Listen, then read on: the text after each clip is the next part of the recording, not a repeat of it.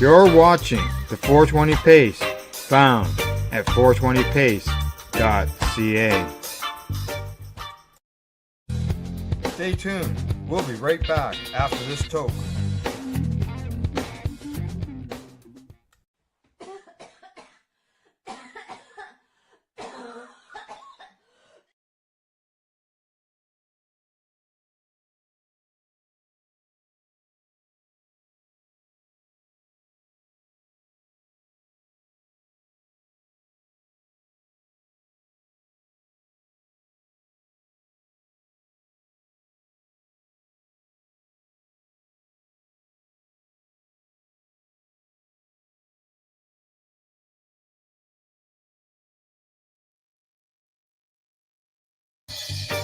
You're watching the 420 Pace Network, found at 420radio.ca and paceradio.net.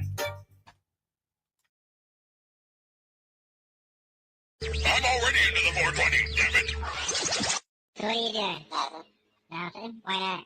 Trying to get on this Lifestyle Radio website. Sounds like a cool website. Yeah, it's alright. Oh, wait, I might have it. You might have it. You're listening to Lifestyle Radio. The opinions expressed during this show are those of the individual participants and do not necessarily reflect the opinions of their associated organizations or Lifestyle Radio. You like music, you like weed, well, we gonna be good friends indeed. This is how much I like more than smoking trees. They'll make you dance the do-si-do and teach you how the cheese will grow. Smoke a bowl on the 420 radio show. On Lifestyle Radio.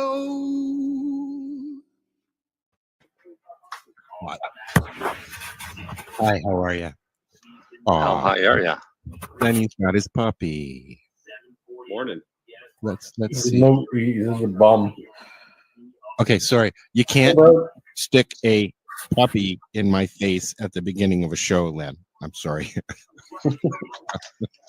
Anyways, Puppies. yeah. Yes. Good morning, Ken. Good morning, Ken. Hi, how are you?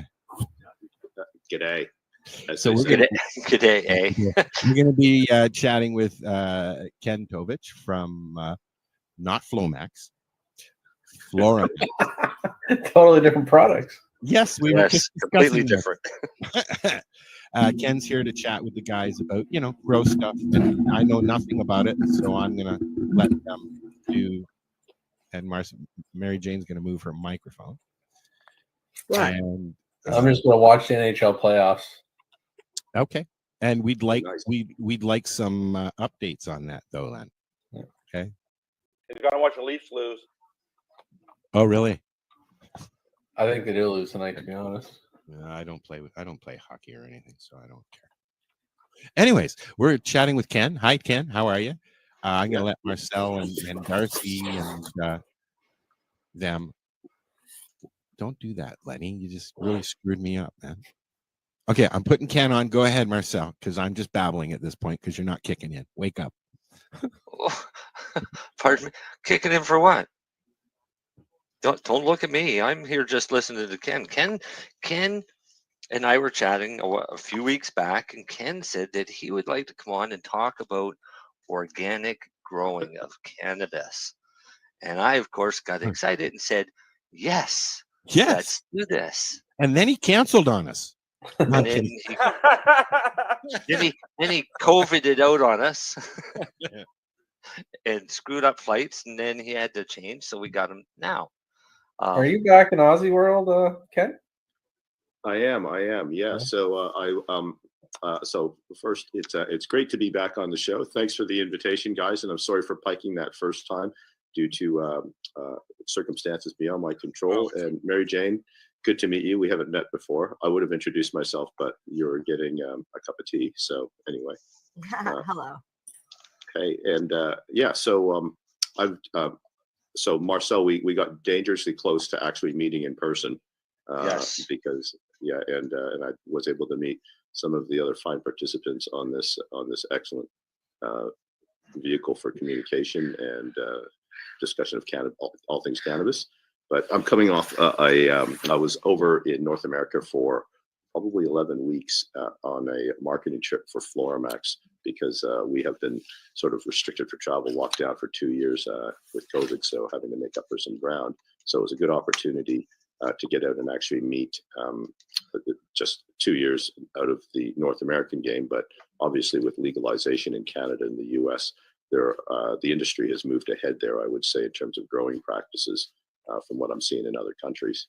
So in that time, in the 2 months, there were a couple of things that really struck me, and that prompted the comment to you, Marcel, about sort of organic growing. So that's sort of how it's all happened. And that, just to make excuses, I did catch COVID that first time and got stuck in transit, so was unable to attend the show the first time that I committed. So I didn't know that you actually had COVID. I thought he was joking around. Sorry. Yeah, okay. So I'm just full of shit, right? So anyway, so there being a bit of pressure on me now. Feel free to jump in, interject with questions and stuff. But do you just want me to ramble on about what I've been hearing regarding sort of that trend? Do what you do. Okay, well, I'll just feel free to interrupt anyone. But so the first thing, sort of for our business, one thing that we've noticed, and actually the whole industry has noticed in North America, is probably with COVID, there was a big increase in growing the first year of COVID, and then which of course led to the second year to an oversupply. I'm not sure if that situation is. I think that situation is sort of developed in Canada as well, but certainly in the U.S., the price of pounds has come right down. Wholesale price. I'm not sure what happens at the dispensary, but there's just a whole lot of product out there. So in that, I hosted a breakfast for a group of commercial growers in San Jose, and they were all sort of laughing. If you're growing average product right now, you probably need to sit this one out. You need to take the family, go on holiday or something like that. But because it's very difficult to get rid of your crop if it's simply average. And it's interesting because that, in a way, has been good for the industry because it's forced a flight to quality. Because it's kind of like in a world of 10-cent Coors Light, if your fancy microbrew is 20 cents, you just pay an extra 10 cents and get the good stuff because it's still only 20 cents. So that's sort of seeing that in dispensaries and the legal markets in the U.S. Product has just become quite inexpensive, and the quality has gone way up. So if you're growing good product like AAA Fire, you're gonna have a good chance at still making a living cultivating. But a lot of the average stuff is just sort of sitting there, and that it's created a problem there. So anyway, how does that relate to organic growing? Well, organics are increasingly being seen, and I would say I do like these unofficial polls in terms of when I meet with commercial growers in terms of what they're trying to achieve or whether they see the direction with their cultivation in the coming months, coming years, that kind of thing. And overwhelmingly, and I would say by overwhelmingly over 90%, are trying to find ways to incorporate at different levels various organic means to increase the quality of their crop. So that was quite interesting to me. It does happen to, while I make a shameless plug for the company, it does happen to play into Floramax because we are a biosynthetic line with some very organic elements in some of our additives. That's sort of how that thinking has evolved.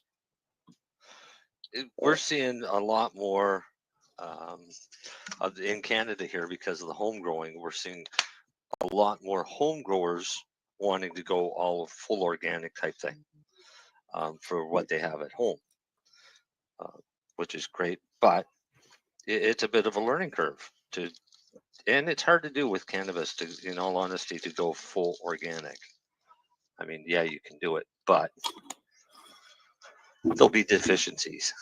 You could do better.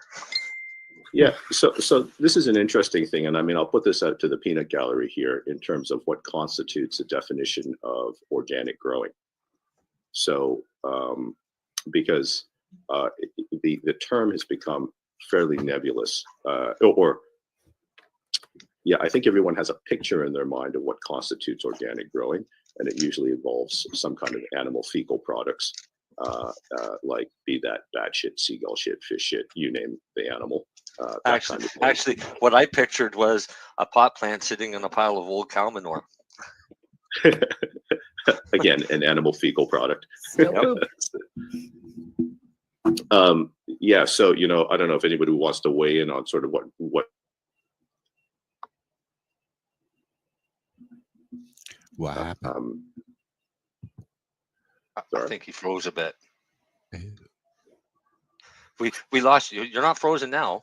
If you start freezing, if you do start freezing again, Ken, just drop into your settings and move your camera resolution down to, standard or something. Yeah, that will help. Yeah. We found that out last week at the trailer. Okay. Well, Sorry, you were saying you would like I'm us not to a weigh in? grower, but to me, anything definition of organic is carbon based. That's from chemistry days. That's just me from chemistry in college. Yeah. Yeah. Right. So, from a chemistry standpoint, it would be pretty much that anything with a carbon hydrogen bond. Right? Yeah, that again, I don't know if that's what everyone's really talking about, but that's what to me is, and most inorganic things are more like your just basic elements, things like calcium, magnesium, phosphorus, things like that. Yeah, so maybe a way of defining it actually is what isn't organic. So, and then Lenny, I think you're on the right track there with basically anything like mineral based, basically anything mineral based without that carbon hydrogen bond. Yeah. So how that organic product looks can be an animal fecal product because they will all sort of contain that kind of or meet that definition chemically. But so I guess if you're taking what a lot of people could soil amendments, manure and soil, that kind of thing, or teas and bacteria and stuff like that. All that stuff, there's such a wide range of growing styles there in terms of how that's incorporated, but they all have that carbon hydrogen bond in there. So the opposite of what it isn't would be of what organic growing isn't, then would be the mineral based side. And I think I've said this before, and you guys might know, sort of know my opinion on this, but in terms of why growers need to sort of consider everything. So there is definitely a shift towards organic growing, but I think Marcel, you just sort of said that they may suffer deficiencies. So most certainly 100% organic product, kind of raw organic product cultivation usually results in smaller yields, sometimes excellent quality, but probably definitely the yields start to hurt. So, and that's why there probably is a strong case for some sort of mineral-based component. At the end, whether your calcium or your magnesium comes from a liquid nutrient, a powder, or whether it was just naturally present in the soil, it's still actually just a mineral-based component, and a lot of that stuff exists naturally and I guess there's various levels of fertilizers that will contain those things. So, but basic on that organic track, I think that's something that people are trying to improve that quality piece. I also think some people take the term organic and think it's just natural. Like, I don't know if they necessarily have the same picture as everybody. That's just what I think some people think it is sometimes. Yeah, so it's an interesting thing because we've actually done quite a lot of actually that's the angle of Floramax, and a lot of the research that we've done sort of looks towards that organic space and why.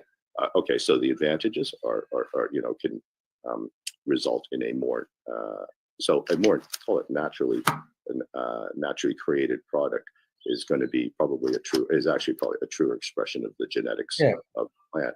And of course, there's been a lot of focus in the industry there on what people can, a lot of people spending a lot of money on genetics there in an effort to look for various terpene profiles, oil contents, physical characteristics of bag appeal of the plant, like the colors and that kind of thing. So organics are a way to sort of access those things. So there's this distinction, though, that in our research that we sort of made in terms of how we defined organics. So a lot of people, when you say natural style of growing, they're probably identify with what we would call raw organics. So a raw organic is something that occurs naturally in nature, as in pretty much all animal fecal products. So but it doesn't. They don't. So I think there's a distinction here because as the industry evolves, I think what we're going to see is a move away from raw organics because there are some problems associated with it. So in our sort of product design and in sort of the way that we've developed our products, we're trying to address some problems.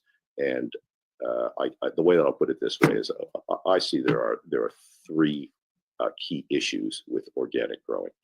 Okay, so the first one would be the shelf life of various products. When you buy a bag of manure or a bag of bat shit, bat guano, whatever it is, all the rest of that, typically those products have a very short shelf life because they are naturally occurring and they're at a raw stage. So they are open to all sorts of issues like fermentation, which would be the creation of alcohol. That's going to affect the efficacy of the product. So one is shelf life. Two is ease of use or mess, because invariably most raw organic products are seen as messy. So for someone growing at home in a garden in like a bed or something like that, just top dressing, that's not really a big deal. But if we're talking about larger scale cultivation, and this is the commercial growers that I've spoken with, they're all looking for ways they need to be able to deliver organics on a large scale. So, through drippers, reservoirs, and that kind of thing. And they're not just going to throw a raw organic into a reservoir there because it'll take about 3 seconds for it to start clogging the lines, the cleanup on reset, that kind of thing. So that's always been an issue, large scale application of organics. So that was the second issue. And then the third one, the one that we were most concerned with, and this is probably interesting for some people from a manufacturing standpoint, is actually consistency of performance. So you can have the same product, supposedly the same product, and one bottle will work and one won't, because it's a raw organic. There's so much variability in the quality of that product. Example, like bat shit, bat guano, that kind of thing. Well, the bat eats different things at different times of year. So when that guano is harvested, it's going to affect the composition, the phosphate contents, all the rest of it. So there's a lot of variability there. And then the other thing is just in the logistics chain, when you're trying to take a natural product and you're trying to actually make that available to growers on a larger scale, it's a real challenge because a bottle of fish shit that's been sitting in a warehouse in Phoenix for 3 weeks at we're in Celsius at 40 degrees Celsius for 3 weeks. That will denature the organics compared to a bottle that's been sitting in a refrigerator. Susceptibility to UV is probably, from a manufacturing standpoint, one of the biggest challenges. UV just degrades organics very, very quickly. So, this thing about, even the color of your bottles as a manufacturer, we, done some research in that space. And the thing is, just putting your organic product in a black bottle to remove UV light probably buys you a year of shelf life. So, that kind of thing. So, clear bottles of organic products, typically someone hasn't done the work there. So, I mean, is freezing affected as well, like colder weather here, like because we got like cold weather here, right? Well, I would think that there would be a difference in the performance. I don't know if it's better or worse, but the thing is, all those sorts of things, that sort of storage stuff on raw products there is going to be some kind of an effect to denature the organics. You sort of think about it, the process of like with kelps. There are a lot of kelp products on the market. We have quite a few years experience in working with that, and kelps can come in for manufacturers. They can come in cold pressed extract, kind of like a cold pressed juice. They can also come in a heat refined form.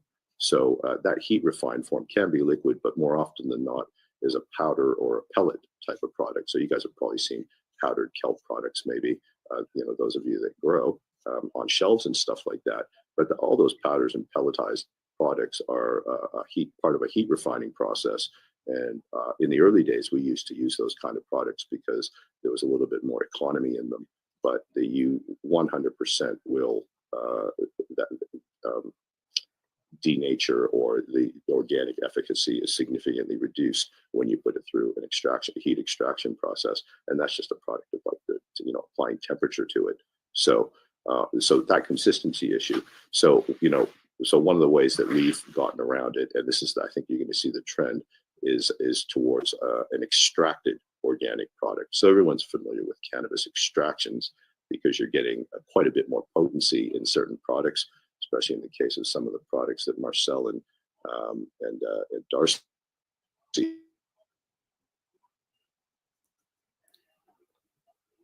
think we've lost Ken for a minute. He'll be back. Have I lost you? There we go. You just froze up there. Yeah. Yeah. Okay. So maybe sorry, maybe drop your video down to another notch. I actually did. Yeah, but I may just do that every once in a while. He sort of literally is on the other side of the world, so it's gonna happen. I was about to say that he is on the other side of the world. And it's winter. Yeah. Well, this is the. That ain't fucking winter. And he's a winner. You got loud birds there. That's all I got to say. And they're not mine. Ha ha ha. Yeah, not everything's about you, Darcy. Well, I always get blamed for the birds. Yeah. So go ahead. Yeah. Yeah. Anyway, I was just going to say that. So just cut things short. Basically, there is a solution to those three three problems associated with organic growing. Okay, and that would be an extracted type of organic. So it still stays organic. We're meeting the definition with that carbon-hydrogen bond.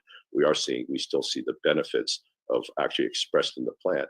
But the way that we're actually doing it is in the manufacturing process, we are taking a raw organic, call it a bucket of fish shit or fulvic acid, which contains thousands of organic compounds, and then extracting specific compounds that we've identified have an effect on plant function. And when you have that extract, if you can create an extract, you see increases in solubility and stability. Then when you incorporate those in your other products, you actually get you actually pick up those features. So as a shameless plug again for one of our products, we make a product called Organobud, which is there is an extracted organic underneath a kelp platform in that product. It is 100% organic, and it has a 5-year shelf life. I just want to remind you, you're here to talk about your products, so it's not all that bad to bring them up. Okay, well, once in a while, sure. But the thing is, I think though that from our standpoint, the priority's always got to be sort of cultivation and success on the part of a grower. Mm-hmm. So I'm happy to share that and that education. In fact, in the industry, I share that quite freely because we need to see more from the industry in the form of this extracted kind of product, as opposed to what I'm going to call copycat mineral-based brands. So because yeah, I mean, like the evolution of the hydroponics fertilizers, the evolution of the industry, stepping back in the 90s, it was all about getting as big a yield as you could and doing it without organics. I think it was kind of, if you said in the late 90s you were an organic grower, the serious growers maybe even laughed at you a little bit because, well, you're not serious about growing. I want to know what I'm supposed to be serious about. I'm serious about growing, but I don't know what I'm supposed to. Yeah. Sorry, am I there? Yeah, you are now. Yeah. So what are we supposed to be serious about? That there was a real push towards understanding mineral-based or salt-based nutrient regimes. That whole we're going to cultivate on the moon, we're going to grow on the space shuttle. We don't need organics. And yes, you can grow a plant from a purely mineral-based perspective, but as these commercial growers that I hosted in San Jose were saying, you're definitely leaving stuff. You're leaving quality on the table by not accessing that through organic means. So in the last 10, 12 years, I would say there's been this increased wave and the focus on it. There was also some advancements in this understanding of the soil web, the use of microbes and naturally occurring organic mechanisms for the transport of the mineral-based elements through the root membrane. There's been a lot of focus on that, and development understanding has increased, and that's resulted in some products, that kind of thing, including Floramax. that's sort of where our research sort of led to a new line, was how we could incorporate these organics in a form that handles those three problems. So of organics. So sorry, I've just kept crapping on and stuff like that. But yeah. See, I know absolutely nothing about organic growing, and I basically just learned with like 1 part nutrients. So you're speaking a whole different language, and I don't even understand the benefits of growing organic over non-organic. Good question. Well, that actually maybe is not framed as a question, but actually, so what would be the main That's what I do. Yeah, but one of the probably the advantage of it, when I say from a quality standpoint. So what we see with our Organobud product, by accessing the organic that kelp and specialist organic compound extract in that product, is we actually get a wider terpene profile. So we've got a bit of data now to show that when the final product is produced, that you're getting a broader spectrum of oils, not necessarily more. We have another product, Resin Excess, that actually uses an organic stimulant to produce more oil, which is fantastic, because there's a lot of ways to sort of trick a marijuana plant into producing a little bit more oil. Some of them are good. Some of them make use of chemicals that probably shouldn't be in the industry, or have shouldn't be.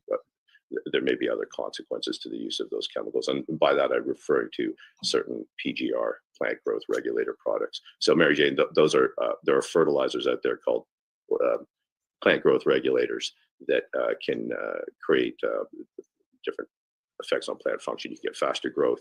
You can get a denser cola, denser nugget, which is important for a product that sells by weight. Some of them increase oil as well, but in the process, some of them can cause a plant to absorb more heavy metals. Some of them are actually by themselves like cancer causing. So there's obviously some implications to the use of those kinds of products. So do you want to name some? Sure. So the big bad boys, one called paclobutrazol. So the nickname is called Paclo. You won't find that easily, I would say, in most North American markets, because they're well regulated. Probably one of the benefits of legalization has been the increased scrutiny on end product quality. So just as an example, say that because I live in a jurisdiction where the cultivation is highly restricted, but pretend my daughter's actually said to me, "Hey, Dad, I wouldn't mind actually getting a bit of weed. I got this weed from a guy," all the rest of it. So maybe that guy working in the industry, that father might say, "Hey, that's maybe you don't know the source, you don't know how that's been done. It wasn't like you purchased it at a dispensary where it's been sort of tested, or that it's been subject to quality control standards during its cultivation. So you should just probably grow your own." So I think this would maybe resonate with a lot of your with the audience, is that one of the best reasons for growing your own would be actually for so that you actually know what's involved in that process. And to sort of establish quality. The other way to do it is to purchase it from a reputable source, which is available in those legal markets in Canada and the US, but the rest of the world maybe doesn't have that luxury. So, Mary Jane, you were saying the benefits of organic growing. You're using a 1 part. If you're saying you're using a 1 part nutrient, that is going to be a mineral based. That will be a mineral based additive. And the best way to sort of incorporate is continue using that, and then put on some kind of an additive on top. Mary Jane, where are you located? In Ontario. Okay, so I could probably get you a sample of that of our Organobud, that kelp product, and then you could and you would not change anything you're doing. You would simply add that on top.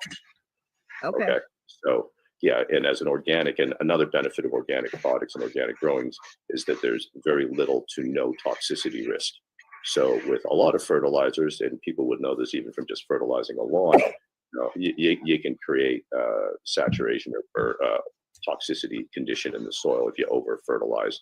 and that won't go well. But with organics, there's very little risk of that, so that's a good thing. But again, the benefits might be a wider terpene profile. We've seen with some organic products, there's ways to organically stimulate oil production, so that would be a higher THC, CBD content. You can also, with that, when you're getting a more accurate representation of a plant's genetics, you're probably picking up on things like colors in the flower, which sort of contribute to bag appeal, that kind of thing. So, there's a thinking that's starting to evolve in some of the growers that I've spoken with, that if you just hammer plants with mineral-based lines with no organic content, you'll get you'll probably actually get quite a large crop, but you're definitely leaving something on the table. And in a world where everyone's doing the same thing, people are trying to differentiate themselves and create better quality product. And I think that's sort of why organics has been an increased focus on organics. Okay, I just talked way too much, so sorry. No, that was amazing. Like personally, if you can get more terpenes in your cannabis and more resin on your buds, that just seems like a win-win. Like, why wouldn't you do that? Yeah. So those things, those are great end goals, but it's kind of like how that's achieved. It is also quite important, because, as we said, there are products on the market, plant growth regulators, that will create those things, but maybe in a way, how it's done is important too, because sorry, I'm gonna relate it to like working out. You could get muscles and get jacked by doing all sorts of steroids, but that's not probably the best way to go about it. That's a pretty good that's a good metaphor, I would say. Yeah. So how it's done is I'm on TV. too. Okay, now get me gone. Okay. All right. Oh, so what are you guys seeing? I'm seeing a lot of birds in the trees in front of me. That's what's keeping me It's amazed. funny taking with your camera out there. Yeah. No, I'm meaning on like that. So sorry. Am I like the only serious person here? Jeez, I'm under pressure, so I'm not with you guys all the time. Yeah. No, I was actually really serious, but then I smoked a hash joint. Now I don't know where I am or where my bike is. You're at home. But I'm loving this. Yeah, you fucker, you're trying to kill me. I'm enjoying listening. No, I'm learning lots. No, I think it's interesting. The thing I like about the products, the line is one, it's affordable. It's not overly expensive. Two, it has the science to back it up. And three, well, you guys sell. I like what you guys say on your bottle, but I like to change that to you guys sell results. Well, I like that. I mean, like, really. What does it say? Your harvest is our priority. Yeah, we say That's that. a pretty good tagline too, though. No, I Ken didn't even know that they said that. but I like the fact that yes, you guys sell the science, because I love this pamphlet, Ken. I love it. Oh, the Grower's Guide. Oh my God, I love this thing, man. Marcel, you're gonna love this. Is it up on the website, Ken? Ken had that on last time he was on it. It's the best grow guide I ever saw. Yes, I got a bunch of them, Lenny. So grow guide. Yeah, but I mean, I'm gonna share the website. I want one. Bring me one. Everybody can. And you got feed charts. I want a feed chart. Yep. So the Grow Guide is a compilation of articles with cultivation techniques, and they're not actually specific to Floramax products. You guys can see what I'm doing, yeah? Yeah. If you go up to Grow Guide, and you will see all those articles. There's actually more articles on the website than on the actual Grow Guide. So over the years, Andrew Taylor, who's the founder of Floramax, he's also the head chemist. He's written a couple of books, and he's basically condensed the content from those books into sort of easy to absorb articles that are kind of topic specific. Pick one, Marcel. I can't see. It's too small. How about? Okay, hold on. Let me. Oh, it should be full. No, on my screen it's too small. Oh, okay, I get you. Yeah, maybe pick up supercharged cuttings. Supercharged cuttings. Right there. Okay. All right. 10 steps to cuttings. And incidentally, this works for tomatoes and everything else too. So basically, where to take a cut, how to take a cut, and then a couple of just how-tos. So that's a pretty easy to absorb article. All of And, this stuff is at floramax.com with the www, of course. Yeah. No, they have an amazing webpage. So we actually have an ulterior motive with this grow guide, because the more likely that growers are able to employ good cultivation practices, they're more likely to get better results and less likely to blame the nutrient. So that's that. It's actually pretty smart.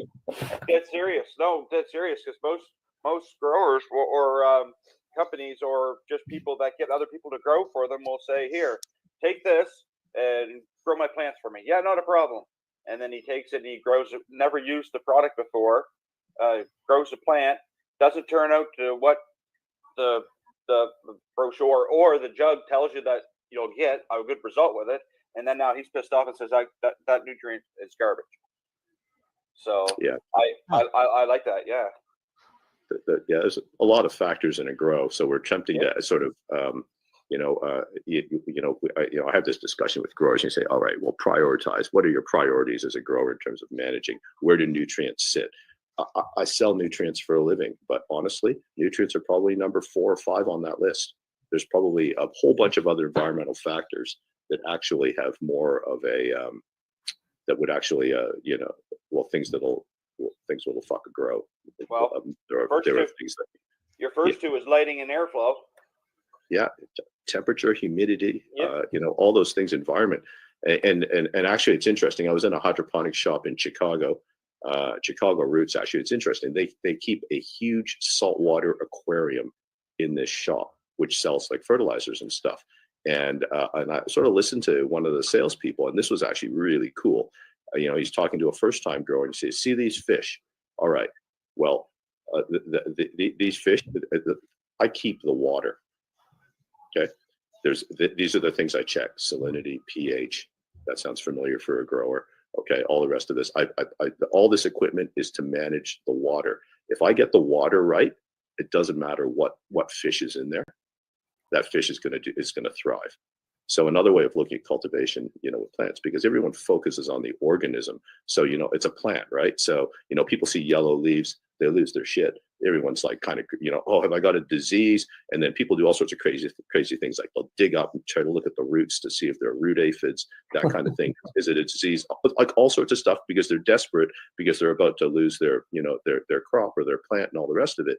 And the thing is, plants take they can take a long time to rebound or to come back from, like, say, root rot or some of these other situations. So in the haste to apply different products to solve a perceived problem, they end up creating more problems. So, the other way, and maybe it's a more organic way of thinking, is that you actually, as a grower, you're probably keeping the environment. If you get that humidity, temperature, light, right, all the rest of it, if your humidity is too high, powdery mildew is going to be a significant risk. So the thing is, but if your humidity is low, that'll probably never be an issue. So actually, instead of focusing on the living organism, and I mean, you obviously have to for things like trim, but focus on the environment. And that's sort of an interesting way of doing it. So this shop actually uses that aquarium as a sales tool and an education tool, because they're saying the reason you need a fan is because you need ventilation. The reason you might need some kind of air conditioning is because it gets hot a couple of days a year. That kind of thing, because in the process, they sell tents, they sell fans, they sell lights, all these different things that are environmentally, associated with the environment. So I thought that you might find that interesting. I like it. I think that's a great way to say it. It is an analogy. I'm interested in something else now that I've read about it, because Darcy had mentioned it, because I read the article about cuttings, and it talks about Floramax clone spray. Did you? Does Darcy? I ain't got none. No, that was my question, because I'd like to try that. You didn't get any. Wait, what is clone spray? So clone spray contains. I got some, Ken, but I ain't got none, Marcel. Oh, you got some? Good. Because I want to try it. I've got clones right now. You give a guy a couple of things, and he thinks he's fucking Godfather or something. What is it? What is it? Tell me. I want to know. I'm trying to tell you. It contains 90% organic stimulants that are customized for stomatal absorption. Mm-hmm. So it helps Oh. reduce overall cropping time by promoting root development, typically within 4 to 7 days instead of the 5 to 10, Wow. followed by explosive root and foliage growth through veg and early bloom. Helps prevent transplant stress and wilting of stems and leaves. Absorption through the stomatal pathway is enhanced via application-specific pH conditioners and a non-toxic plant-specific wetting agent. So I can give you a little bit more insight into that product. So look, our line, and this is one thing, is like it's really hard. Like there's so much research into our product, and like actually decades, because Formax actually started in 1966. So, but I was going to say that without so on that particular product, so clone spray clones obviously don't have roots to begin with when you cut them, right? So there's no roots to absorb. So how do you get how do you get it into the plant? So foliars are a pathway into the plant to sort of get nutrients to sort of stimulate function. So with a lot of foliar, so a lot of products can be foliar fed, as in misted on the leaves, but there's the understanding of foliar practices. There are not many growers that sort of have done that work, but if you missed it on leaves, that's fine. One thing with a lot of other products is if when you water plants, the water often beads on the leaves, right? And Another freeze up there, Ken. I'll come back. Can you hear me audio wise when that blips? Okay. Anyway, back. Still going. Okay. I was going to say that in order to get that stuff into the plant, you need a wetting agent, and a wetting agent basically will break that. There's basically a magnetic charge and the hydrophobic quality of a leaf, and it allowed it to absorb into the leaf. So clone spray being designed as a foliar from the beginning. A lot of foliars you have to add a wetting agent. We actually incorporate one, and then actually that wetting agent, there's what's a really small detail, but is actually quite important, is that it actually has to be pH balanced as well to sort of optimize absorption into the leaf. So people will buy commercial wetting agents without any kind of understanding of that pH balance and stuff. And look, it won't be 0% of efficacy. It'll still work, but there'll be some kind of performance loss if that pH isn't managed. But if you live somewhere with good water conditions, then that's not an issue, but results may vary. So we've sort of incorporated those into that product.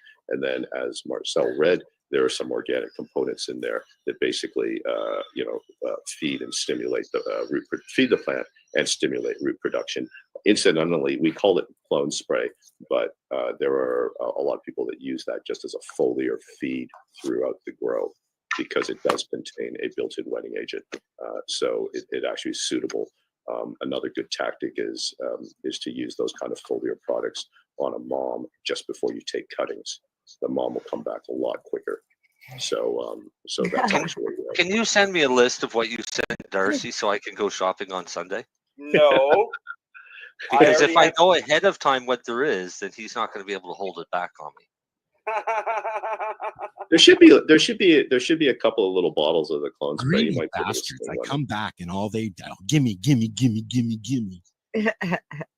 No, Ken said that he was sending me some stuff. Darcy's got the stuff. I'm going to make sure I get it out of Darcy. There you go. You got the stuff, Darcy? He's gonna hoard it now. He's already been posting it on fucking Facebook that he's got all this shit. And if he says he knows the guy. Call him. He knows the guy. So he's got to hook up. He's trying. He did not post that on Facebook. He did. No, he knows didn't. the guy. That was a private message. I was gonna say I use a product that I put with my water after I use my rooting hormone when I do my cuttings. And I'm thinking it's a mineral based. Is it called Olivia Clone Solution? No, it's actually so I use Miracle oh my Grow. god, what is that rooting agent that's a powder? Stim root. Yes, thank you. I use Stim root number 2. No, I use number 3. Number 2 is the No, one for number cannabis. 2. I use the hard one, the one you're supposed to use for apple trees and stuff. I use That's the not 3. what a cannabis plant is. Yeah, okay, but it works, and I use it. It That's does what work, I have. but it's not as effective as Stim root 2. Well, cannabis. with this product that's actually, I don't think it's used for, I don't even know if I should show it.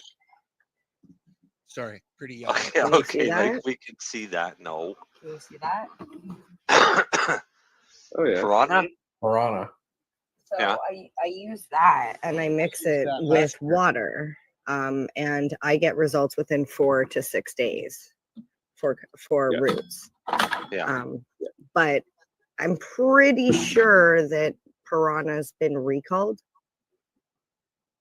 Why? I don't know, because it works. That's what I was Can- told every time Or something was cancer recalled. causing? I don't know. Thalidomide worked for women's nausea. Yeah, for about 3 years. I could see why the Asbestos works. Well, the no, organic well, would yeah, be it the does better still way, work. right? Yeah, look, there are two reasons why products are recalled in this industry. Okay, one of them will be there'll be untoward ingredients. I'm not suggesting that that's the case with Piranha. Or the second thing is there will be a labeling issue. It's because various usually Yeah. mislabeling. Or labeling anything. It's usually a mislabel. Labeling. Yeah, they Yeah, say so- labeling, but I mean, I was a rep for that company for like a year, and it was always labeling. Trust me, labeling's a fucking bitch. Well, there's a I don't there's a doubt there's a big there's an interesting thing in the industry right now with silicas and the term of monosilicic acid. So monosilicic acid is a subspecies of silica, and basically a number of companies purport, including us, to use monosilicic acid because our products do contain monosilicic acid. But what's happened is the industry has a couple of companies started promoting this. It's not actually true that monosilicic acid is more easily absorbed by a plant than other subspecies of silica. Okay, that's actually not true. Any silica, any subspecies of silica, if it's in liquid form, as in it hasn't come out of solution, that will be absorbed by a plant. Okay, so but what happened was in September, I believe, Department of Ag in California sort of issued basically they said no one can use the term monosilicic acid on a label anymore. Okay, because it implies because the industry had conned onto this, it's more absorbable, and everyone has been saying, oh yeah, does it have monosilicic acid because it'll be more easily taken up by the plant, which is actually not true. So Department of Ag California's come out, and their reason is you can't use monosilicic acid on a label because it implies there is a benefit where there is none. Okay, now what they're getting at here is that anytime you put potassium silicate in water, it produces monosilicic acid. So when a company says we put monosilicic acid in their silica, that's the same as me saying that my bread has wheat in it. Well, of course it fucking does. It's bread. Okay, so all silicas contain. I was just going to say that. I didn't Well, want to be an ass. Thanks, Len. I'm just fucking with you, Ken. Yeah. But anyway, so it's interesting. So they've taken the step of actually removing all products. So California, actually, they said that you have until September 2024 to become compliant. But Oregon and Washington came out in November and said that it must be taken off the shelves immediately if it has the term monosilicic acid on it, because it implies there's a benefit where there is none. So a number of products in Oregon and Washington were noticeably absent in November, and some poor rep had to actually go and re-sticker every bottle in those two states on shelves in order to get them back in. I've had to do that with auto parts, and it sucks. Yeah. So I wish I'd taken a picture because I was in Seattle and I saw there's this one product, and basically it's the identical sticker. It's just where it said monosilicic acid, it's just left blank. But if you hold it up to the light, you can see through the top sticker and you can see the bottom sticker where it says monosilicic acid. But that's just, so in that case, with that ingredient, there is no health risk.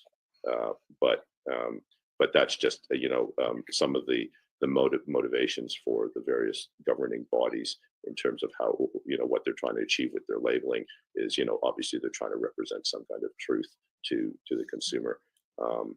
we do see in the industry a lot of locally products that are sold in a region or locally, but people on, say, the west coast of the U.S. would never see some products from the East Coast because they would never meet the labeling registrations. So it's interesting because as a company, one of the things you target is, you figure out what markets you're going to go into. So with Floramax, there was always a desire to create an international brand, a brand that would be actually sort of suitable in a number of different markets. So if you're going to do that, the first thing you do is you go to your toughest jurisdictions, because there's no point in making something that is compliant in. So one of the weaker states for compliance and registration would be Ohio. There are a number of brands in Ohio that you will never see anywhere else. Because so what you're saying is don't smoke weed in Ohio? Well, no, not necessarily, because there's actually some great product comes out of there too. But at the same time, there's a lot of these products you would not find from being used in commercial operations. Most commercial operations will have some kind of a process and look for some kind of compliance just as a risk management strategy and governance strategy. So, but I was going to say that some of those products in Ohio, if you can follow me here, if the manufacturer, you come up with this product, you launch it in Ohio, you've done all your labels and you're good in Ohio. Then what happens is you go to Kentucky and they say, hey, you know what? So Kentucky has strict, is pretty strict on silicas. Then so you take your silica and you go, oh shit, we don't have to use it. So you got to come up with another label. Okay, so you do that. Then you decide to go to California. Again, there's a step change in governance. So now you've got to do a label again. Okay, and you have to re-register each of these products, and you have to relabel. And when you relabel, it's not just sticking a label on. Someone actually has to create a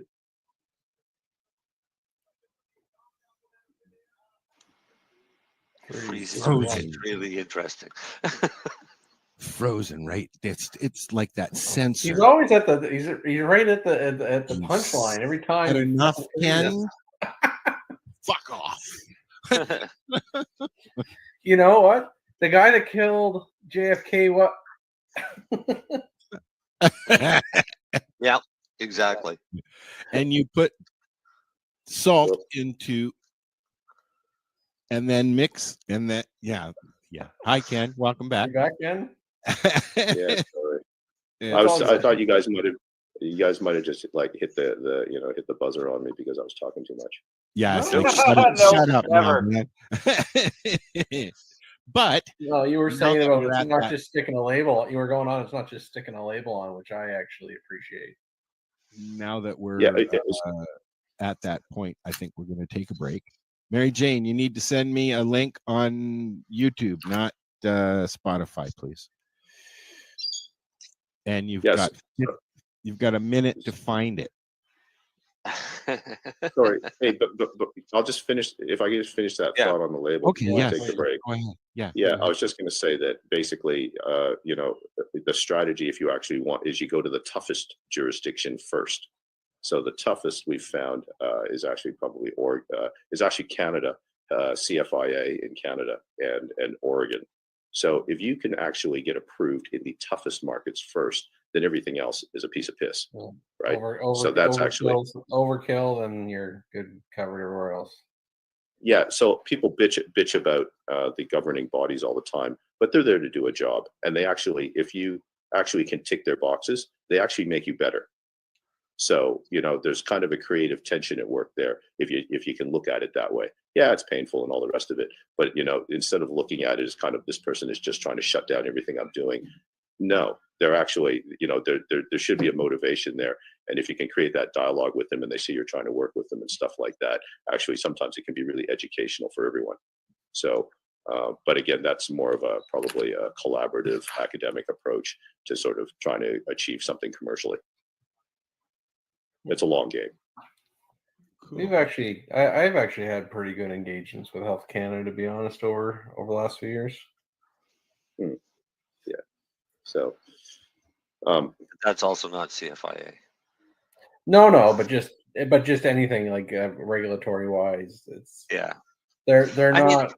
Again, I'm not saying the politicians, the legislations always, and the acts are always correct, but at least your inspectors and the people you work with daily, they're not trying to be they're trying to work within the parameters they're given, but they're trying to be helpful. Is what Right. I've always discovered. Yeah. Especially if you're, respectful to them and don't treat them Oh like yeah, crap. yeah. You come and yell at them. I was like, "This is stupid." They ain't gonna be. It's not going to go well. helpful for you, right? That's not a good way to start. Yeah. So, can we take a break now? No, I think we want to keep going now. What are you gonna do? Oh, Lenny was getting lippy. I kind of like it. That was right on. We'll be right back. The boss man has spoken.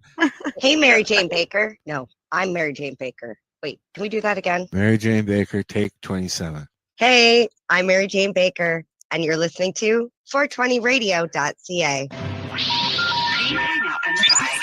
You're listening to 420radio.ca, Canadian Cannabis Radio.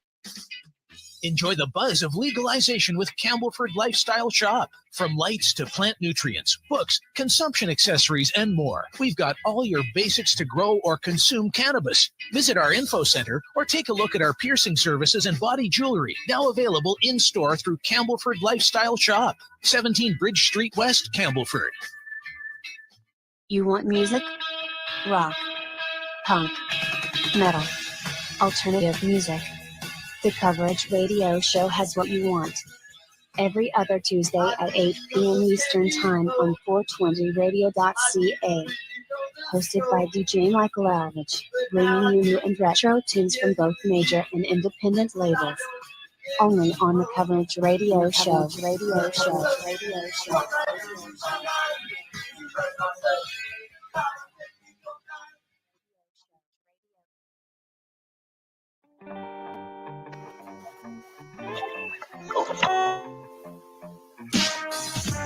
I'm in love with the pure hybrid Mary Jane.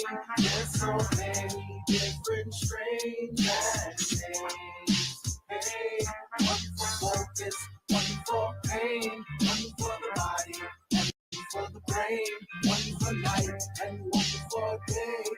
One for work and one for play. I love the blaze. Purple haze, lemon haze, silver haze.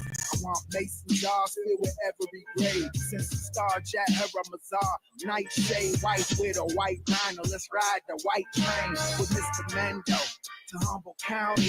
OG sour power and Maui. Wow, we at G13 is yelling loud. With everything around me fragrant and cloudy. Hollywood lamb's bread. Straight from Cali, purple Kush and purple granddaddy, blue dream, blue velvet, blue Afghani, hash plant Kush, blueberry, Napa Valley, enjoying Durban boys in the northern lights. Put on my headband to get my hair right, my night nurse is night queen. I needed a night, some stank, some can't sour, these is the light.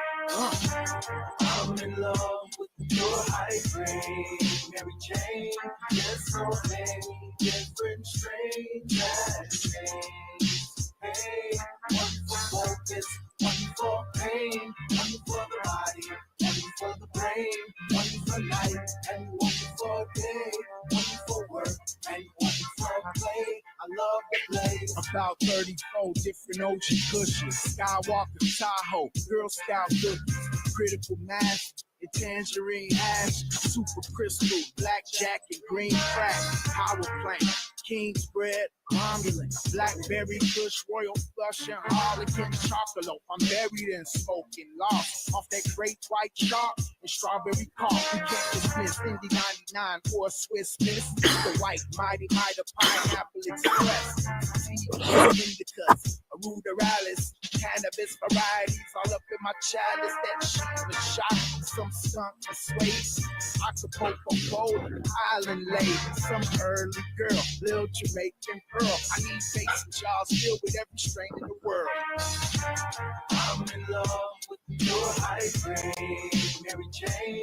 There's so many different strains and names. Hey, one for focus, one for pain, one for the body, one for the brain, one for night and one for day, one for work and one for play. I love the blaze.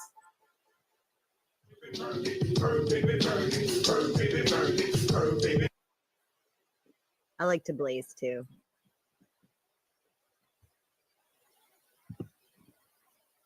Al's so blazed, he forgot he's on mute. Who was that, Mary Jane? Was that? Who was that? You chose it. So. Illuminati Congo. Okay, I like that. That was If anybody's interested, I have a whole playlist on Spotify with songs just titled Mary Jane. Huh. Yeah, look that's one of. You would be surprised how many songs there are with the name Mary Jane. Oh, I know. I think I've probably made that search myself a few times.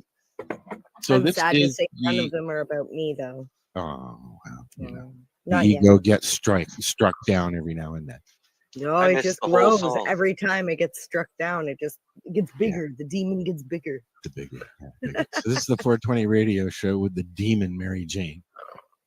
We're chatting with Ken from Flomax.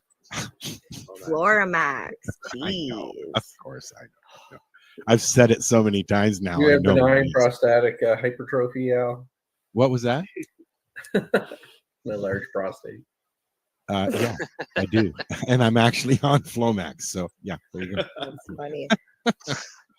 But anyway, so Floramax is I don't want to say the wrong thing. So I'm going to if you could just give You say what Floramax is, Al. It's a chemical you put in your plants to make them grow better Oh, and do things. no. Never did they say chemical. See, that's why I didn't want to say it, bonehead. Organic. It's not a chemical. It's a bunch of natural ingredients all put together, and then Ken kisses every bottle as they go out of the warehouse. Comes from spit from Australia.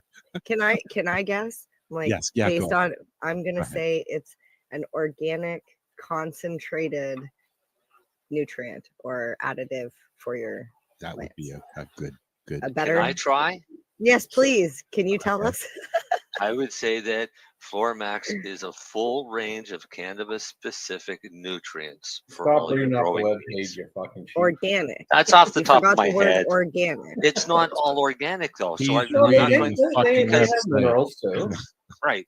They've got because it's not all organic. That's not what I would lead with. It's a full range of cannabis products. Because you do have some non-organic products, don't you? Absolutely. Or what they call now synthetics. Like minerals, like minerals, like the plants do need them. Yeah. Yes. Salt-based mineral. So there are salt-based. So there's a bunch of products. Mm-hmm. Some of them are mineral-based. Some of them are organic, 100% organic, and some of them are actually a combination of the two. And that's probably where we're a little bit different because we're probably one of the first lines to actually be truly biosynthetic, as it have components of both in the same product. Typically, people will have their mineral-based bottles because they'll have a long shelf life, and that kind of thing. And then the organic piece, they'll sort of throw on one or two bottles on top of that with it'll usually be a raw organic, which we were. I know a lot of OG growers here in Ontario, probably around the world by now, who the minute they hear that word synthetic, not interested. Because a lot of times hold on, Marcel. Hold on. So I guess what I want to say is change my mind, which is what we're doing. We're chatting about it. Because some of these, like I don't want to mention any names because there's an argument coming down the road.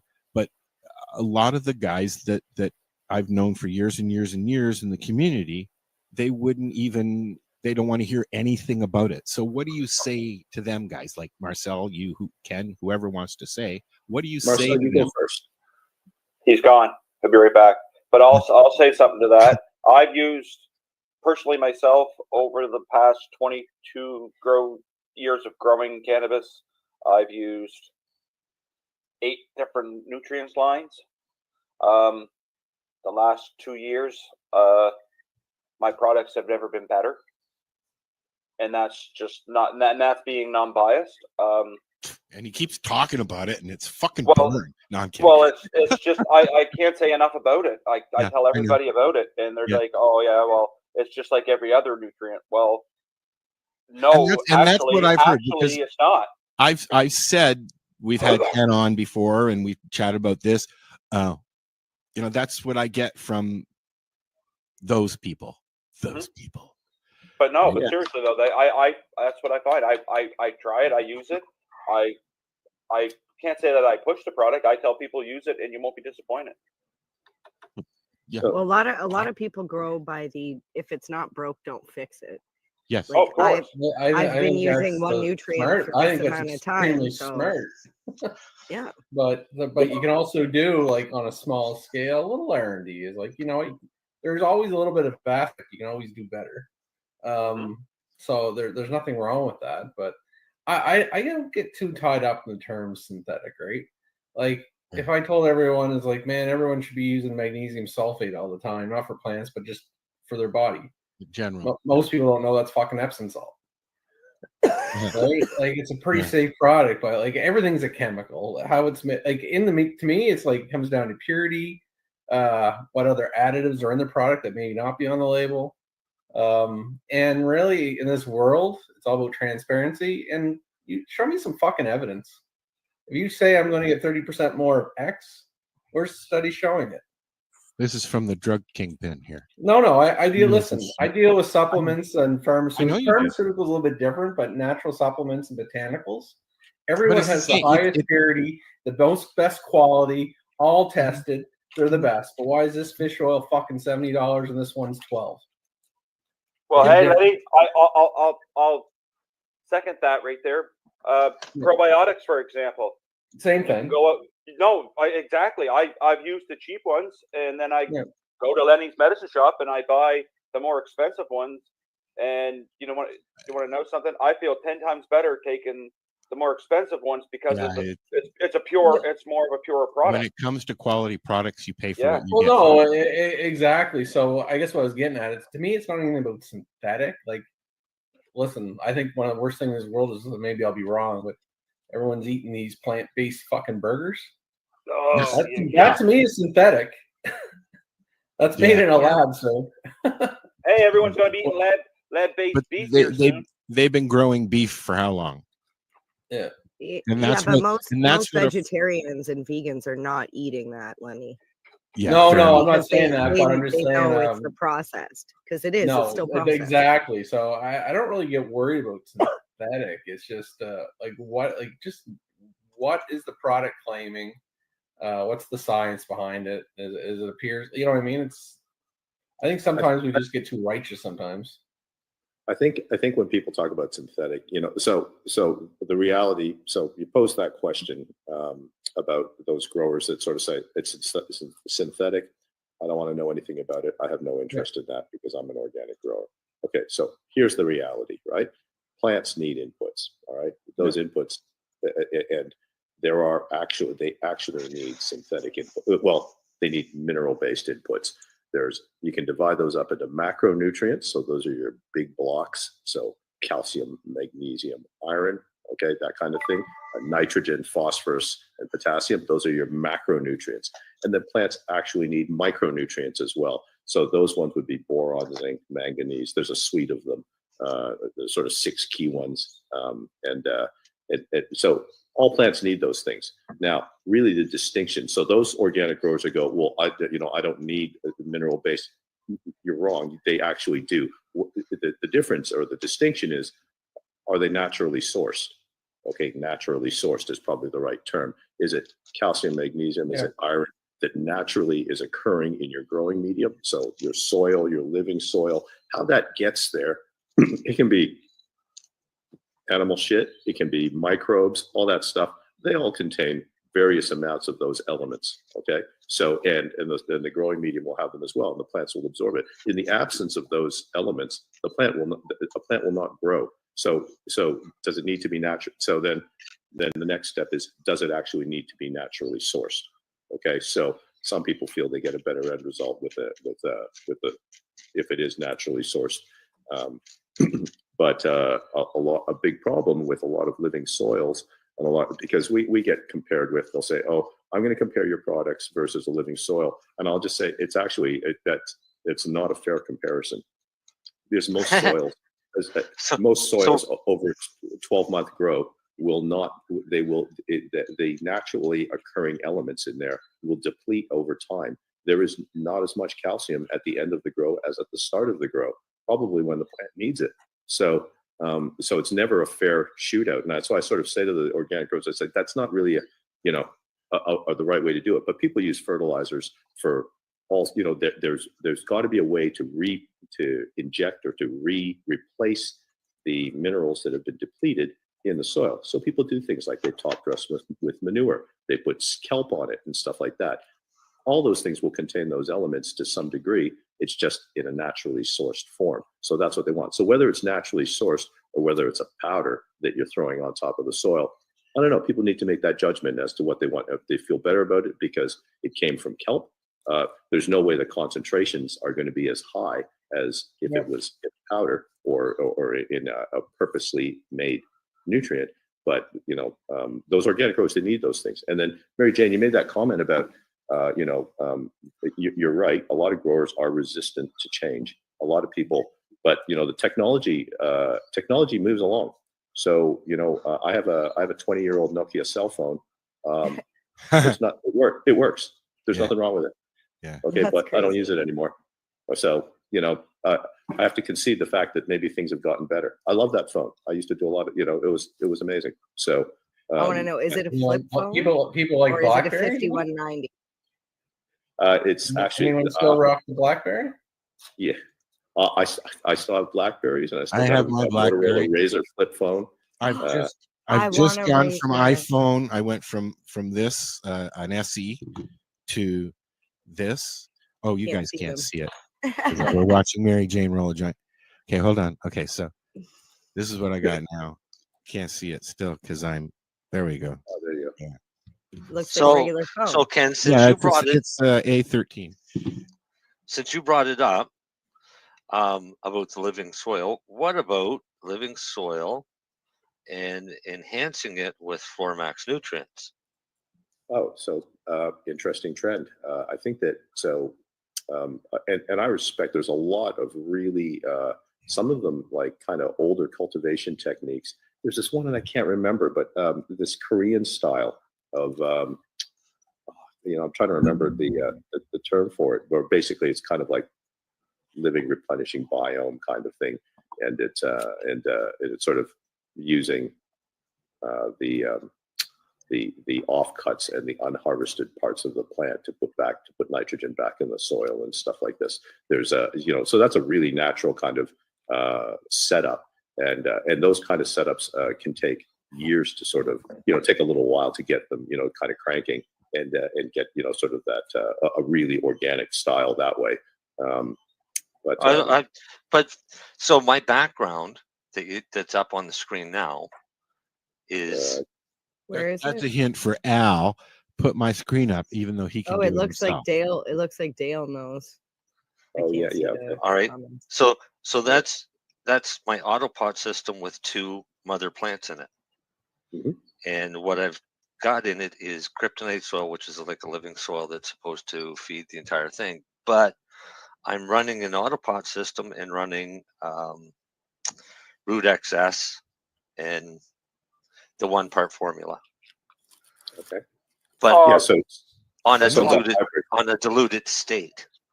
right. So there's I'm not feeding it that schedule, but yeah, so that's what I was going to say. There is a trend towards some, hybridization, where basically people are mixing. So again, even organic growers are they really organic? Because you're delivering the elements how you're developing it. So you're giving a plant what it needs. You're doing it through a naturally sourced method because you're running a living soil.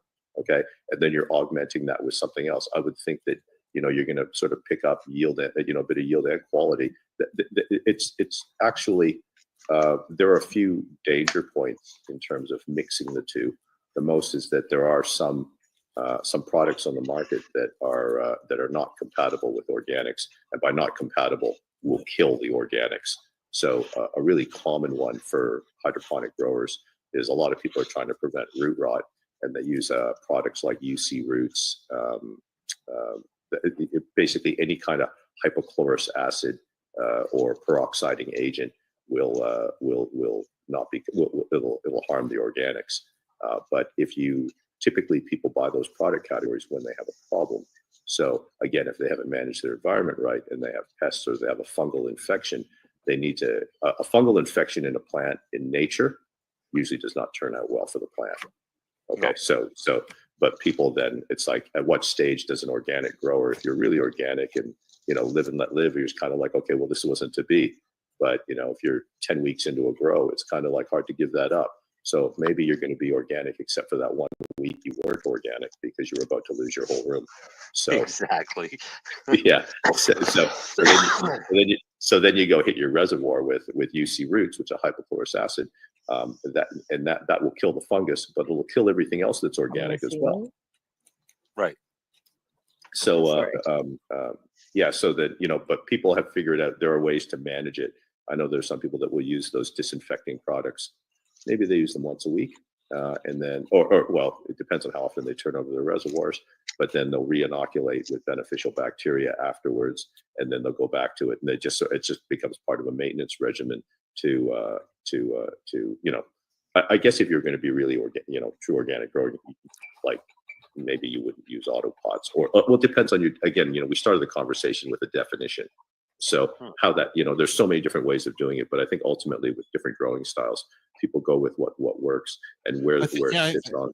It's like anything else, really. You come up with a plan that works for you, and you do it. It's everybody does it differently, I'm sure, with a little bit of the same. I know what works for me, but I'm always willing to try something new. Yeah, that's what I mean. So yeah. In my garden, outdoor garden this year, one plant will just have living soil and not be fed anything other than water.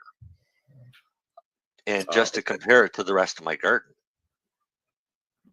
because I'm growing all the same strain. So I want to see what the difference is, and I'm running the garden with Floramax this year. Last year I did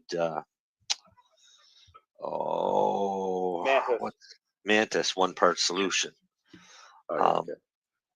And I mean, it turned out great for a 1 part solution. It wasn't bad. Cost wise wasn't bad, but by comparison with the Floramax flowering agent, that there was a definite difference between the two plants. So I'm happy with the Floramax because the Floramax is, I'm going to get slapped by somebody, but I'll say it's as good, if not better, than other products out there, such as Psycho, that are extremely expensive. Because I've used a lot of Psycho over the years, and I can't justify the cost compared to what the cost is for Floramax. Look, there's something here that I think is probably worth mentioning to people without. Sorry, I'm not to interrupt you on the nutrient comparison because that was working in my favor. But I was going to say that with so organic growing, so if we're in living soil, and then I'm sticking that in a high CO2 environment with 1,000 watts of light, there is nothing natural about that. Okay. No. So the thing is now if I'm amping up various environmental variables, okay, the rate determining step is now not the amount of daylight, because I've given the plant as much light as it can take. Okay, side lighting. There's all sorts of things that can be done, and then you're sort of injecting CO2 in there, so that doesn't become a restraining variable. Okay, so at that point, so plants naturally, like in general soil environments or where cannabis plants originated in Central Asia, that kind of thing, they would never see those kind of conditions. So the soil, the soil is probably not going to be up to scratch. So it makes sense that now the rate determining step actually becomes the nutrient. And actually, we've seen that because there's been an evolution in lighting over the last few years. LED lights have seemed to have taken over, and they've gotten really good. And people in the quest to advance things, because humans are funny, we're always we're never satisfied. We're always trying to figure out ways to bigger and better that kind of thing. And part of this also is the benefit is maybe quicker crop rotation, so that if people are trying to this just doesn't apply to cannabis. I mean, we can sort of throw this out and say, like, the world's going to have a food problem. Okay, so hydroponics is sort of seen as a way of managing that. When I was over there, I went through a tour of a bunch of hydroponic greenhouses around Leamington. These operations, I don't know if anyone's ever driven down there around between sort of Windsor and sort of just southern Ontario down there. But the greenhouses, they're like 30-foot ceilings. And, I took the facility I toured was 500 meters by 500 meters. Yeah. So it was enormous. They need golf carts to get around. And they're just, I took all these pictures and stuff, and reservoirs are massive and all the rest of it. But, that's where food comes from now, so, if you're going to feed the masses, and, it would be great if a lot of people could just get their veggie gardens going and stuff like that and sort of supplement it and augment it and stuff like that. Your products are okay for edibles as well. Yes. Definitely. You mean for food? Protein? For food, Ken's products are not only good for food. For gummies, Mary Jane, yes. No, they're also good for your ornamental house plants. Okay, well, that's what I mean. Like for your roses and your tulips and your it's plant food. So it's usable for anything, really. Well, okay, so I'll back up. We designed our stuff for cannabis. Put it on your penis and shut up. We designed our shit for cannabis. We designed it for cannabis. If it is beneficial for other products, it will be beneficial for other products, and that's great and stuff like that. It would be. But we approached it like from the beginning. The Formax line was cannabis specific. Okay. So yeah. Now, didn't you hear my description earlier, Al? Probably. When I said what Formax was, that it's a cannabis specific nutrient line. Yeah. Yes. A full I probably range. did. But it was a question that popped into my head. Could you use it? Because I mean, you can use Miracle Grow for weed, but I wouldn't recommend it. I wouldn't use it for my vegetables either, though. Okay. Just flowers. So I was going to say that by cannabis specific, I'll also say that so we do a product, Resin XS.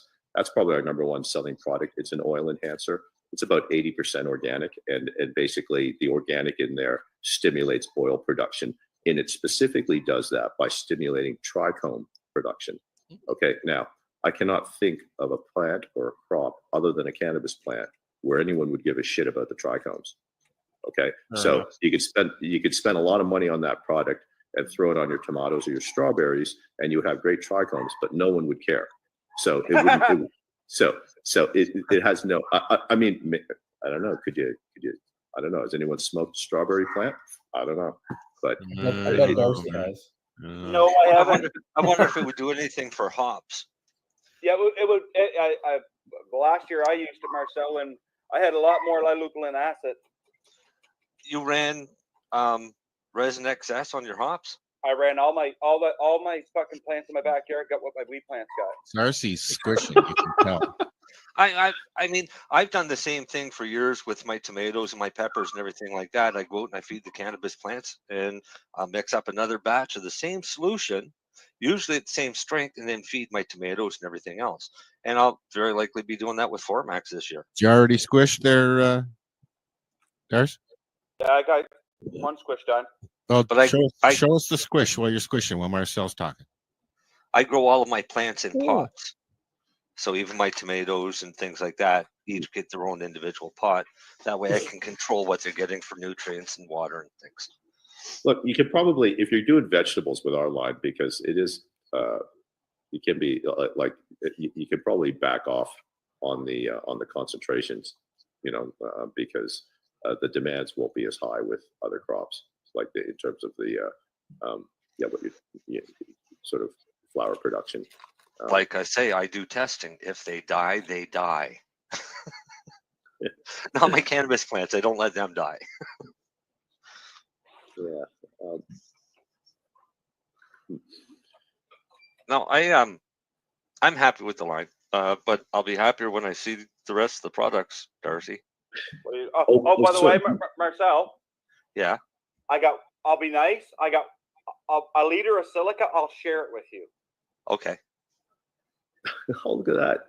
So, I'll so take actually, Marcel, just something while we were chatting here, because you showed us a picture of your grow there with the living soils in autopots, right? Yep. Okay. Or normally all the autopot would be fours, and that's because we had that conversation when you were down. My autopot, I only run water. Normally, if I'm feeding cannabis plants, I top feed. Okay. Only because I don't have the time to unclog lines.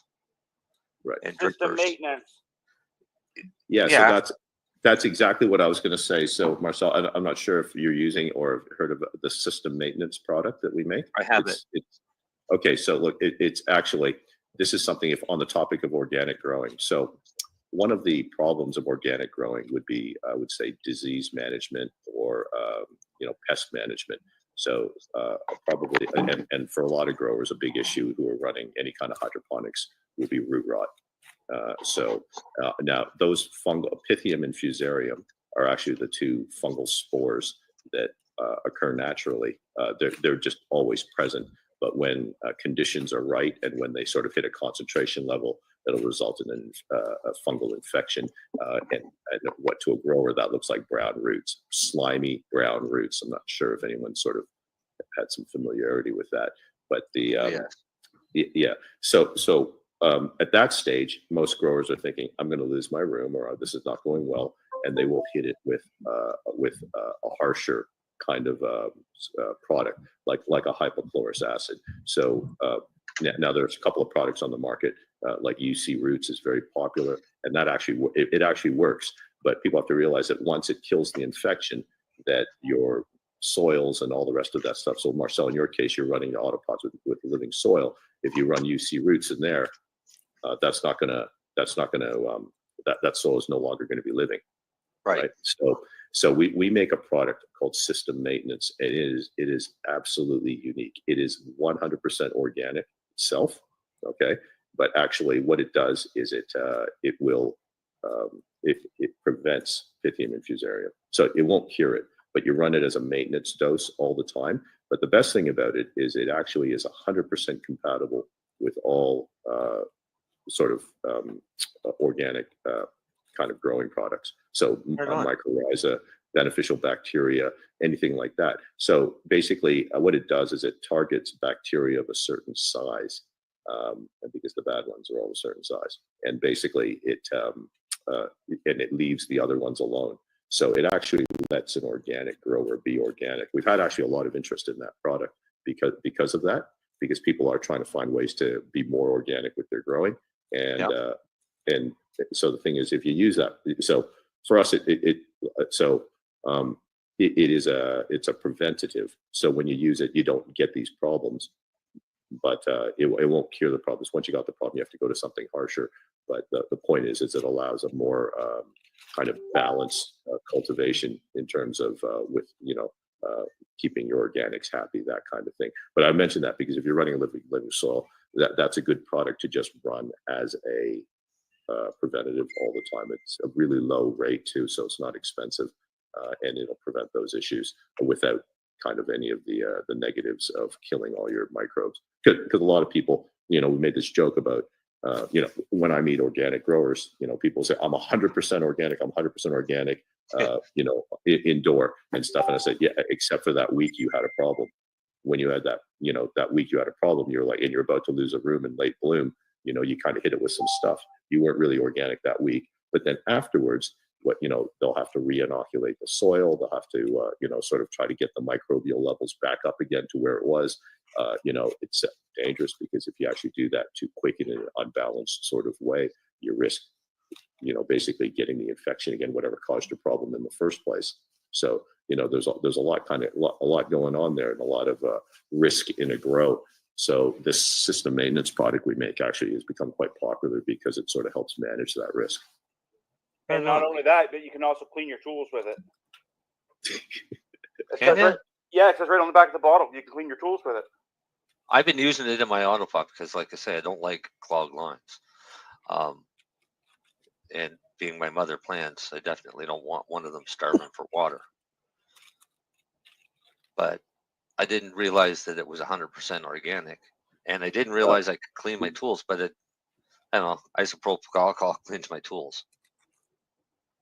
Yeah.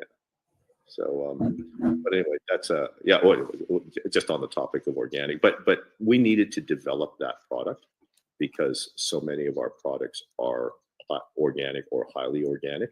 So the salt, the mineral based piece. There's a lot of companies out there doing the mineral and ourselves included. But that technology has been quite fully explored. So the thing is, the differences in mineral based lines. Look, you have to deliver to a plant the macronutrients and the micronutrients at various stages of growth. Whether you do that over 12 bottles or whether you do that over 2 bottles. Mary Jane, you mentioned you used a 1 part. Okay. So the thing is, wherever however you deliver it, you can sort of spread it out and all the rest of it. And that becomes a marketing and a money game for a lot of manufacturers and stuff. Okay. Quick question. Isopropyl alcohol, inorganic or organic? Well, By it's definition. it's classified by definition of Health Canada as an organic solvent. Because it's carbon based. Because it's carbon based. That's why I kind of poo poo and don't get. I know it again. You're talking for the health of the plant, different story. But when people get in this whole world of organic, it's technically carbon. Yeah, really what organic really is. Yeah. So. But I think Ken really said what people really think. It's the word naturally sourced. I think is probably what most people are thinking. Right. Yes. I mean, most people have no idea what the definition of organic is, so they kind of But I think the mind. theme most people think it's like a natural sourced product. Right. All they realize is that organic just means it costs more in the grocery store. Yeah. And it doesn't, and it may not look as nice as the other ones. No, I just had to make a joke because again. I know. Yeah, look, something that people find interesting. You're upsetting the guest. No, I know, like not at all. I think it's educational for people, just because some people make poo-poo products for the wrong reasons, and even Ken's, like he said, they are sort of a biosynthetic organic as well, right? And he's got combination products. I would never don't shit on him because it's not pure fish shit. Yeah. So here's the thing, right? With organic, the other thing too is a lot of consumers will go to the label and they'll look for some form of organic certification. Okay. Now this is where I can actually get a little bit bitchy and just sort of say this organic certification stuff is the biggest cash grab load of horseshit ever. Okay. So as a manufacturer, we actually have over the years manufactured for a number of our competitors. Okay, we've been a contract manufacturer. So Floramax is our line. Okay, but we've done other people's stuff. We've designed other people's stuff, and we've even pursued on behalf of other people organic certification. Okay, the organic certification thing. If people look into that process, it's just because it says organic on the label, but it's really. So one of the rules here in Australia is that you can Canadian beef doesn't mean it's 100%. That's the name of the company, 100% Canadian beef. Yeah. So, but I was going to say that here in Australia, the organic certification, you can have a product certified organic if there is no naturally occurring element that performs the same function. Okay. Huh. So think about that. That means that you can nothing. There is no organic substitute for I don't know, like maybe magnesium sulfate or something like that. Like whatever it is. So if there's no naturally occurring or organic kind of product that does what you need, you can get your product. So you can say, well, there is no substitute where I can put in for what my product does. So that means, and you can get your product organically certified. There are products that we have organically certified that are. But you have to get certified in each country that you want to sell in, though, don't you? Yeah. So this is the thing. People ask us, why aren't we in North America? In Canada, is it the OMRI listing? OMRI? Is that the listing that or EcoCert?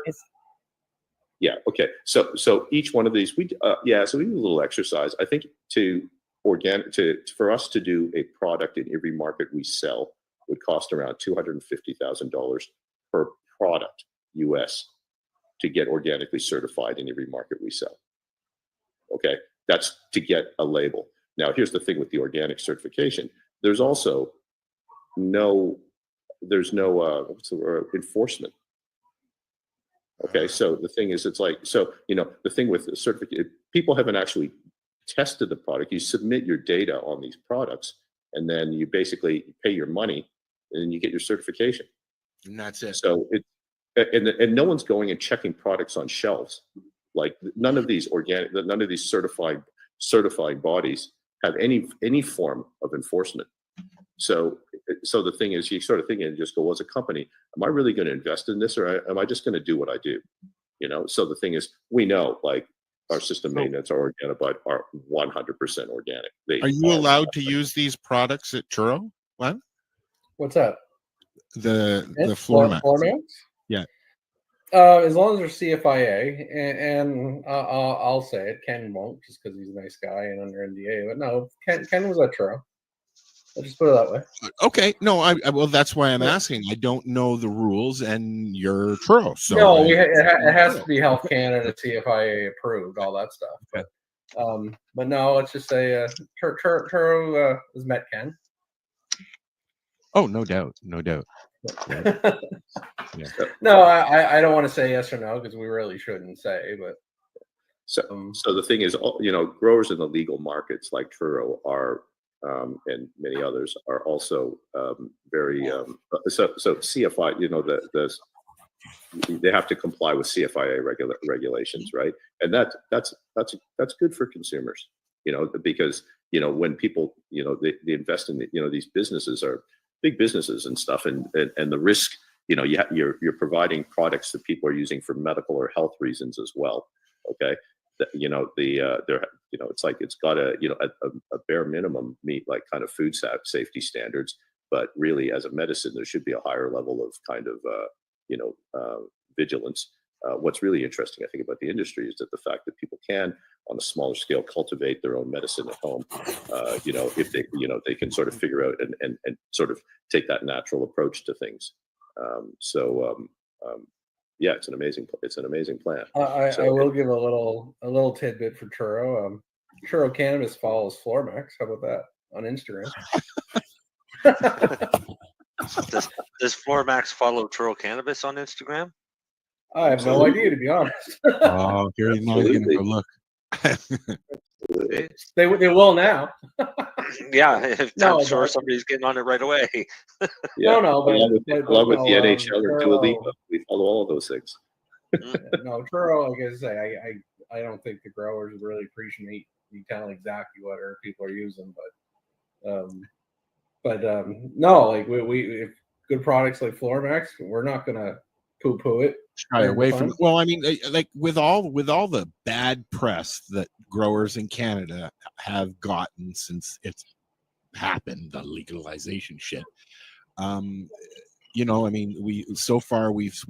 there's been a lot of lying. There's been some false walls. There's been stuff hidden in the fucking roof or in the ceiling. I mean, it's nice that you're allowed to use products that your normal everyday guy down the road is using, right?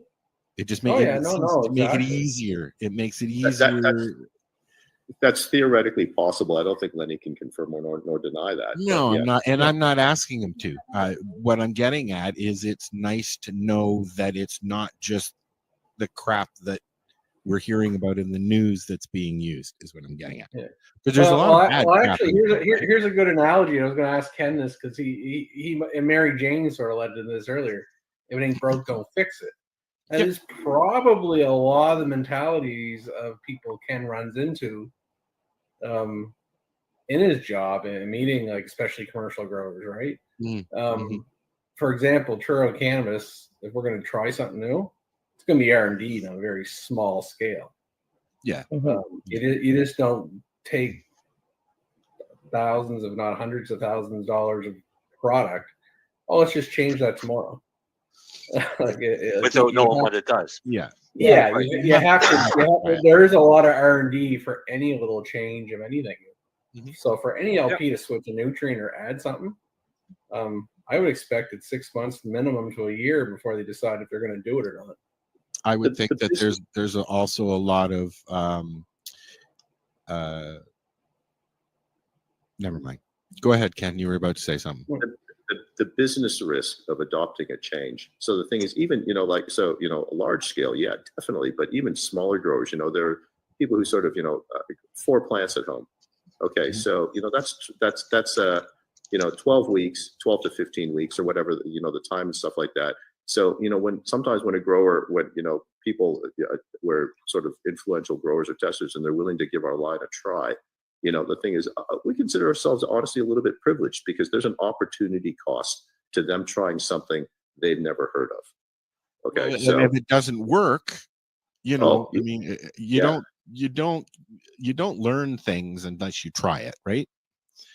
Right, and that's why people like me are always trying new products, so we can tell other people. Yeah. But you also try it on a small scale. Like it's just Exactly. a tip for anybody, right? Don't do all your entire crop on the change. Look, some of the things that I contend with, people will come back and they'll say, "Yeah, I did a grow, and yeah, it was amazing." Okay, and then they'll say, "It was the first time. Yeah, the first time I've switched from 600 to 1,000 watt lights, and I used your nutrient." It's kind of.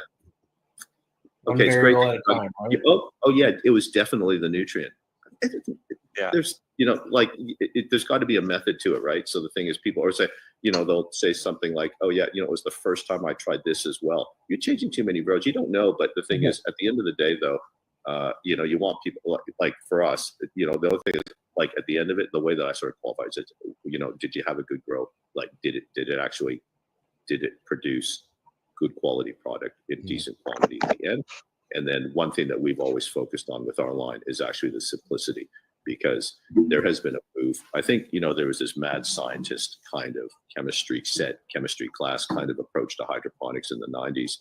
And you had like lots and lots of bottles. And Mary Jane is here smiling there because I know that she recognizes the benefits of using a 1-part, because I honestly, like a little chemist.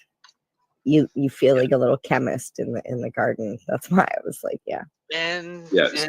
A lot of them also had things like you've got to mix it for 15 minutes and then let it sit, then add to the next one and mix it for however long. That's So crazy. I just want to know how much to put in and when. That's all I need to know. Yeah. So that's it. So there's this thing about, disruptive innovation, which is basically good enough already exists. Okay. People could cultivate a super dank plant in the 90s. Okay. Could they do it easily? Maybe not. Now they could. So yeah. So the thing is, but things have gotten better, right? So this is the thing. That's why everyone uses an iPhone, because it does so many. It's simple. The interface is easy and all the rest. Is it better? Well, sorry, Ken. I hate phone. Yeah. Okay. Well, sorry. I was just going to say that for a long time there, though, and actually, even is still now, the technology, I think in like other companies' phones, like the processors and everything, they're like way better, way ahead, way higher performing and all the rest of that. But what brings people to Apple, love it or hate it, is the interface is really easy to use. So Apple and the price. I mean, I like my Apple. I've always had a Mac sitting in front of me. I have a Mac and I have a PC sitting in front of me. I just don't use iPhone anymore. I know Marcel's gonna kick in here. I'm waiting, Marcel. Yeah, he doesn't like Apple. I was waiting for you to say fucking Mac sucks. Yeah, well, I don't have to bash Apple products. I mean, they just turn on and bash themselves. No, you know what? I've had to use both Apple and like Samsung or Android, because I use a Samsung for my phone and I've used it for, oh my God, ever since I had the S3. I think it was the Galaxy S3. Now this is the S11. So I've been like Galaxy my whole life, and I've tried to switch to an iPhone because my phone broke, and my sister gave me her old iPhone, and I couldn't Just didn't figure work out out. how to use it. A lot of people have that issue, especially with the Mac itself. It's The so computer. user friendly. It's so user friendly that a lot of people that don't know Mac can't Yeah, adapt to it. it's taken me a little while because even just from Windows, just closing down a Mm. box, when Mhm. you look to close You just down a shut box you go to the top right-hand corner, but on a Mac, you have to go to the top left-hand corner. Now here's the And it thing, is though. simple. It's colored. It's red, yellow, green. Like, it's easy. You can do the same thing with both Mac and PC. You can set up your desktop so that it looks like what you expect it to look like, i.e., if you want to make it look like a PC but still be a Mac, you just change No. the theme. You can do things like that, and it I helps just people. figured out how to use it. I'm not Well, going to there you go. change I it. mean, I have my mom's MacBook, the AirBook, that I use all the time sitting in front of me, and I love it because it's got it's really good for music stuff. It's got GarageBand and all that kind of stuff. Oh, I love iMovie. I absolutely I've been love trying to iMovie. learn iMovie because I want to try and do some new videos for this thing. Yeah, okay, this all sucks. Yeah, that's what we use for our Instead of the editing. tech talk, sorry, maybe There's no I in Marcel. Yeah. That's Hi, right. Marcel. But there isn't bullshit. Yeah. Anyways, yes, sorry. I was going to ahead. say maybe the Apple thing is actually a bad example of disruptive innovation. I thought of a better one. It So, disrupted the whole It was though when conversation. it came out. It was the innovator. yeah, well, so Nintendo versus PlayStation. Nintendo Wii.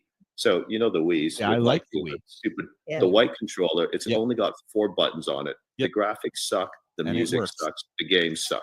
Okay, but why did Nintendo Wii outsell PlayStations? Because people every like to year? get tennis elbow. Because it was different. well, what happens is with a PlayStation with like 15 buttons and complex games, is the music better? Yes. Gameplay better? Everything's better. But in order to learn those games, like the market, it's pretty much 10 to 25-year-olds have the time and dexterity to learn those games and actually get good at them. But why does Nintendo always outsell the Wii? Always outsell it every year? Because the Wii, that's that interface with only 4 buttons and you swing your arm like my It's 2-year-old it's daughter all- was playing with my like father when he was 60. I Yeah, used we're to play bowling. tennis all the like time with people around the world, literally doing the same movements or golf or whatever, racing. Yeah. And it's So- simple. so it You was turn more- it on and it works. So it was more accessible, right? So that's that whole thing with disruptive. So actually, that was actually one of our kind of design directions with Floramax was the line had to be disruptive because we're trying to. So there are things like pH. A lot of pH is critical to cultivation. A lot of growers don't want to know about it. A lot of people don't own a pH meter. The ones that do, only half of them actually use it, and then only half of them actually even calibrate their pens once in a while. That kind of thing. So, but knowing how critical pH is with Floramax, we built in pH control into the line. So actually, it is actually possible for someone to grow without ever having to manage pH. Darcy, you may actually have some insight there. Yeah, actually, as far as pH goes with Floramax, it's like Ken said, it's definitely user friendly. I mix my water because my water comes out of my tap was in the wintertime, it comes out at between 7.8 and 8.1 with a pH. So if you were to feed that to your plants, you're going to get lockouts like crazy. Deficiencies, So, like crazy. Yeah. So the good thing with that Floramax is when you pour it in, it'll lower that water right down to anywhere between. I've seen it as low as 5.8, and I've seen it as high as 6.3, 6.4. So that's perfect. So from a plant biology standpoint, the key number is 6.5. Okay, so anything above 6.5, iron is the first thing to start locking out there. So we typically see iron deficiencies where plants are fed water or root zone pH is higher than 6.5. Okay, so that's actually with what Darcy's describing is in our base nutrient, we put in a pH buffering technology. It's actually a water conditioning technology that will drop the pH. So the benefit, Mary Jane, for someone like yourself is that I don't know if you check. Do you check pH, Mary Jane, when you grow? It's funny because as you were talking about people who have pH meters or But pH don't use them? pens and don't use them, She went, "Oh yeah, I have one in the cupboard." I have one. I took it to the hydroponics store. They showed me how to use it. They made sure that the solution was in it. I bought the right solution, and it's still in the bag with the ppm. It's right kind of now. like Guess having what? type 2 diabetes and not using your meter. It's the same Guess, fucking thing. guess what, MJ? I bet you if you were to go check that, I bet you that there'd be very little water left in that. Oh yeah, it was completely dry when I took it to the hydroponics store. They're like, "How does That's is not- this thing's even working?" Like, Yeah, that's not good. That's not yeah, good. that's what they said. But I have extremely good luck, and it's still working. I mean, I So- think I don't use it. Okay, so we got about 10 minutes left. So we should let Ken tell everybody where they can get a hold of him, and you have stores in Canada. Yeah, where And where you where have- can you get floor max? Like if you don't know a guy. Sorry? Can we if you go? don't- Can if we you go don't know a online? guy, Oh, can you purchase it online? Or Yeah. is there stores set up in Canada? Yeah, selling definitely. products? So the way to check. So we actually launched Floormax in Canada. I think it would have been maybe August officially last year. So we haven't been quite going a year, but there are a number of shops across the country now carrying us. The best way to find that is on our webpage, on our website, www.floormax.com. There's a dealer page. Go to Canada, and then you'll see all the fine Canadian retailers that support us, and we try to support them as well. So, and that list is growing literally weekly because there's, so for a lot of listeners, most shops will not take on a line unless they actually test it first. Yeah. So, which is, that's fine. That's, good business practice. We have nothing to hide. We're happy for people to do that.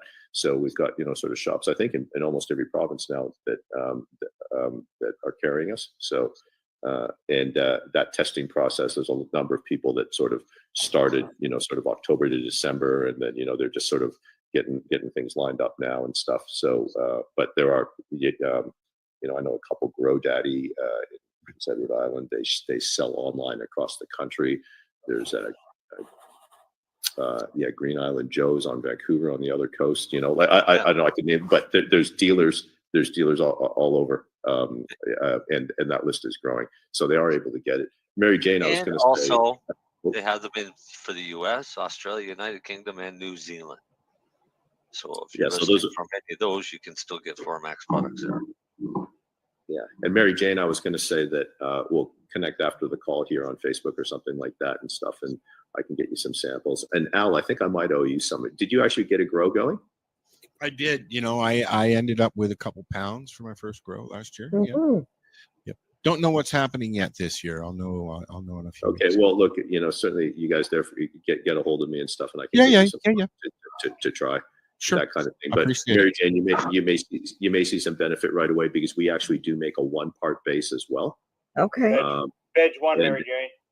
Yeah. Oh, that's the one you were talking about before, Sarcy. That's the one I compared with the Mantis last year. Okay. So I tried the Mantis because once again, 1 part, right? Yeah. So if you're a fan of 1-parts, we do one there, but ours will be different in terms of that. We'll have that pH thing in there. So I'd actually, I think you would definitely see benefit from that if you're not using a pH meter. Yeah, So- I definitely need that. Yeah. But we're gonna have Ken. We're gonna have Ken on again soon. Well, before we let Ken go, I have a really, really important question because technically it's tomorrow where you are, right? Yeah. So you want to know what's going to happen tomorrow? No, I want to know what the yes. lottery numbers are for tonight. No, I want to know because technically it's the day of the global marijuana march around the world, right? It's the Saturday first there right now. Saturday. Saturday morning. It's the first Saturday in May. So I'm just wondering, like, is there like The a 6th a is thing going on? generally Now he's going to find out. worldwide, I believe. The 6th. Well, tomorrow it'll be here. Yes. And I did actually want to touch. See, this is my way of like sneaking this in, right? Because I want to make sure that I mention that tomorrow, at Queen's Park from high noon to 4:20, you can find the doobie. That's Toronto. Yes, in Toronto. You're going to be able to find me. Obviously, this event is happening all over the world. There are different locations where you can go and show your support for global legalization, not just, your own country. But I will be doing something special tomorrow. If you find me and you say the magic words, I will give you a chance to win tickets to Lift, which is coming up next week. Oh, and before I forget, the magic words are newbie, doobie, do. And I won't be here next Friday because I'm going to be at Lift. No, you'll be with me. I'm going to be able, yes, you'll be there too. I will. We're partying Friday night. We're going maybe you guys should come on arcade together Friday night. Oh fuck! I got some plans. Okay, Saturday then. Yeah, we're definitely going to fucking arcade. Oh wait, I I'll forgot probably Saturday be around on after Saturday or party. Sunday. I'm not going to the thing this weekend because I'm going to go cut my lawn for the first time this year. Oh, Leafy Things is going to be there tomorrow. Oh. They're going to be handing out suckers and swag and. So Mary Jane, just to recap, if I can get there for tomorrow, so if I actually go back in time, then it's newbie doobie doo, right? Yes, and if you go back in time, then you're my new favorite person because that's never been done. I'm pretty sure Michael J. Fox That we know of. Hey, I'm gonna give a quick shout out to our buddy Jack Lloyd. Fuck was that? I don't know. Love Jack. Why are we shouting out to Jack this time? Yeah. Because Jack and his buddy Kirk Tusaw are going to do some ass kicking again in Manitoba. Yes, the rights to grow was one of the provinces that refused rights for homegrown, and they're now being taken to task. And Jack and Kirk are the ones that are leading that charge. There you go. Good. Yeah. It's about time. It's been since 2018. Well, since legalization. We got to boost those Manitoba floor max sales. Come on. But there's a distributor in Manitoba who are selling floor max products. I'm just making fun of the government. Yeah. There can be a lot more. Who's tapping?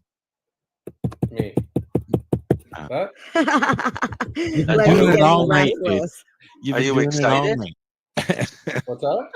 Were you excited? No, I don't know. It's like, wait. Yeah, okay. Oh, Ken, it's a blast having you on, buddy. Yeah, it's always thanks very much. Good listen there, buddy. Yeah. Very, very educational. We'll see you in a year again. No. Oh, we'll have him on again in August. In bud time. Ooh, is that Harvest Fest time? From Harvest Fest? Yes. We were talking about going live from Harvest Fest. Yes, we got to figure that out. We've tried to do it before. So we're going to try and do it again. If Al can't make it down. Or we'll be live anyways. It won't matter. Then we'll use my phone. Yeah.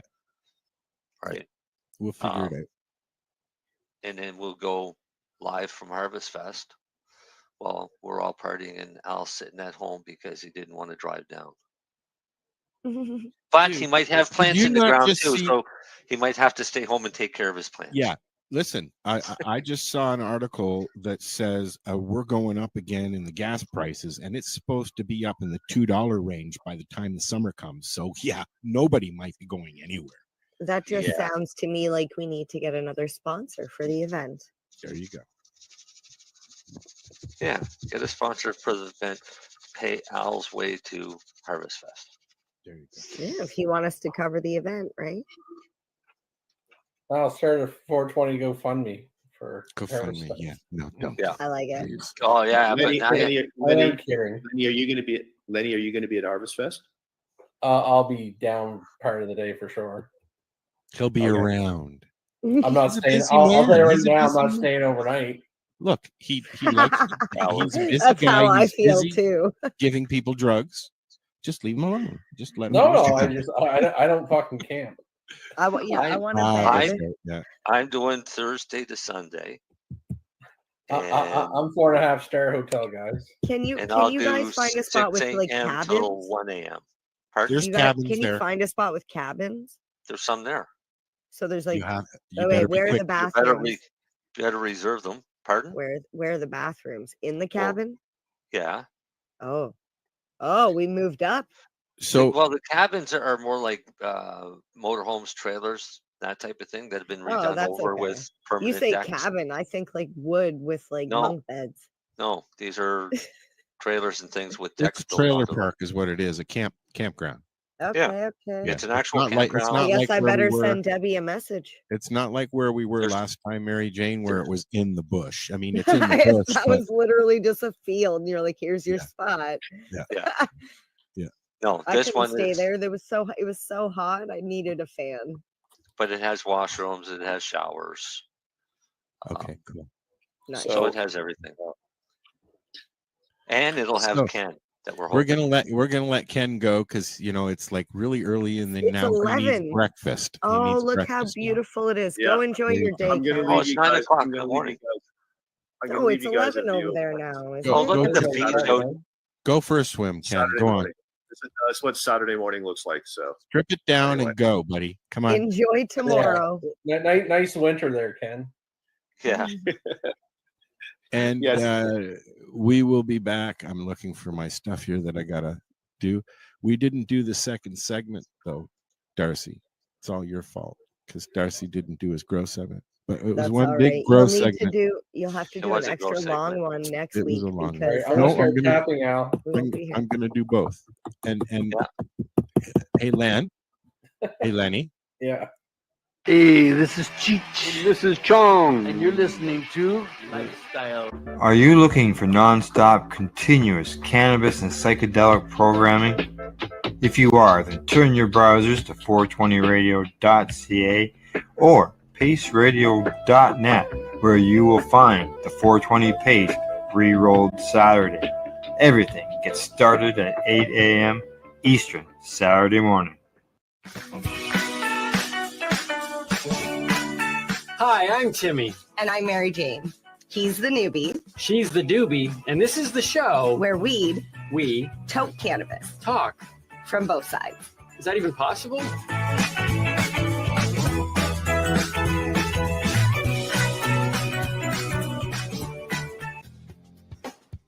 Stay tuned.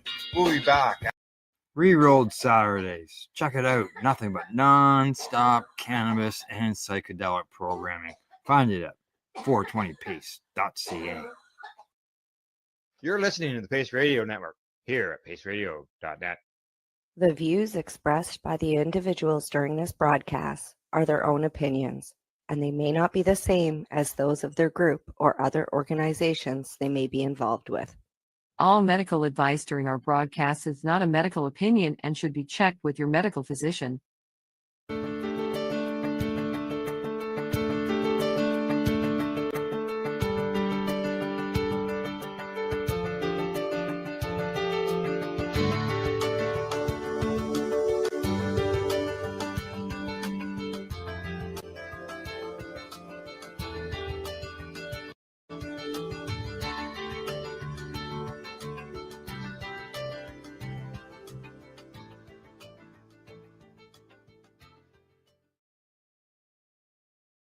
Hello, everyone, and welcome to another episode of VAC Roundtable. This one's number 88, and this one's special to me as an old school, hempie. This one I've got to kind of watch happen along the way, and this man has been an absolute stellar pioneer. Basically changing the whole landscape regarding hemp foods. And just somebody who I have absolutely held in honor and great respect, Mr. Richard Rose, who's coming to us tonight from Colorado. So thank you for joining us. And we will just basically get right into things right out of the gate. And first of all, thank you, Richard, for joining us tonight. And what led you to cannabis? And how did your journey shape your role in the hemp industry? Hey, Eddie and guys, nice to see y'all again. Yeah, I met you. I was thinking about it earlier, about 30 years ago. Yeah. In maybe at one of the cups, actually. Yep, in 95. Yeah, it would have been 30 years ago at the Cannabis Cup, because I got married to my previous wife on stage at the Right. at the milk bag. Right. Yeah, I remember that now. Yeah. It's been a while. So I just the way I got into hemp is different than most. I got to it from soybeans. Since 1980, I've been making foods commercially with soybeans and distributing them around the world, industrial ingredients and consumer foods. The cheese of which Tofuarella got the company on the Inc. 500 in 1993, number 281 on the Inc. 500. Fast growth with America's most hated food during the Reagan 80s. So that was tofu. So I've been making tofu and then all these foods from it, over 100 of them since 1980. But in 93, I realized that hemp seed had almost as much protein as soybean. And it also had omega-3, which soy didn't have much of. And besides, it was fun as hell. A lot more fun than soybean and tofu and the like. So, we already had Tofuarella, the cheese, and 5 different flavors and slices and the shreds and the like. And then we had Ricerella, Almondrella, Zero Fat Rella, and Veganrella, and maybe one other. So for us to have Hemprella as a new flavor was not unusual and not weird. It was just an evolution of the product for our company. Therefore, the wholesale buyers didn't freak out when they saw the leaf or the word hemp on the label, and were pretty amused by it, and so they picked it up. And that's how I made the pivot from soya to hemp. Hemprella in 1994, along with the Hempe burger, and then developed the shelled hemp seed hemp nut in a couple years later. And yeah, for everybody, it was really in, as it was called then, the hemp industry. This was the hemp that we were all only dealing with, which was the clothing. You were the one that was pushing the foods, which we knew through, we're all kind of disciples of Jack Herrera, who of course was a big promoter of hemp and hemp seed.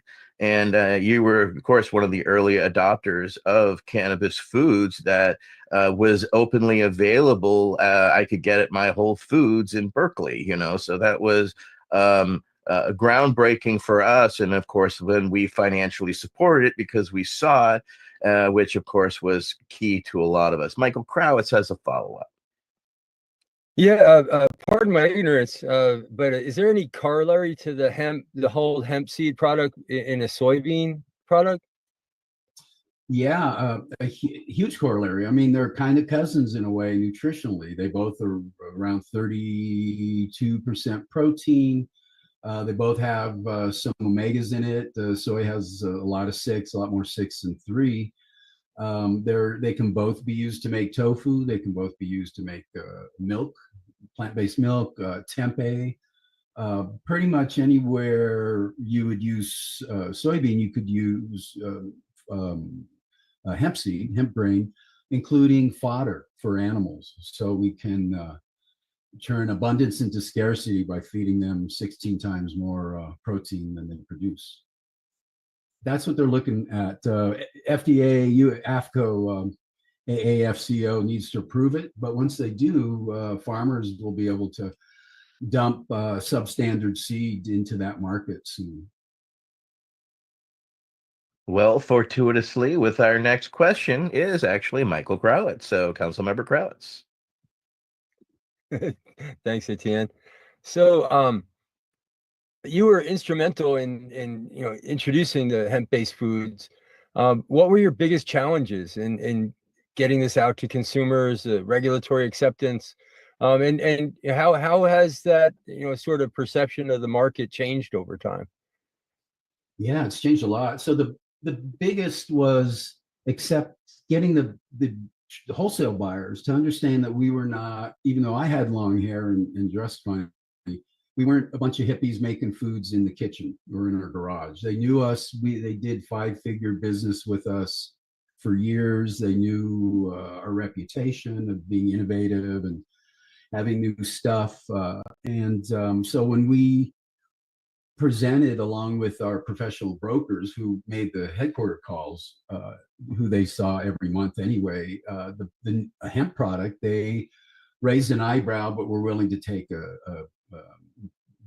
try at it, simply because they knew that who we were ongoing customer, and they were willing to try weird new foods. I mean, tofu cheese is pretty weird on its own. So the stretch from a tofu cheese to a hemp cheese was not that far.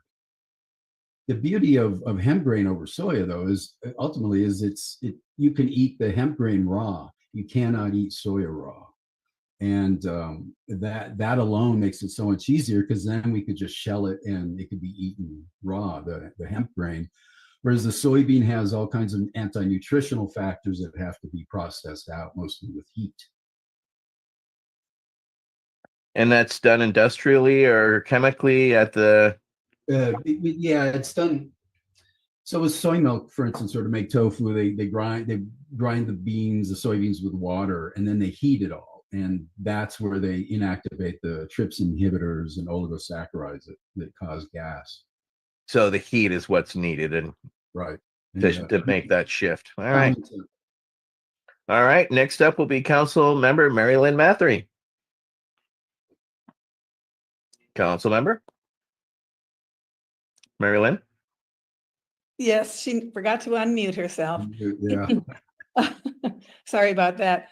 Welcome, Richard. We're glad to have you. So my question here is, navigating regulations has been a key part of your work. What policy changes do you believe are necessary for the hemp and cannabis industries to thrive domestically and internationally?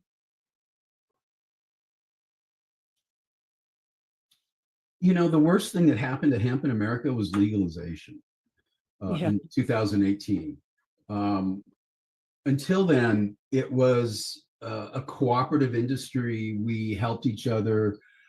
And after 2018, it became, a much more dog eat dog, and a lot more grifters came in, and it changed a lot. And it was easier back then because it was new and we were professional. And so the FDA came and took our labels and some samples one time, and the state FDA did it also in California, but we took them by surprise. They were not ready for commercial food from marijuana's cousin, as it was called at the time. So we had a much easier time because we were not a startup. We were pivoting, and compared to today, I think it's a lot harder. And if you look at acres are down 95% in 5 years in America. The new American hemp industry is THC contaminated, THC from the process made from foreign CBD, so American farmers don't benefit. The whole point of doing all this was for American farmers to be growing this, not Chinese or Canadian or European. It was for American farmers, not just to make THC from CBD from China. So things have gotten so screwed up today that I don't know. We were growing more hemp in just Colorado in 2015 and 14 than we are today nationally. And for what needs to change is really just turning it into an ag crop, an industrial crop. All this hemp THC business doesn't help that, but once we can get past that, probably in the next farm bill, treating the farmers of hemp like any other farmer is a good first step. Right now, they got to be fingerprinted. They need a background check. They have a drug felony in the last 10 years. They can't grow hemp in America. They do the same in Canada, and we argue over hundreds of a percent THC in the hemp, while simultaneously there's massive THC fraud in the regulated marijuana side. So it's just a topsy-turvy industry right now that is on the ropes, and even Canada's acres are down, and in Europe. So it's really quite, the first thing is to treat it like an ag crop, but then we need the disassociation from the type 1 side, from the THC side with hemp. Because the question is always going to be, will this get me high? The first question out of a consumer's mouth will always be, will this get me high? And we got to put that to bed decisively and finally, or it'll just never take off. Currently, military and law enforcement officers in America are prohibited from eating hemp foods.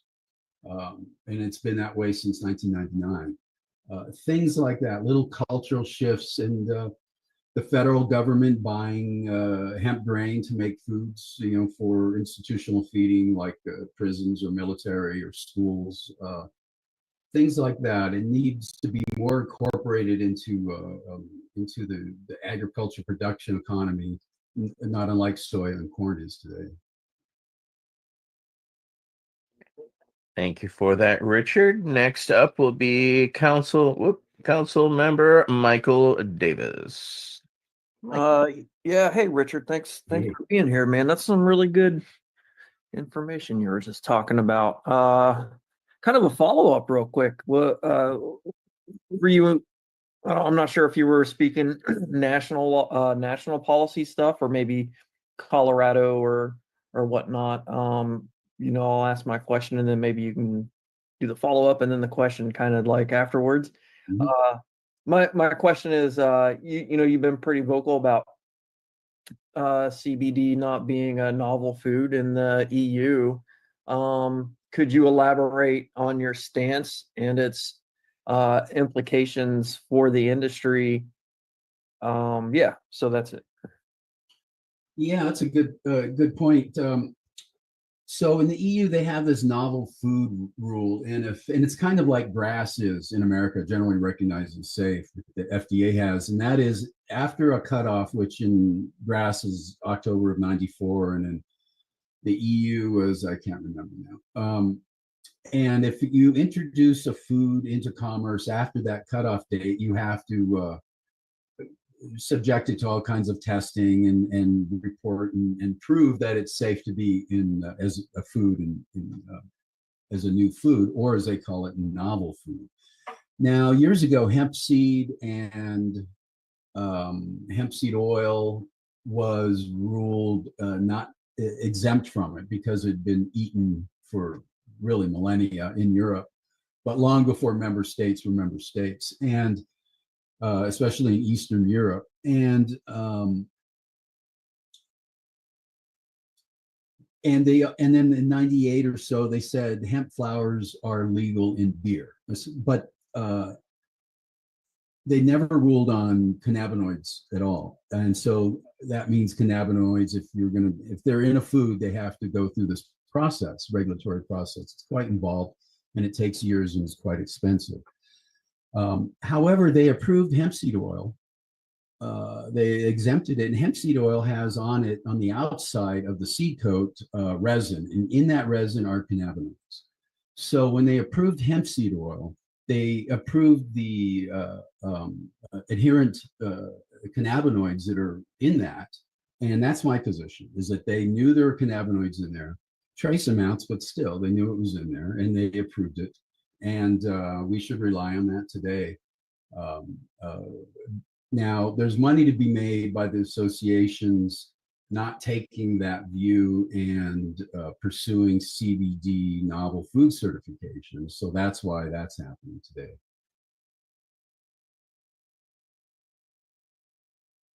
Right on. Thank you very much, Richard. Next question will be from me, and it is specifically as someone who pioneered hemp-based innovations. What is the next major breakthrough in hemp products or applications that you see? You have to separate that into fiber and grain. We've seen a lot of development on the fiber side with biocomposites and novel retting techniques and then also use of the hemp fiber production for bioremediation of soil. Now on the grain side, we've seen an enormous amount of new development and research, both medical as well as nutritional, with in the grain with bioactives, peptides, hydrolysates, technical use in baking, emulsions, suspensions, novel extraction techniques, fermentation, umami products, probiotics, things like that. My mind is blown by how much progress we've made in the hemp grain side just in the last year or two. On the Hemp Food Association website, there's a page, Breaking News, and it has all these studies, dozens over the last year, all just about grain and discoveries and patents and developments like that.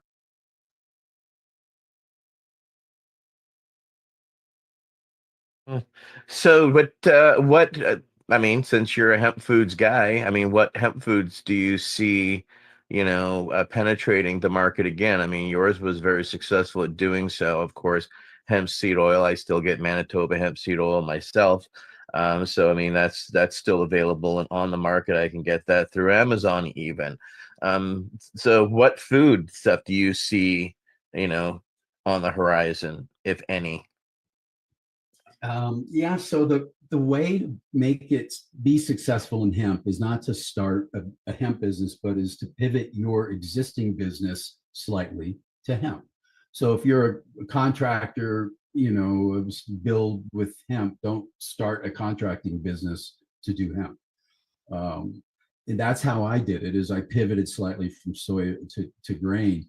What we had on the shelf back then, chocolate chip cookies, an energy bar, oil, the burger, the cheese. We had about a dozen products. Today you can buy shelled hemp seed in Walmart. You can buy it in Costco. You can buy it if you're in Australian Woolworths. It's sold in thousands of retailers. It has millions of consumers today. It's the best hemp product to get into if you want to do that, because everybody eats. Not everybody needs a wall or buys jeans every day, but people tend to eat every day. And once they do, they're going to want more seed. And it's a renewable resource that we can keep feeding people. So the products that will work in the future, I mean, Nature's Path still has a cereal, and there's still about 180 or 200 companies selling products globally with foods with hemp seed in it. People want convenience food, so bars are always great. Even something like a salad dressing, there's pasta. There's very few recipes that you can't incorporate hemp grain into. And the beauty of it that I found is that it actually adds a savory note to it, that makes every food it's in a little bit better flavor. Yeah, there's a savory umami-ness that comes forward that is hard to describe until you've had it, especially like just the hemp parts versus the hull, the shell, which I've had different foods with. All right. Next up will be Councilmember Wade Laughter. Councilmember.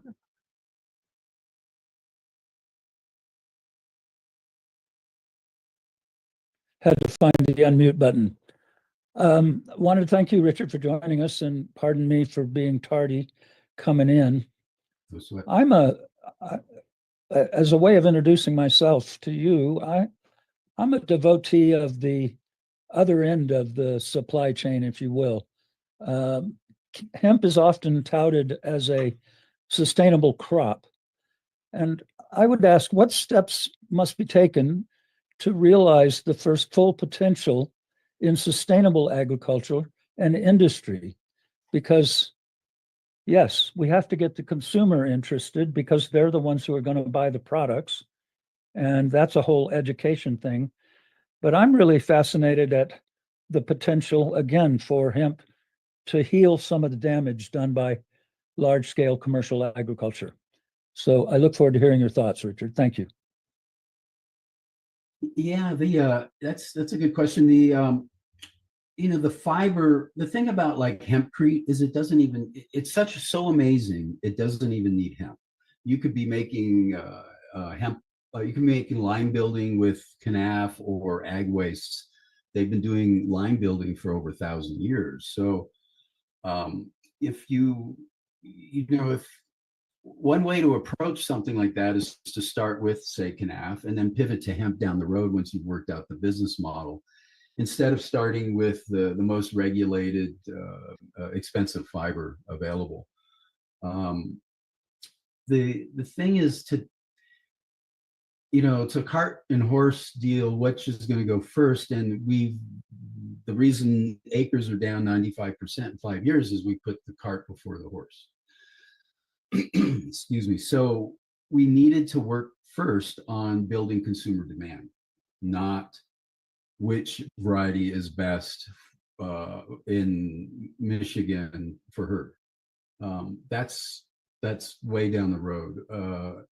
We need to build demand, create demand, and the easiest low-hanging fruit, literally, is hemp seed as food, and that could be in literally thousands of products, and on the shelf. And once you've created demand, you work back and you figure out what's the best variety in Michigan for herd or whatever that your buyer specifies, and you work back the technical requirements for that, and then you've done your field trials to figure out what's the best variety in that area to grow for that, and all that. But in the meantime, you don't have to wait all those years to be making money on hemp. You could buy shelled hemp seed today, hemp hearts as it's called, hemp nut as I called it, say from Manitoba Harvest or whomever, and get a local chocolate maker to make you a chocolate bar with 10% hemp seed in it, and get somebody to design a label and put that on there, and bring it to your uncle who has a convenience store distribution route, and ask him to put it into his product mix and distribute it. It's that kind of way you can get into the hemp food business and start making money on hemp even before you've planted one seed. You can start a consumer brand, and you don't have to wait until you even have a factory to do that. You can have it co-packed for you, white labeled as it's also called, by like that chocolate company, or go to a pasta company and ask them to make a pasta under your label, something like that. But we can get started on creating demand today. We don't have to wait for the big associations or the big companies. Entrepreneurs can just sort of look around and see how they can make a food and get it into distribution locally. Yeah, there's a lot happening. Just this week, Cornell did a webinar on the molecular bleeding of new seed oil varieties for industrial hemp, amongst other things. I actually got to visit in September of last year the USDA's Germplasm Institute up in Geneva, New York, and they're growing hemp at 6 different facilities around the U.S. to try to figure out which varieties are growing where. So that's realistically happening right now, and I actually got to see it firsthand. So it's pretty exciting and frightening all at the same time. We did that with Rob in Tasmania, Yeah. 2018, and we did 19 varieties on 70 hectares. for grain. We're doing field trials for grain, for shelling and making foods down there. Yeah, it's a big market, and it's only going to grow now once they start to have acclimated genetics. It's going to be very helpful to the American farmer to produce those products, but we still need the infrastructure, right? That's the big thing that is hugely missing. Am I correct? That is correct, and that's where USDA needs to step up and quit dawdling. They've put out at least 35, maybe $55 million in grants, mostly for seed development, like you just mentioned at Cornell, and for fiber, but nothing for grain, nothing for food. NIFA is part of USDA, and they National Institute of Food and Agriculture, and they also let grants, but none have done so. The only way there's a hemp industry in Canada was 25 years ago. The provincial governments funded the R&D for the grain, for Manitoba Harvest and others. And without the government, the provincial government stepping up and doing that, I don't think there's a hemp industry in Canada. USDA and NIFA need to do the same here, and we need a centrally located shelling plant and oil pressing plant within an hour of thousands of acres somewhere in the Midwest, northern Midwest, to really be able to show that the industrial hemp can be successful in America. The beauty of that is you got fiber, you got stalks coming out your ears. You get at least 4 times more stock than you get seed. So the more we grow for grain, the more stock you're going to have cheaper. Yeah, but these mills that they're making here are the cottonized, right? So they're cottonizing the hemp as well for those few distributors that it is. But then there's also the fact that a lot of shipping companies won't move hemp, you know, or without an exorbitant cost, unless you know the right treaty codes to show them. You know, I've known people just get outright blackballed from even moving their hemp. So there's a lot of infrastructure issues, as well as I grew up in sugarcane country in southern Louisiana, and the mills are central to the farms, to, you know, the hectares and, you know, of sugarcane that grow there, which, you know, is an infrastructure that takes, you know, a decade worth of building, which is really going to take in those areas that decide to grow hemp. Then that industrial infrastructure needs to come, as you said, from the government and support and grants to really help make that a reality. Otherwise, we're going to fall flat on our faces again. And that might be what they're hoping. Yeah, I mean, we've seen that with the California cannabis industry. You know, as it can be set up to fail quite successfully. And we saw that as well as in the 90s. There were successful runs with hemp, but in the end, you know, it still ran into its own set of problems from, you know, Ralph Lauren asking for 2 million meters, which killed the fiber industry. And then, you know, overextension of other creditors in the Eastern European bloc, you know, caused a, you know, an outright collapse of what looked like a very bright and growing industry. So even at the precipice, we can see it, its rug, literally all puns intended, pulled right out from under it because of lack of infrastructure and support. That's why when you see, you know, hemp products, people buy them, support them, wear them. You know, it's very helpful. You're listening to the Pace Radio Network here at paceradio.net. Limestone City Hydroponics is Kingston, Ontario's hydroponics shop. Take your growing to the next level and create the optimal environment with a tent kit, or maximize your yield with an ebb and flow flood table kit. Either way, Limestone City Hydroponics has more sizes and options to fit your needs.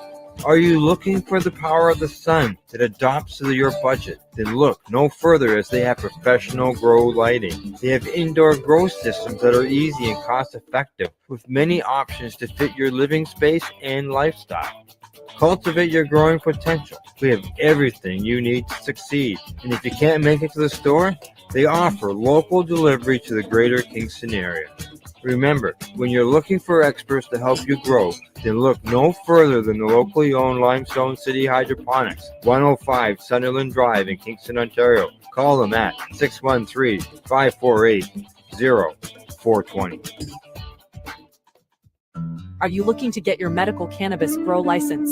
Limestone City Hydroponics can help patients through the process of obtaining their license to grow medical cannabis. What's that?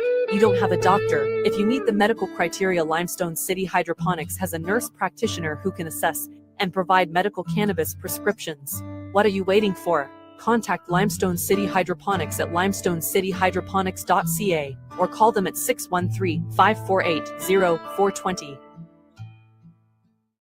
What do you find at paceradio.net? People advocating cannabis education. Enjoy the buzz of legalization with Campbellford Lifestyle Shop. From lights to plant nutrients, books, consumption accessories, and more, we've got all your basics to grow or consume cannabis. Visit our info center or take a look at our piercing services and body jewelry, now available in-store through Campbellford Lifestyle Shop, 17 Bridge Street West, Campbellford. Rerolled Saturdays. Check it out. Nothing but non-stop cannabis and psychedelic programming. Find it at 420pace.ca.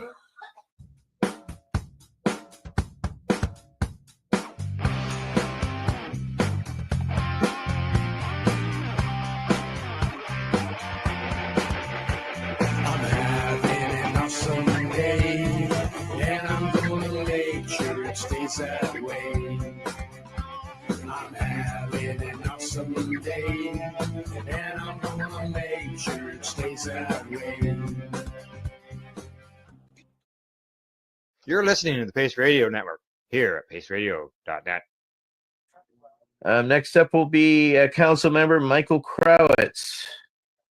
Michael. Yeah, before I dig into this question, I got a little bit of a follow-up, and humor me here for a second. This may be part debrief, and it's certainly maybe crying on your shoulder. But I think if we can strip the politics away from it and just talk about it in the abstract, I think I would really love to hear your take on this. So anyway, the background is sustainability. The point I'm going to talk about is something that just happened in the Commission on Narcotic Drugs that we attended over in Vienna, Austria, just a week or two ago. And the background is that back coming into the year 2000, there's this dynamic in the UN where the UN drug control system is in Vienna, Austria, but the headquarters is in New York. And the headquarters is where all the countries meet to talk about big picture stuff and review, what the drug people have been doing, same countries, but smaller, different teams in Vienna. Or the medicine people have been doing, for that matter, or human rights people have been doing in Geneva, for that matter. So, but anyway, in coming into the year 2000, they came up with something they called the Millennium Development Goals.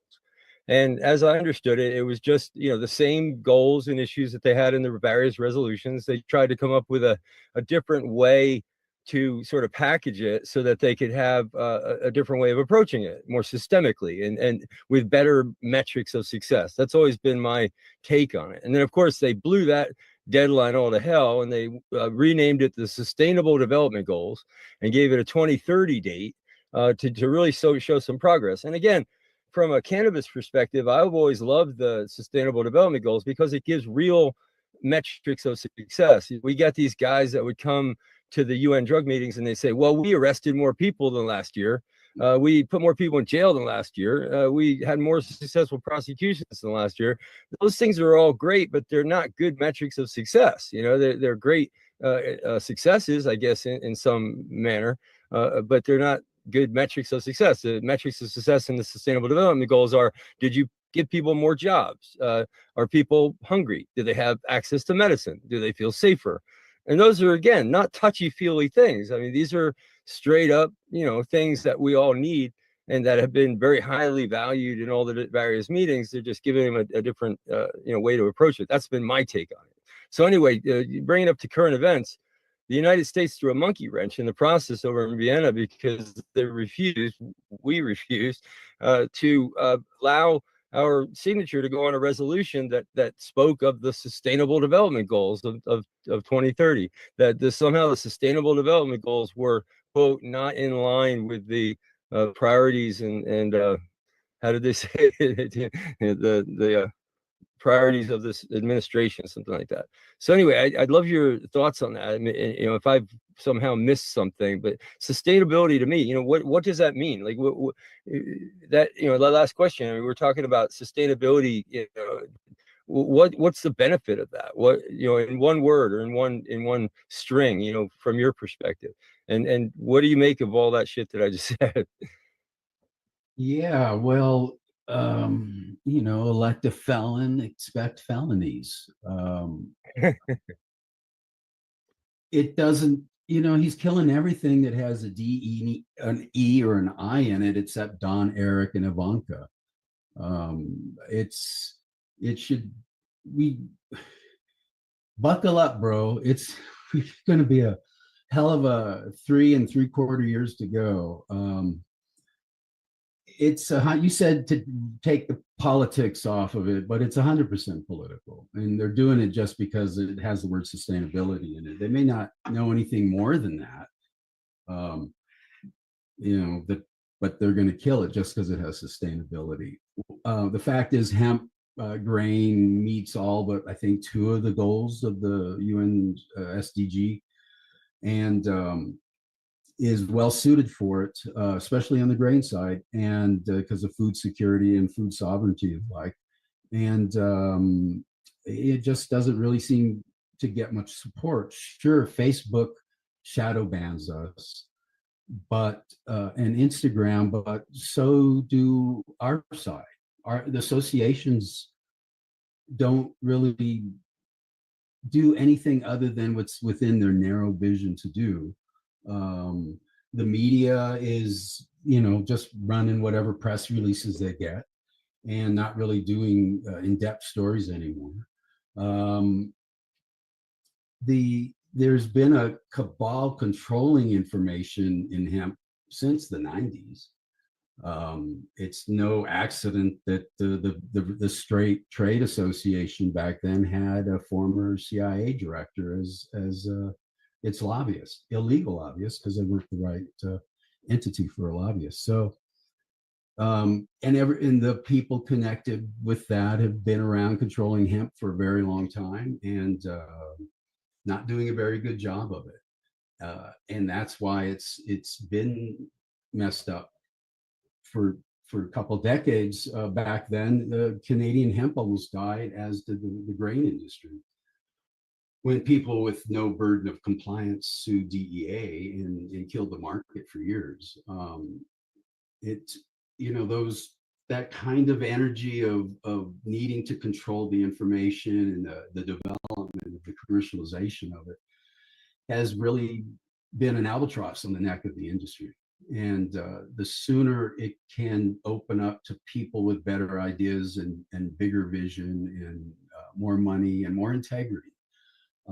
Warren Buffett, legendary investor Warren Buffett, says integrity is the #1 metric for his executives, measuring executives. And by not having integrity since it got legalized in 2018, the industry has suffered. And we now honor grifters and people that objectively do harm to the industry, and we isolate those we need to learn from. The only blacklist that HIA, Hemp Industry Association, had was the 2 people who developed hemp's $2 billion industries, food, grain, me, and Chris Boucher, who developed CBD side 15 years ago. And because we wouldn't sell a popular lie, we got blacklisted. In Chris's case, it was that they wanted to say the CBD was Schedule 1, and he was saying hemp is legal in all 50 states. And in my case, they were saying DEA bans hemp food, and I'm saying, no, we can comply with this. Let's not dick around. Let's not hurt the market and scare people about talking about THC once we got that issue put to bed. And sure enough, they sued and the market died, and Canadian hemp almost died as well. So there's been an undercurrent of mismanagement and control in this industry by people whose names you know and you hear and you see getting patted on the back all the time. And this is the result. It's, loss of 95% of acres in 5 years. It didn't need to be this way. If you have better alternatives, you should be open to hearing them. Thank you for that. I really, really appreciate it. So the question is about entrepreneurs, folks entering into the hemp and cannabis markets today. I think you answered this a little bit before. I think if I understood you correctly, you were telling people basically they should steer away from, flashy flowers and buds that might grow and actually grow more for seed. If I understood you correctly, looking for a future market that would be better. But anyway, if that's correct, let me know. And then the rest of the question is, what key lessons from your experience would you share, generally for new folks coming up, help them succeed? So the first part was slightly off. What I suggest is to buy shelled seeds, say from Manitoba, and make foods from them, putting a label on it, consumer packaged food that you can then sell into distribution. That doesn't require we could have been doing that all along for the last 30 years. That's what I did, back in the 90s. So, and in so doing, you build demand that, in theory, should be able to justify production locally, growing the seed locally and shelling it locally to make that food that became really popular that you started by buying, say, Manitoba Harvest seed. So what an entrepreneur can do is basically that kind of idea: is find somebody to make food for them, for their brand, under their brand, their label, and get it into distribution by hook or by crook. There are plenty of guys that just have independent routes that service gas stations and C-stores and markets and the like. That kind of, you start however you can. You don't want to do it yourself. You want somebody who's already in the store, and this is the add-on for them. It's an incremental profit item for them. They'll make a little bit, and they're already delivering hundreds of dollars worth of stuff. You don't want to have to deliver just one product. So you want to find distribution. You want to find ways of getting it into people's hands. It doesn't even have to be through a store. It could be online. And buy seed and get it made, get a food made, a consumer packaged food, a pasta, a chocolate, a piece of chocolate, or a chocolate chip cookie, or a milk, or yogurt, cheese. It could be a seasoning. It could be a hamburger helper. It could be something that you add to tofu to make a veggie burger. It could be a tempeh kit that you add a couple ounces of shelled hemp seed to and sell that online. There's a million ways to leverage your wheelhouse and whatever you're good at in developing a hemp business without growing 1 acre or having a factory or even having much money. All right. Council member Michael Davis has follow-up. Well, I think I had a follow-up, but you said without growing 1 acre, but that was actually going to be my follow-up was if someone did want to grow hemp. I heard you mentioning earlier, and we've had some of these discussions ourselves about growing hemp and maybe best areas and, things like that. And I heard you mention, purchasing like a couple thousand acres or 100 acres, I think somewhere in the Midwest. If someone did want to get into, maybe growing hemp, are there certain areas that you would think of that would be best for growing hemp? Is there a bunch of areas? What kind of problems do you think you may encounter? One thing that we had potentially discussed that seemed like that would be beneficial about bringing hemp to market the most efficient way was, I believe it was the old sugar mills and such that are like potentially down in like Mississippi and the South and things of that area where you kind of have everything that's, all right there. But, if maybe you have some insight or, kind of everything that's involved with the whole growing, cultivating hemp. And if you didn't mind going into that, maybe explain some of that for maybe those who would be interested in partaking or going into that sort of thing. Yeah, that's a good question. So, earlier when Etienne said that he grew up around those sugar mills, that they grew it all within an hour distance of the mill, or nearby the mill. That's not by accident. That's because it just costs you money to drive it. So the best place to grow for grain, assuming you want to build a big a vertically integrated food company based on hemp grain, is located in the north, because you get more hours of sunlight, and the grain likes it better up north. And it's going to take finding a lot of acreage and a lot of farmers that are willing to do this and are willing to be cooperative. That's what we did in Tasmania. We had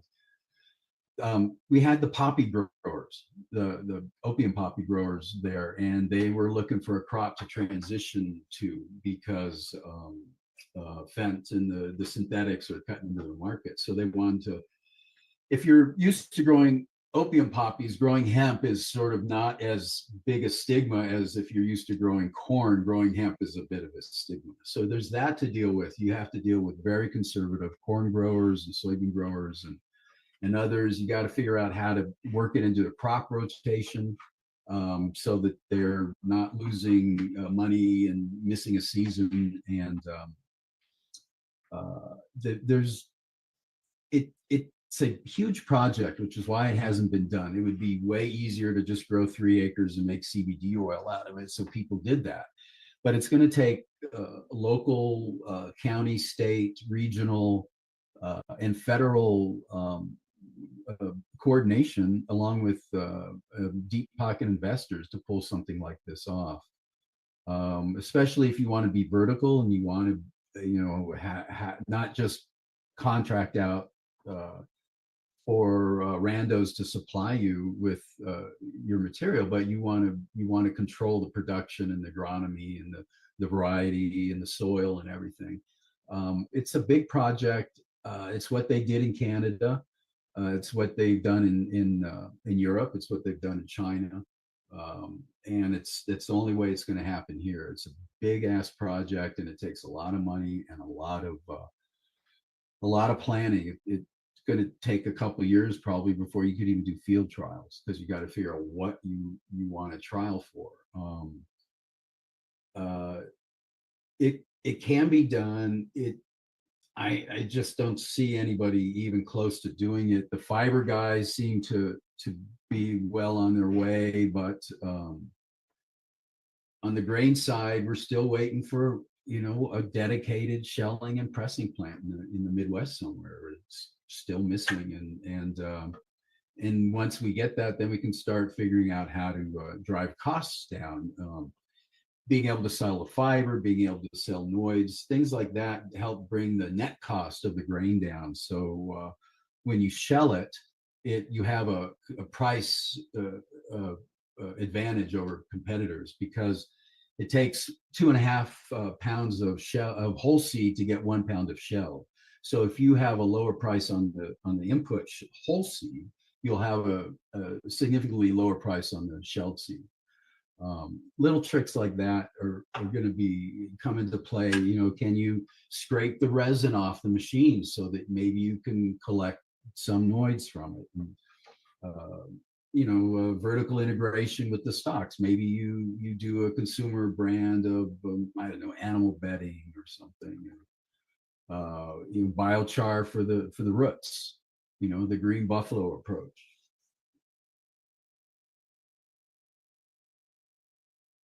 Councilmember Laughter has a follow-up. Yeah, I'm Muted yourself, Wade. I don't feel real in touch with the nationwide or international hemp market. I know that at one point, Colorado seemed to have a thriving hemp industry. And yet I've not heard you mention it as a possible spot for, in my vision, it would be a collective, a group of farmers that recognize the potential, that would put together the financing for the factory, the facility to process the hemp. And ideally they'd go for long strand fiber and high quality seed. And meantime, Colorado's got great growing conditions. And I know at least 15 years ago had a pretty thriving hemp industry. So I'd love to hear your impression of Colorado today, if you're up to speed on that. Thank you. Yeah, I am. So originally Colorado grew marijuana that had an upside down cannabinoid ratio. It was high in CBD and low in THC. That's how Colorado became a hemp state, was with that. They grew some fiber, a little bit of grain, but it really was all about CBD and floral hemp for smoking and the like. Colorado has, the reason you wouldn't want to do it in Colorado is the same as you wouldn't want to do it in California, and that's growers of type 1 downwind. And that's been the problem in Humboldt in the 90s. John Stahl built a 3-acre DEA Schedule 1 approved, with fencing, 12-foot fence and barbed wire and lights and all that, to grow fiber hemp to make paper. And he was on K-Mud radio, and the growers made it really clear to him he wasn't gonna, they weren't gonna let it go to pollen. They weren't gonna let the males pollinate because of that. So that's the problem same with California, is the same problem with Colorado. And if I were to do it, I would look to someplace like South Dakota or North Dakota, Montana, Minnesota, those states that have less type 1s downwind and are more conservative and further north, and so for more sunlight hours and the like. But Colorado's not a good place for it. They, in those early years, there was a lot of upset about seeded floral hemp that they had to de-seed to make the oil out of and the like. So, and it's the same problem in California. They've hated on hemp for decades because of medical grows downwind. Just the facts. Thank you very much, Council Member Mary Lynn Mathery. Unmute. Yeah, you're just talking about my hometown area. We've unfortunately just gave up a family, or lost, I should say, but a family farm up in North Dakota, Red River Valley area. And you're right, when they first passed the hemp bill, or to allow farmers to grow it, back in the day when we were going to grow it for hemp, not for CBD products, but convinced at this time, my grandfather, the farm was taken over by some neighbors. I shouldn't say taken over. They were doing the farming. My grandfather was nearing 100 years old. And so we were trying to convince them, to grow it. My mother was all scared. Oh, marijuana. I go, nobody's going to grow any marijuana in the middle of a hemp field. But just the idea that it didn't come through. And I just sitting here now, it's like, oh, what a perfect place. And it was back in the day when my grandfather was more active, that those farmers did work so well together as co-ops. He was a state legislator, and he talked about going to, when he'd go, the rest of the farmers would cover him when he'd have to be gone, and only did a term because that was my turn. Somebody else will represent us later. In the days, the way it should be. Yeah, because right now, you're right. Anything with sustainability, and it just is getting crushed in our current administration. But I guess what just talking to you today just gave me more insight, not insight, but I guess a better look at what I want to do with my property in Virginia. But anyway, as a nurse in starting Patients Out of Time, our goal was to educate people about medical cannabis, but the whole time it was always including hemp because we look at the health of the planet as well as health of communities, as well as health individuals. And it just fits in so well. And my goal here is I've got 50 not that much, but 53 acres on the James River in Virginia. And my long-term goal, working on it, not getting very far, but is to have this be a veteran retreat, literally to use cannabis for healing, but to teach them how to grow the plant, and thinking of just growing hemp for a lot of the products, teaching, so it more or less have this place as a teaching spot. They go on and go wherever they can in the industry. And as you're talking about, I'm thinking, yeah, we'll be small scale, but the idea of having some 4 seeds and to be able to just have that, continue the education, just make it into kind of a show place too, where people come and learn all the things you can do with this plant. Because it's such a giving plant. We use everything. So actually, this is a plug. I need to consult with you later. Anytime. That sounds good. Yeah, what we learned from the Canadian experience the last 25 years is co-ops are critical. Otherwise, the processors have way more power over the farmers, and they can dictate. They promise 70 cents and 2 years later pay 20 cents, things like that, and to the farmer per pound for whole grain. So that's really critical to have a more cohesive network to pursue this, like a co-op, and not have it be processors using their power over the farmers, and get everybody on the same page that way.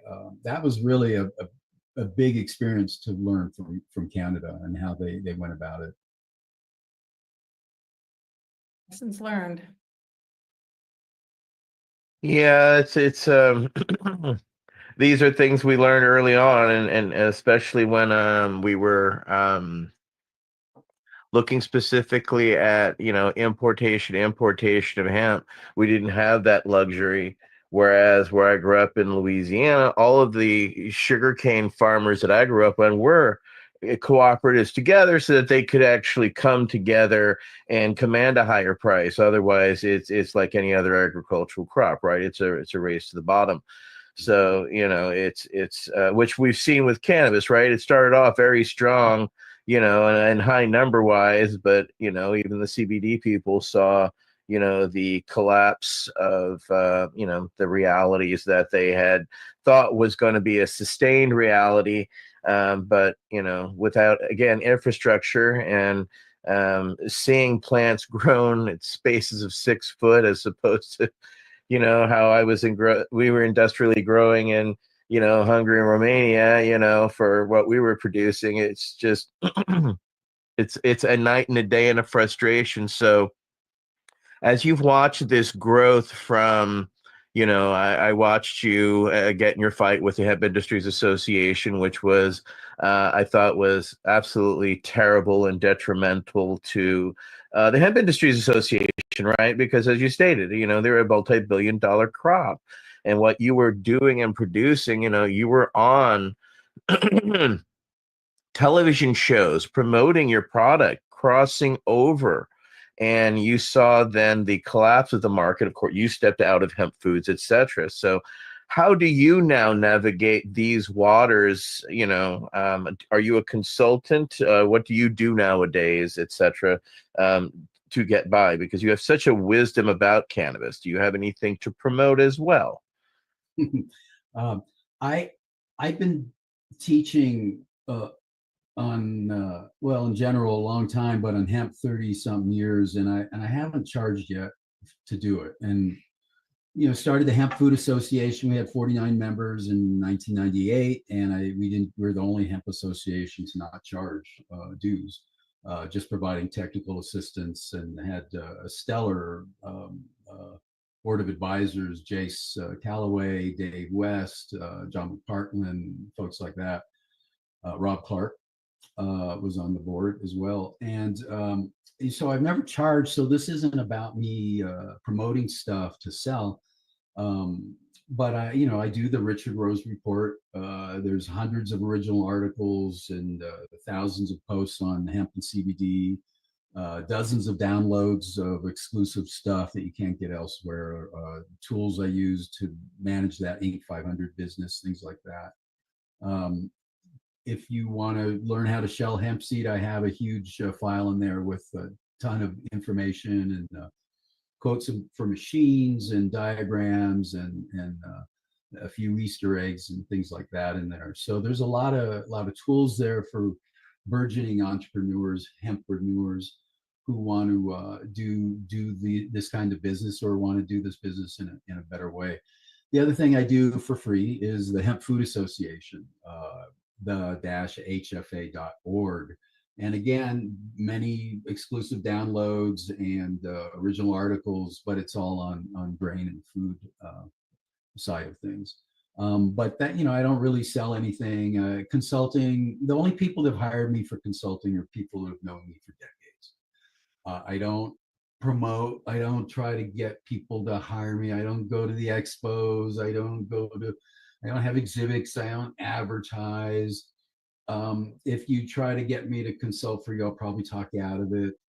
And so I don't really do that even anymore. And mostly I'm just gonna, you can't really see it here, but I have my boogie there, my high-speed computer here, my monitors here, my keyboard here, my audio interface here, my Spark amp here, and my bong here, 2 monitors, and my guitar there, my bass there, and another guitar. So I'm mostly recording and doing stuff like that these days because I don't make money. I don't do it for a living, and it costs money, and it's just 95% loss of acres in 5 years, and hemp THC in vape pens and gas stations sold to teens in the South is a crazy way to do the hemp industry. So I'm just going to step away and do things that make me happy instead. Music.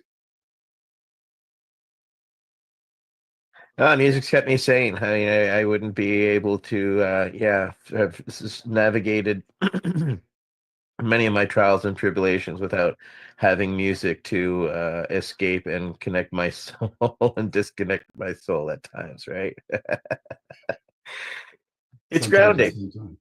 Yeah. It's grounding, and it's like a language. It's like a side of our life, our brain, our personalities that you take that away, and it's difficult, and so it gives us a way to express things. I'm getting back into writing songs, and I can only write songs if I'm pissed off. So I'm doing that now again, and producing some songs. You'll see them in the next few months. You'll start seeing them roll out. All right. Besides, your music, do you have anything to promote? Any thing that you're working on that's coming out? Well, no, I did. I in August I released CD. I guess we should talk about that. CD is a 177 pages, like 45,000 words or something, and it tells you how to start a hemp food company, and all the things I talked about, it'll cover in there much more detail. It talks about marketing and compliance and how to find a co-packer and how to do it. And how where I did it on the cheap with no loans and investors and the like. Where does one find CD? It's your time to promote. Both those websites, the richardrosereport.com and the Hemp Food Association site, which is the-hfa.org, have them for free download. Again, it's free. I don't charge for stuff.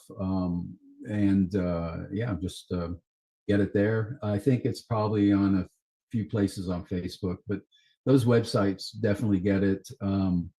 Look around there. There's some other interesting downloads if you're trying to start businesses, a CBD business. There's financial forecasts and the like there for budding entrepreneurs. All puns intended, right? Indeed. All righty. Well, I cannot thank you enough for a fascinating talk and discussion. I would like to thank our council members, Michael Crowitz, Mary Lynn Mathry, Michael Davis, Wade Laughter, and hello, Asaya Gonzalez. And Richard Rose, thank you very much for this absolutely fascinating discussion. And thank you for your leadership for many years in, taking the slings and arrows of outrageous fortune and turning them into something tasty and educational all along the way. And forever have my respect. So thank you very much for your diligence and your continued service in this drug war. Thank you, gentlemen and lady. It's an honor to be here with you guys. Tons of respect to you guys and the work you're doing, and appreciate you. And anytime you want to talk, just let me know. All right, everybody. Thank you for joining us tonight. I'm your host, Etienne Fontan, and this has been our VAC Roundtable number 88 with Richard Rose. Thank you very much, everybody. The Veterans Action Council is a Pace Radio Network content provider.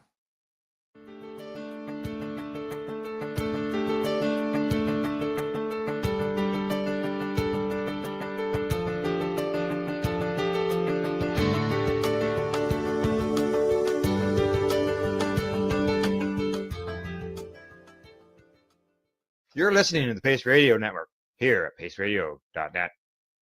The opinions of the individuals during this broadcast are their own and may not be the opinions of their group or other organizations they may be involved with.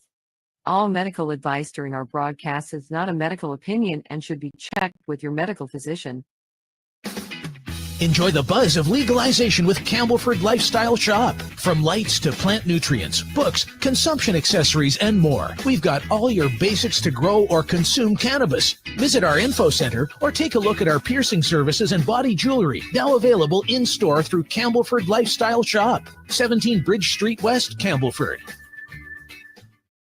Limestone City Hydroponics is Kingston, Ontario's hydroponics shop. Take your growing to the next level and create the optimal environment with a tent kit, or maximize your yield with an ebb and flow flood table kit.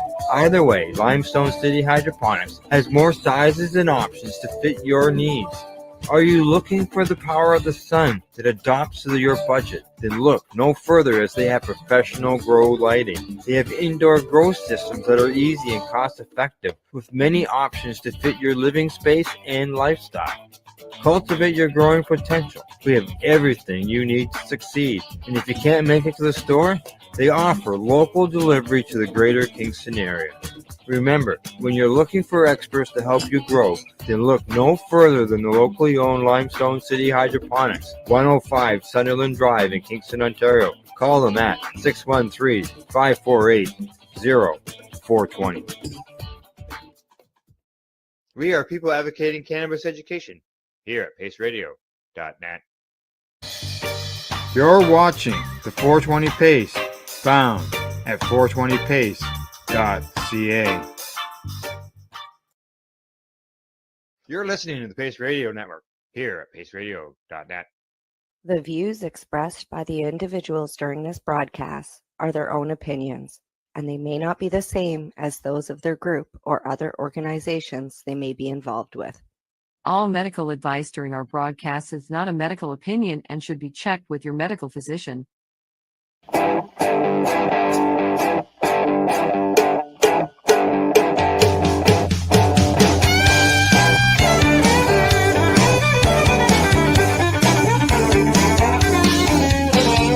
woke up this morning with a crack in my head.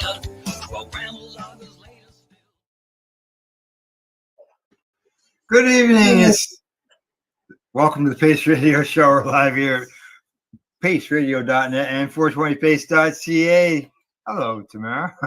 I'll get it all out. How you doing now?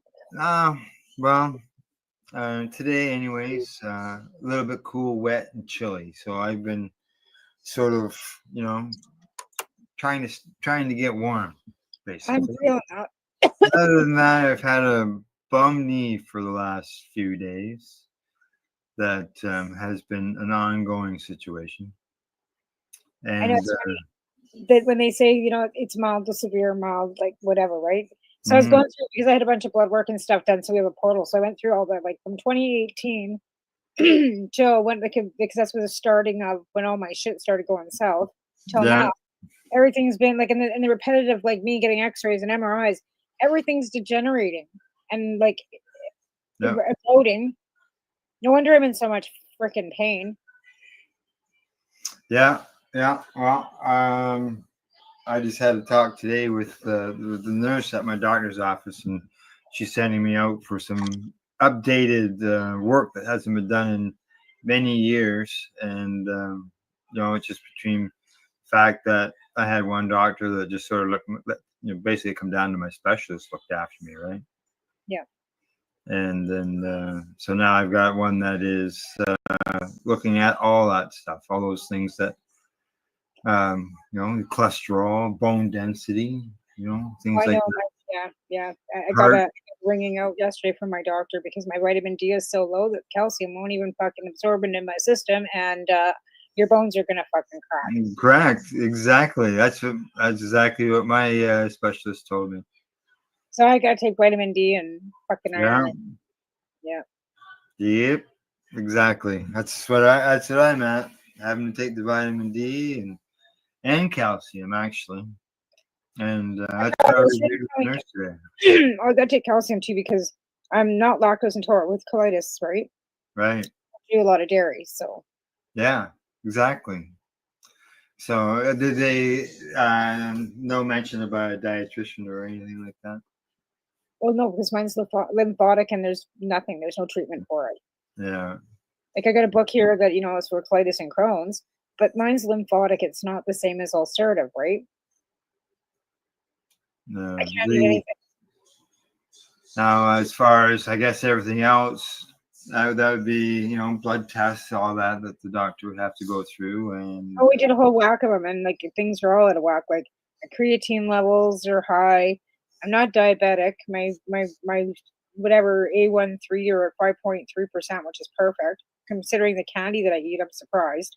But my thyroid's normal. Like all the things that she was checking for, except for my hemoglobin's low, my creatine's high. If things don't change in the next 6 months, she might have to look at a transfusion. And I'm like, I'm going to give me a B12. they're not losing blood, right? Right. So, well, because I'm eating a lot of meat. I told her, I said I'm eating red meat like continually. So I don't want to add any more iron or vitamin B to my diet because I'm eating nothing but red meat.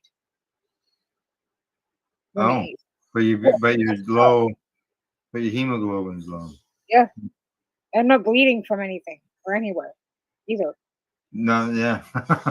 Well, you would know, right? If you had a leak. Right? I'm not leaking.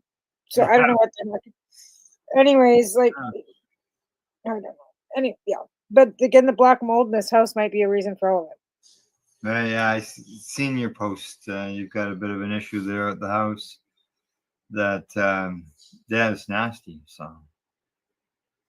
Yeah. Yeah. Obviously, you got to do something about that. I don't know what you're going to do. Move. But Move. Like, move. Like, I got to get out of here. Like, then I had this lady today come and she's like, brought some of my trinkets off me, right? And I'm like telling her kind of what's going on. And her husband's this a carpenter. And I threw a number at her. She's like, really? Would you sell it for that? And I'm like, yeah, fuck, I just want out of here. They're like, oh, they want to come look at it on Saturday. I'm like, no, I'm not quite ready for that yet. Like, because people are wanting to lick everything up here. There's nothing here, right? They're living in a 2-bedroom apartment costing them $2,300 a month. Oh, I know. The alternative isn't very good either. Like, yeah, you don't rent an apartment for $300 anymore, or $350. No, I'm gonna go and buy myself a $200,000 RV, and I'm gonna live like a gypsy. Well, I know some people who do that. They travel. Yep, I'm not gonna travel too far. I'm just gonna like go buy a lot and set it up with a nice skirting and polarize it and make it Check so I your can. bylaws. Check your local bylaws. Oh, we've got lots available out here at Owl's Nest, like that are already like set up especially Oh, for that. really? Eh? I can buy an RV on a lot out there for actually under $100,000 with an RV already on it. Already there. You can build bunkhouses on it too, so you can actually have like a bunkhouse in the back. And this one's got a bunkhouse on it. It's got a 40-foot RV already, like fifth wheel already on it. And I can buy it for $89,900. Place to live, yeah. Right? Well, yeah. And a lot out there is $30,000. Some of them are only $20,000. Oh, I don't know what it'd be like living in the RV in the wintertime though. wouldn't be any different than living in this house because this house has got no insulation. Oh, either. yeah, you got a point there. don't you? Yeah. At least the roof wouldn't be fucking leaking.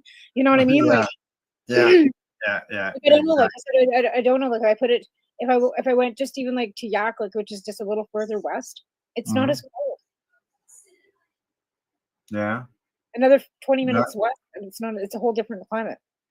Oh, really? And so it's warmer, which is good. Yeah, I can go into the Okanagan, right, which is only 4 hours away from here. Kamloops 4 hours away, and that's a whole different climate too. I can go live in the desert, Nasoyas, which is 6 hours from here, right? Like my husband could fly. It's not like you're gonna fly him to Estevan, you can fly him here. They'll fly him back and forth, right? So yeah, Yeah. doesn't matter where we live. I'm not going to Grand Prairie. Oh, in Alberta. Alberta and way north. And So it's anywhere, not I don't think you want to go north. anywhere near Alberta. No, I don't. But then something's saying maybe we should go back and fight that whole mess. Be another voice, be another vote against it. Because Right. here I can talk about it, but I can't vote. But if I'm there, No, there you go. And then you could go. Then you could vent for for good. So, all right. they can have vapor lounges there at least. What's that? They have vapor lounges there at least. Well, exactly. There's there's perks. There's perks. Yes, exactly. Exactly.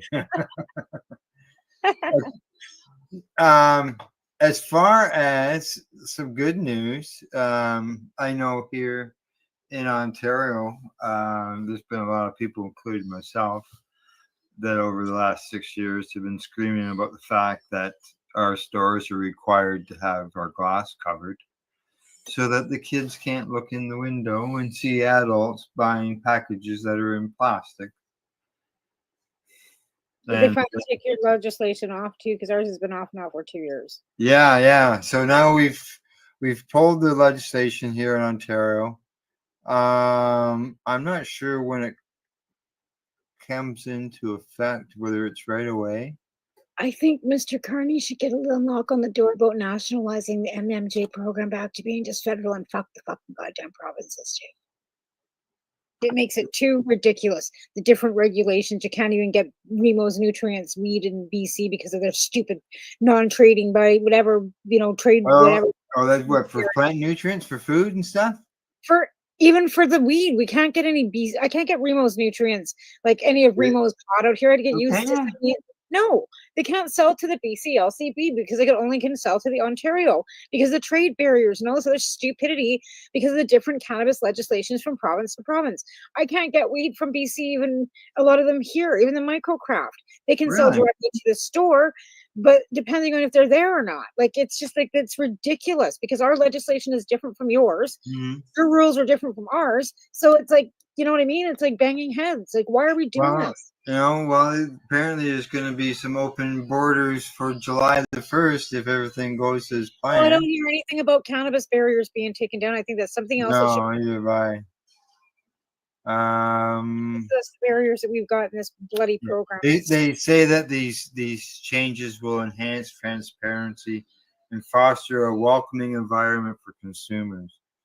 Only if, the traders in Alberta go along with it. Well,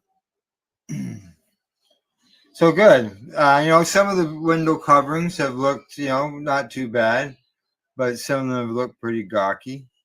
I've always looked at the window coverings are a safety risk to the employees as well as the customers. Yeah, because then nobody can see in it if they're getting robbed. Yeah, exactly. Yeah, I thought that. I always thought it was a public safety risk too.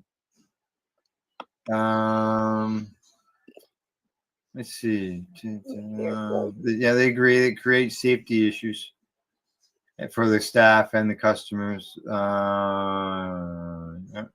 And that's, partially what's been going on. There has been some robberies at the stores. So, they say Alberta and British Columbia have also removed your plastics. Oh, yeah. Yeah, covering. I think it's been like almost 2 years for now. Yeah. Yeah. And now they put nice, like, you know, There hasn't been any more children admitted there hasn't been any more children admitted into any type of care because of the thought that they saw cannabis leaf. no, nobody's, no, no. No, Good. no travesty from watching mommy and daddy go in and, you know, buy a box of beer either, I don't think.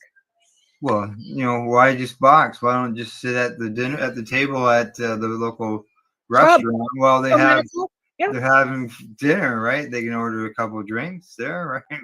You can take them into a pub here till 9 o'clock. Oh, there you go. So you take the family in there for dinner. Dad gets, you know, pie-eyed, you know, strapped on fucking blackout. Mom's taking him out in the cart and the kids are walking behind. That happens. Mom's pushing dad in the kid's cart because he's, yeah.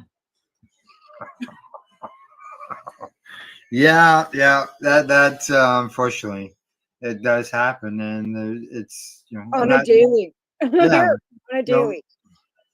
I'm not looking at hotboxing with children or anything like that, but for them to stop them from looking into the store, you can look in, pubs. You can look in the window of the pub. I know in the local pub we could do that. We went out for wing night like a few weeks ago during the election, and we're sitting in the Fenwick.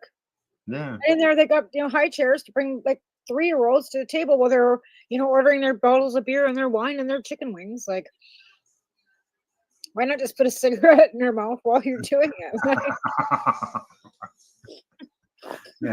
Yeah, no, thank you. But these coverings, there's no need for them. It's overregulation. We've been so overregulated, like we're children, and that's how I feel like we've been treated as adults in former, past, present, whatever provincial legislation, municipal. They're treating us like we're little kids, kind of like the First Nations people feel like they get treated, like they're the parent and we're the kids. Like we're not smart, we're not adults, we can't make our own decisions, we can't make our own choices, we can't police ourselves. And obviously, you know, one bad apple has made it so that we've got this over. Well, yeah, exactly. And that's what we have policing and jails for. So how about we start, like, you know, really putting the money into the budgets for policing to actually like, take care of this petty theft, build the whatever, you know, rehabilitation centers that need to be built instead of picking on people for nothing, like for, you know, being in your what's going on in the bedroom. Like, stop it. Yeah.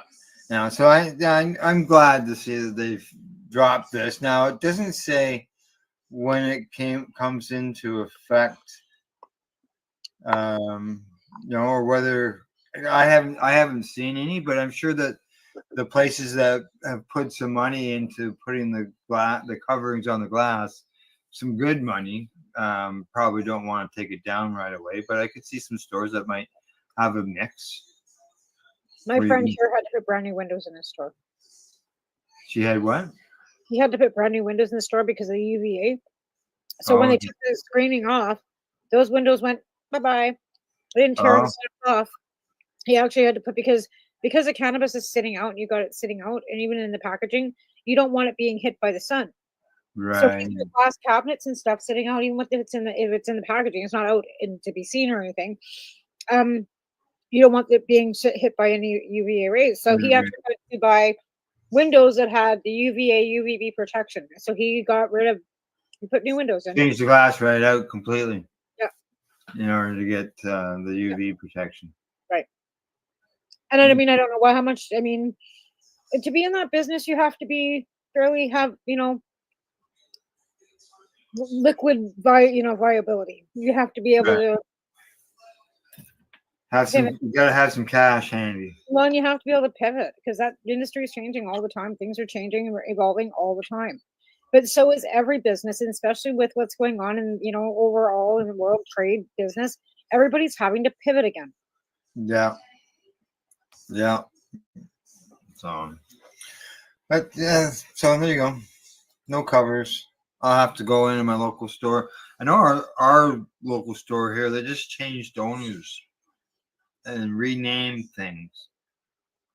The place doesn't have a lot of windows, but I can't, because of the branding name of the store was all in signage that wasn't in windows. Right. and they had a wall. You walk in the door, there's a wall. You have to walk alongside a wall. I would say there's probably not a lot on the window, and it was basically the wall was being the blockage Right. for them. Yeah, I've seen a few places like that too here, or a couple. But like I said, we had several stores running. We've lost 2 for sure. The one that I go to is still there, but I don't pay attention to this. There's no new ones, that's for sure. But there's definitely we've lost 2.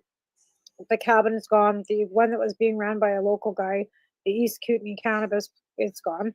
I think Prime's still there. We got what is it? Cannabis Cabana. Banana or Cannabis Cabana or whatever it is. Yeah, but they're a franchise. If you go to Canna Banana, whatever it is, like all across the country, it's a franchise. And then we used to have another one over by Starbucks. I think it's still there. And then the liquor, like one by the liquor store, which is the BC liquor store owned one, or the BC government owned one. Yeah. Yeah, we lost 2. We like I said right from the get go, we had too many. How can you have 12 stores when you have a population of 20,000 and not all those 20,000 use the cannabis store? Yeah. Thanks, Lisa, for the thumbs up. The as well as I believe Joe. Thanks, Joe. Another thumbs up. Yeah, our local stores. I'm on the backstage again. I don't get to see any of that stuff again. You're on the guest, I guess. Eh? Yeah, I'm a guest. And actually, I sent you the link different this time because you mentioned something in the last show about not being able. So I grabbed the link from another spot, and it's still sent you there.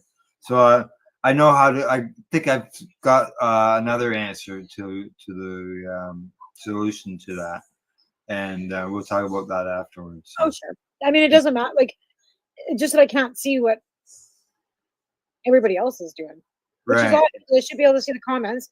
I'm sitting with the comments here. I should be able to see it, but I can't see how many people are viewing, who's liking what. I can't see it. No, you can't see any of that. No. Our local stores. There's only been one store that's closed in the local towns around me, and that was the story behind that had nothing to do with money. It had something to do with the owners. There was an issue there. Right. Yeah. You did come from a town that said no and opted out to having them at all. Then you're moving. Yeah, that might have been it, where they were moving ahead of time and didn't get the store. But we've got 5 stores between the 3 towns that I would visit, and So do you think the population per capita now, or in Ontario, how many towns do you think are still opted out? Like, how many towns are they still towns that are opted out, or has Oh yeah. There's still towns that have opted out. I could go to the listing and find out all the towns and stuff. But I'm gonna say it's probably somewhere around 60, because it was high to 70, 75 when I was looking into all that stuff. Just Ontario, or is that across the country? That was Ontario. They didn't have that opted out, right? Right. No, I know some of getting their opted in. taxation money anyway. So what would be the point of opting in? Yeah, well, they're not going to get that advantage, but they'll be able to. No, I outright asked one of my city councilor, where was the $57 million that the city would have gotten over the last 6 years for cannabis taxation, and he didn't have a clue even what it was or that it existed.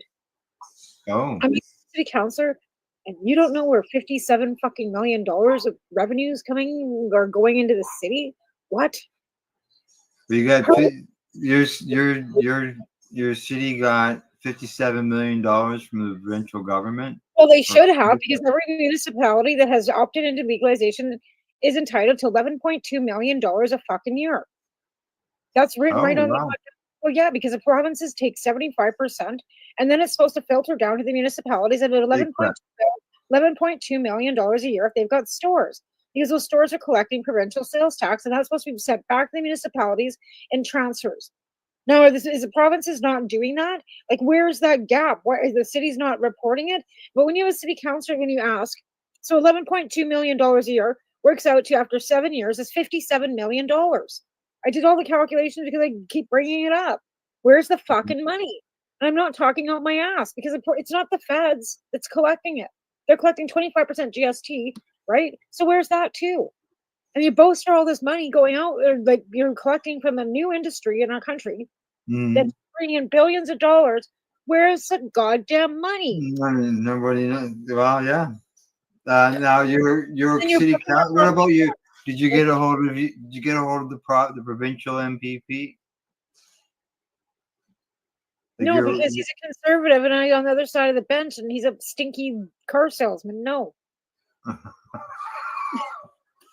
And I didn't vote for him, so he won't do anything. I know some people who have sold cars. I know a guy right now who sells cars. He doesn't stink. I don't mean that. But this guy, like, he's one of those conservatives that if you didn't vote for him, you don't exist. And this is the provincial end of things. Oh yeah.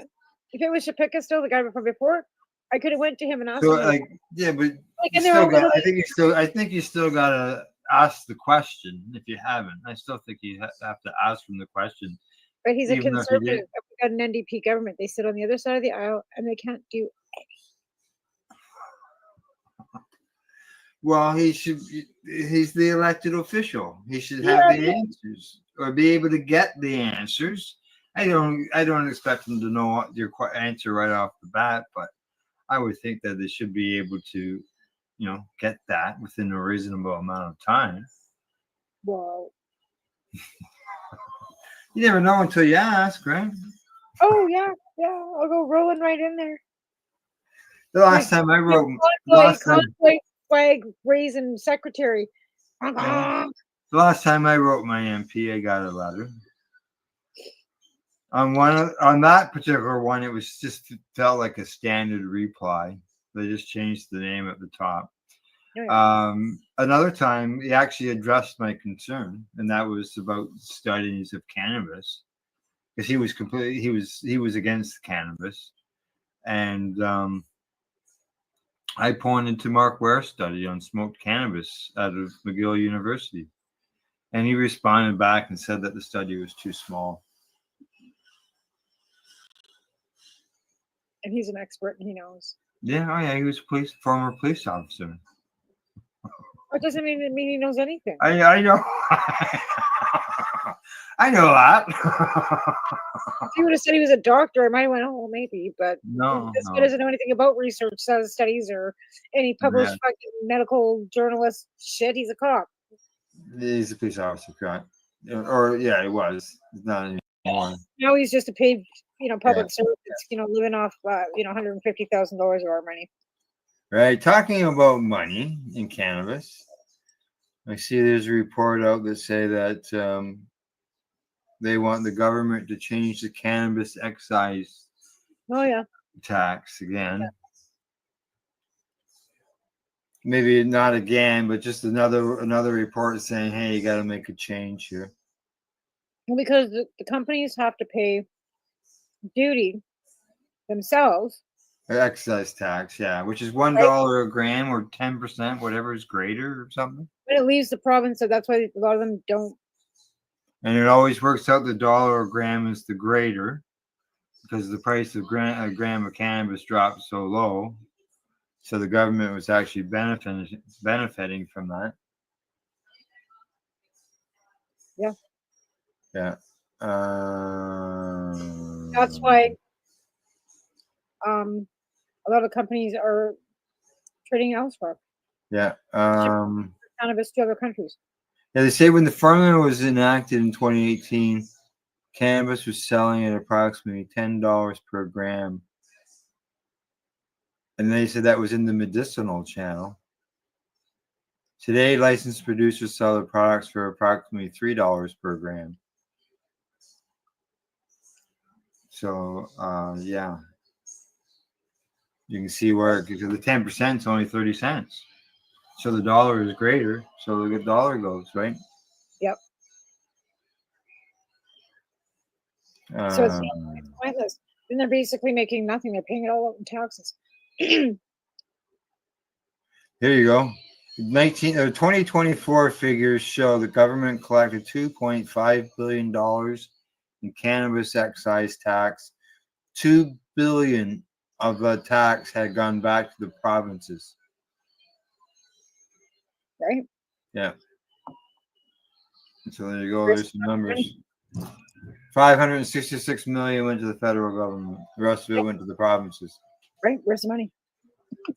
And they're all bitching about fucking, our federal transfers. We give too much more money to the feds. Sounds like the feds send them a lot more fucking money than they send them. Yeah, there was a bunch of money there, anyways. For sure. Where it is, I'm not sure. Right? It's Law contributed to. enforcement, treatment and recovery. The money's supposed to be going into law enforcement, treatment, recovery, community safety units. It's put $43 billion into our GDP, with 7.4 billion of that in 2024 alone. You would think it would have been higher at the other end, because all that construction, building out, everything, that's all included in it, eh? Yeah. So there you go. The billions and billions of dollars. Yeah. Money. There was something I was going to talk about last week that I didn't discuss. And maybe what I'll do is I'll look it up during the break and see if I can find it. No, last week we're kind of clocking the hockey game too. Yes. Yeah. Well, we don't have to worry about that anymore, do we? I'm not You lose. You fight all year to get home ice advantage. And then in the two most important games of the season, you lose by a combined score of 12-2.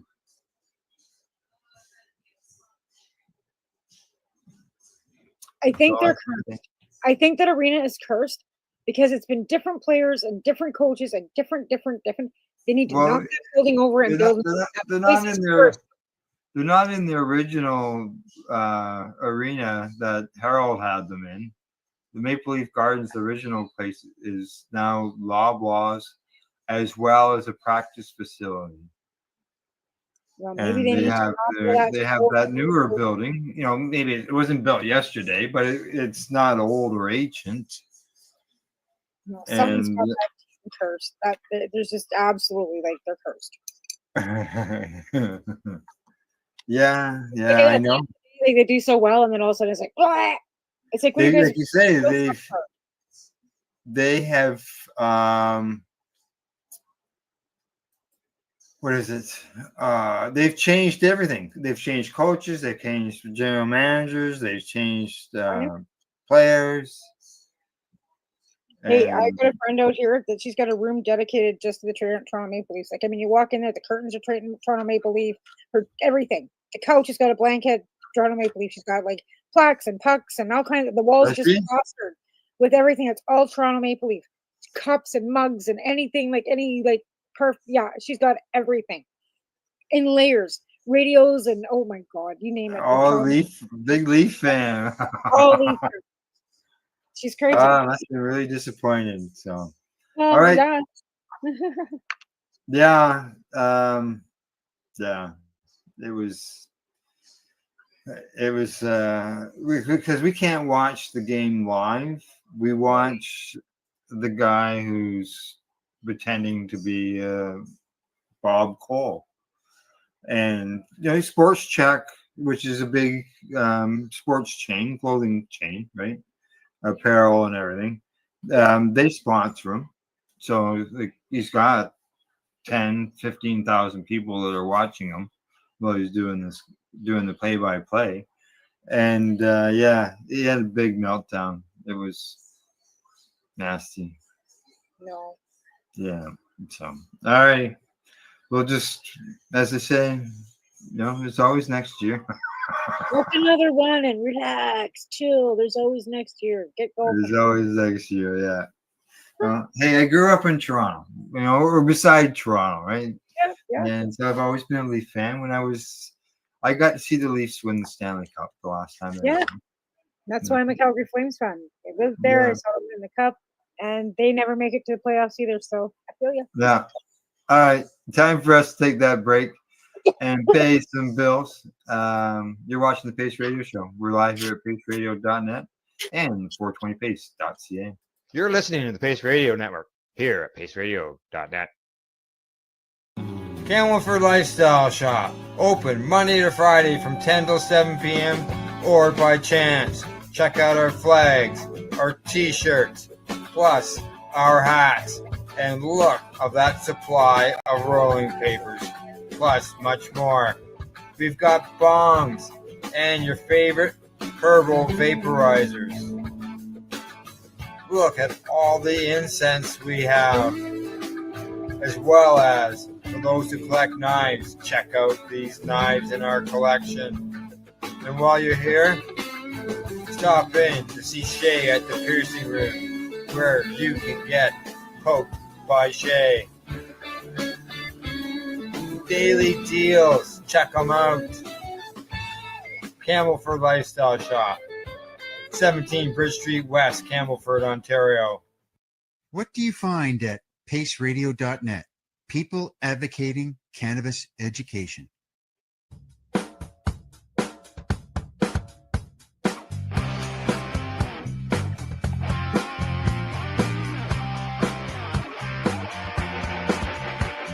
having an awesome day, and I'm gonna make sure it stays that way. I'm having an awesome day, and I'm gonna make sure it stays that way. Limestone City Hydroponics is Kingston, Ontario's hydroponics shop. Take your growing to the next level and create the optimal environment with a tent kit, or maximize your yield with an ebb and flow flood table kit. Either way, Limestone City Hydroponics has more sizes and options to fit your needs. Are you looking for the power of the sun that adapts to your budget? Then look no further, as they have professional grow lighting. They have indoor grow systems that are easy and cost effective, with many options to fit your living space and lifestyle. Cultivate your growing potential. We have everything you need to succeed. And if you can't make it to the store, they offer local delivery to the greater Kingston area. Remember, when you're looking for experts to help you grow, then look no further than the locally owned Limestone City Hydroponics, 105 Sunderland Drive in Kingston, Ontario. Call them at 613-548-0420. Rerolled Saturdays. Check it out. Nothing but non-stop cannabis and psychedelic programming. Find it at 420pace.ca. You're listening to the Pace Radio Network here at paceradio.net. Hey, welcome back. You're watching the Pace Radio Show live, paceradio.net and 420pace.ca. And before the break, Tamara, I mentioned that there was an article with some information on Canadian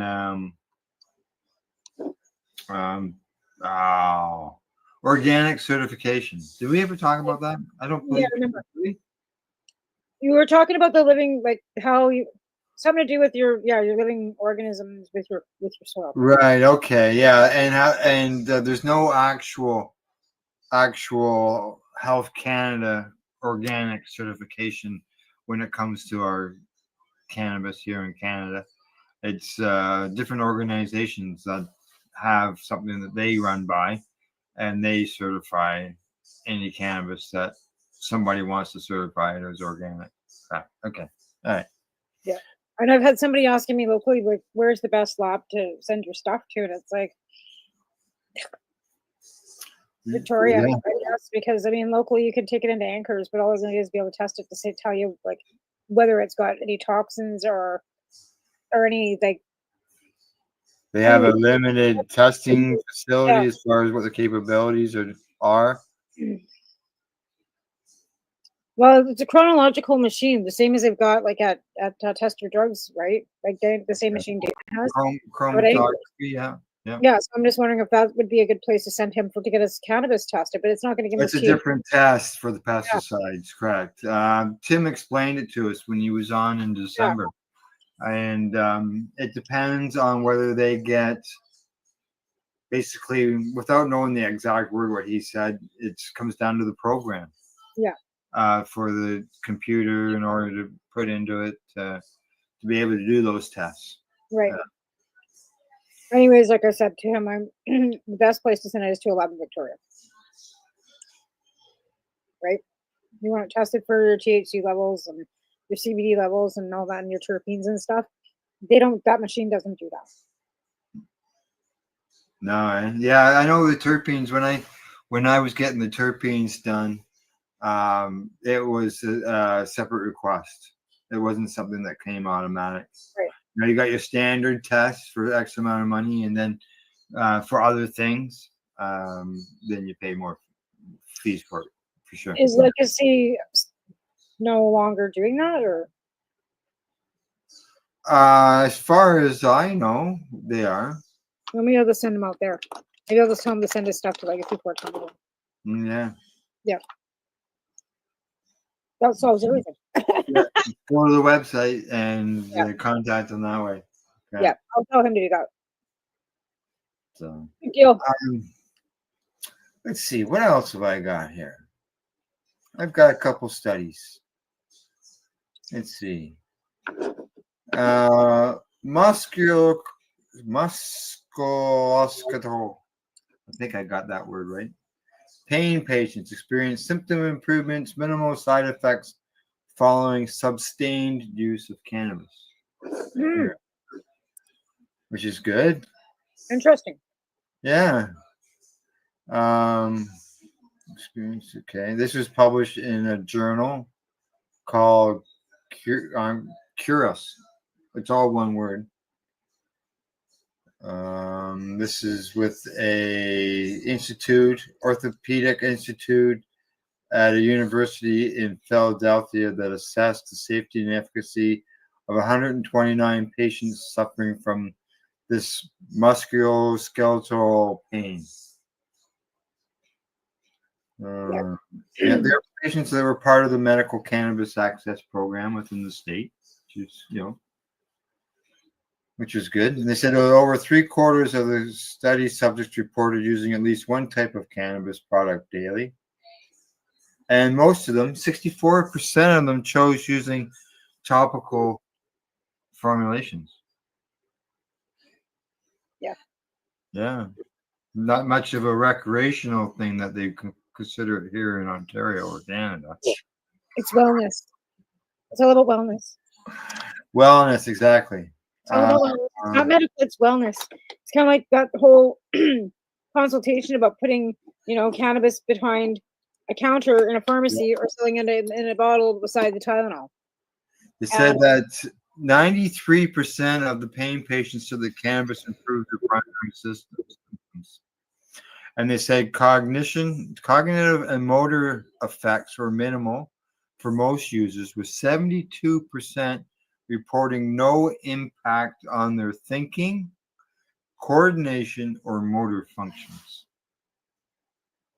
I can see that. Yeah. Now they haven't gotten to the point where they say how much they've consumed. They said that 40% of the study participants acknowledged reducing the use of traditional analgesics, including opioids, followed by medical cannabis initiation. And they say that's consistent with other studies as well, which we've reported on that many times.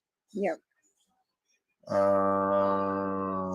And they say they close it up with saying long-term medical cannabis use is a stable and well-tolerated option for managing chronic musculoskeletal pain with high patient-reported efficacy and minimal cognitive impact. So, well, that's the whole thing. Like you take an opioid, depending on your body and your metabolism, you're either sitting in a chair, unable to be coherent, drooling, or you're in bed sleeping, depending on what your how much your dose is, right? With cannabis, you're not going to be like drooling, sitting in a chair, not being able to be cognitively, And that was my argument when people says, well, how can you do that for pain and take care of a kid? I said, you know what? This is, at least I'm awake. Yeah, exactly. Like I'm not Yeah. drooling in the chair, not being able to function because I need to run after an 18-month-old. But hey, I smoke a couple puffs on this, and at least I'm able to run after him Yeah. and not sitting in a chair drooling like a fool. Yeah. No, take your pick. Yeah. No, I always complain about muscle pain. Maybe that's what my muscle pain is the muscle skeletal type pain. And yeah, I just smoke cannabis. Because they're always asking me about my joints, and they're not talking about the ones that I'm smoking. No, because you could have psoriatic arthritis, right? Because you've got Crohn's Yeah. disease. So Yeah. when you've got psoriasis, I don't know if you have psoriasis or eczema or any autoimmune disease like we have, it usually can manifest into an arthritic because it's an Yeah. inflammation of your joints, right? Yeah. Hence, colitis kind of progressively got me. But I guess my dad's mom was riddled with rheumatoid arthritis too, right? So apparently it's genetic as well. But if your autoimmune system's all overactive, okay, so I've got an overactive immune system. Why they feed me methotrexate to keep everything like Calm down. it down. It's got nothing to do with the colitis. It's everything to do with the rheumatoid arthritis. Now you're already taking biologics for your Crohn's disease, so if you've got also pain within your joints, that could be directly connected to the Crohn's. Yeah. So Well, you I need to don't. check yourself. I'm not a Yeah. doctor, Yeah. but there is psoriatic arthritis, right? So if you get psoriasis, like that's what my doctor always thought I had. She thought it was a psoriatic arthritis, and I'm like, no, I don't get psoriasis. I don't have skin rashes. I don't have eczema. No, I don't. Yeah, I don't do why. But I So know. it's inflammatory or rheumatoid, right? Depending on which day of the week I go see her. Yeah, I know that when I first got the Crohn's, they had mentioned to me about hips, and one of the things they suggested was to do a lot of walking. And so, like, our dogs over the years have gotten 4 walks a day, right, in order to use those joints and try to keep them going good. And that's what I was talking to the nurse today about. Was Trees and fish oil and all that kind of stuff for your joints too, right? But Yeah. depending on like whether it's your actual like osteo, which is the joint degenerating, right, which is what osteo is, or if it's actually inflammatory, which is the muscles around and the tendons around the joint, they cause inflammation to cause that joint to like seize up and not be able to function properly. sort of right? like my knee, because I'll tell you, sometimes it feels like the kneecap is just keeping it all in place because everything else wants to explode. Yeah, it feels like it's broken, like you broke a bone. If you ever felt the pain of like a broken, like when my wrists are swollen, it's like I broke. I've never broken a bone. Oh my I've God, had a it's, fracture. well, it's an intense pain. So it could be, like I said, I'm not here to, I can't diagnose, I'm not a doctor, but to me, it sounds like, Oh. like you said, with mine, it goes from my shoulder into my out, like it goes, it's everywhere for me. It doesn't mean it's necessarily the same for you because it's all different, but it could be Right. also, have you ever injured that knee? That was the other knee, but it flares up the odd time too. But Yeah, because I was going to say, like, usually it's like an injury will give you osteoporosis, like not osteoporosis, but osteoarthritis, right? Because that means the bone's been like jagged, jerked, fractured, and then it just kind of starts like rotting like a piece of wood, right? But if it's, like I said, depending, because it can also be lack of nutrition too, which causes our bones to deteriorate because of our Right, sure. colitis, right? So a lack of We talked nutrition. about that early on. Right? So it can, with the vitamin D and all these, multivitamin supplements that I don't take that I should be taking. But again, like, yeah, it's all individuals. Like individual, your bodies are, we're all different. Oh, we are. Oh, we are big time. Okay. Next little study here, which I don't know whether Gail can hear me from down here, but I know right now there's a lot of people dealing with sleep apnea and getting those machines in order to get some sleep at night and all that. But they said that using medical cannabis leads to significant improvement for sleep apnea patients, and this was done in Minnesota. And it was a They also state-funded study. they have that new internal thing that you can get implanted into you now. Yeah, I seen that. Yeah, because this, sleep apnea actually is a condition that causes people to stop breathing temporarily during their sleep. And I used to listen to Gail, and she would stop breathing. I didn't realize what she had, but she would actually stop breathing. And then I told her about it, and then I think there were sleep studies and stuff like that that confirmed the number of times that she actually stopped breathing during all that. And there's just certain numbers that they go by and everything. They said that here, this report says that they found that about 40% of those who certified to participate in the cannabis program due to sleep apnea reported an average 30% reduction in symptoms. And we're able to maintain that improvement for at least 4 months. Yeah, they say it was the largest study ever done on it. Well, I know it's beneficial for most people to sleep, and like even Deb, for example, I know she eats like so many cookies with just so many grams, so many hours before she knows she's going to be going to bed. And when bedtime hits, she's going, Mm-hmm. and she sleeps through the night, right? Yeah. I don't have any problems going to sleep. Not what's it's that's what I said to the nurse today. She asked me about that. I said, "Oh no, I just go to bed, go to sleep." It's like Alvin. He lays down, he's snoring in 2 minutes, and I'm like laying here for like an hour listening to voices in my head. Yeah, I can both do that. Yeah. I like going camping and stuff like that. So what I've started to do lately is I set the timer on the TV, and I can turn off the picture of the TV, so you just have the audio only. So I listen to crickets before I go to sleep.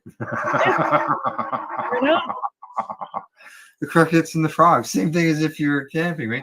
Like I could literally just open the door and listen to them. Right. But it's too cold. So yeah. I know, like, what is up with this? Like, it's like after the May lawn, right? Usually we should be out planting our stuff, right? There's still snow on the top of Baker Mountain and the top of like there's like that nice snowy picture I put up like for my cover not too long ago. Right. It's still like that. Yeah. Everything's still just after the snow. Like it's not been any more than 10 degrees. It's not warm.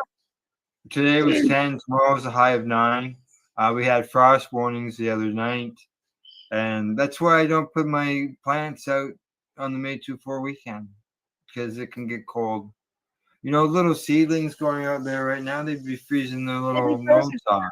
Oh, I lied. It's 14 degrees right now. I lied. It's supposed to be down to like 7 degrees tonight. No, overnight 3 degrees. So that is borderline frost. But yeah, we had the frost warnings. We're at 10. So yeah, no, we haven't had any of those in town. I know they had frost out at Wycliffe. Yeah. But again, like I said, with everything that's going on with me, like I'm not even giving. I was gonna plant and do all these things, but what's the fucking point now? Yeah, well, just wait until it's over. I usually wait till the 1st of June anyway. So no, but I mean, I got them in cups on my kitchen table. Those beans that I found last week. I planted 5 of them last week in cups and dirt on my dining room table. So they're sitting in cups and dirt on my LEDs, right? Did you use the solo cups and put holes in the bottom of them? I used actually pink paper cups and I put holes in the bottom. Yeah. So many people don't. They don't realize that water. So you have to have drainage, because if you don't have drainage, you just rot in the root. Like you have to have right. Exactly. Yeah. No. But again, like it was like I took, like I said, just dirt though. Like I didn't play around this time. I just plopped them right in dirt. Anyway, we'll see what happens with those. But again, like even like planting, I was gonna plant like sunflowers all around that thing in the backyard and string. Like I had plans. Like I had no intentions of moving. I had no intentions of having to leave. I was thinking the summer was going to be great. I don't have to work. I can work in the red room. I can work in the yard. I can just putz around. Now I got to pack my shit and fucking move. Like yeah, and you don't know where you're even going to move to. No. And my yard's got like I'm not going to have a yard. Yeah, you won't know. No. They say that 16% of Americans aged 21 and older say they use cannabis as a sleep aid. I know I've used it quite often as a sleep aid, especially like early on with my Crohn's and all that stuff. Yeah, for sure. Like Now I'm in a different situation, but back then, oh fuck.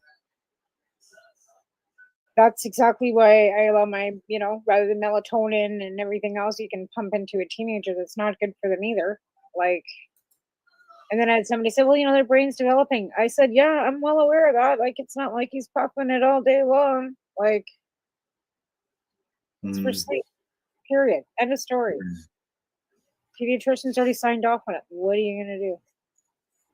Doctor agrees. Yeah, like doctors will sign off on much worse things, right? He did. I got them sitting here in a bottle. Shake, shake, shake, Prozac. There you go. And he doesn't never wanted to. And I told the pediatrician when he phoned today, he asked me how'd that go? I filled it, it sat in the drawer, and it's still in the drawer. Yeah. And then he asked him, and I walked away, let him have some time on the phone with the doctor by himself. But the doctor asked him how his mental health was, and he says it's a lot better since my mom quit working. Really? And that's what I heard from him as I was walking away from it. Like, anyway, and he even feels better because he's not eating junk food because I'm cooking. It's like, oh wow, like. Yeah. Okay. Let's see here. I thought this was a good news story, in a way, just to know that there won't be any heavy hands going on here. But the state of Minnesota signs the first of its kind agreement allowing Indian tribes to sell legal cannabis outside of the reserve. So outside of the reserve, which we only see a little bit going on here. There was, I think, as you mentioned recently, the Nova Scotia one that was right on the border. Yep. Then they raided there. Yeah, but they checked everything. Like, they packed up their little hut, their little can, either the sea can, put it on the back of the truck and hauled the whole thing away. That's ridiculous. Yeah, they're going to be allowed to operate.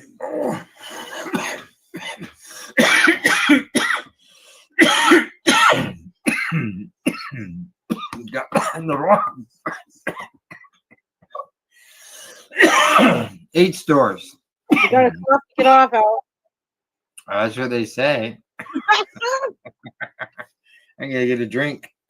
I feel ya. But yeah, they should be allowed to, like I said before, like wherever we walk, their moccasins walk before us, and no matter where it is in this country. So I don't feel any need to have any ill feelings towards them doing whatever they want. It says it's the White Earth Nation, also known as the White Earth Band of the Minnesota Chippewa tribe. First tribal entity in the state to reach an agreement with the state on selling legal cannabis outside of the tribal land. Now, it doesn't say suppliers or who the supplier is. Like I know when any of our First Nations have gone the legal store route through the government end of things. They have to use. They have to sell government cannabis. Correct. Yeah.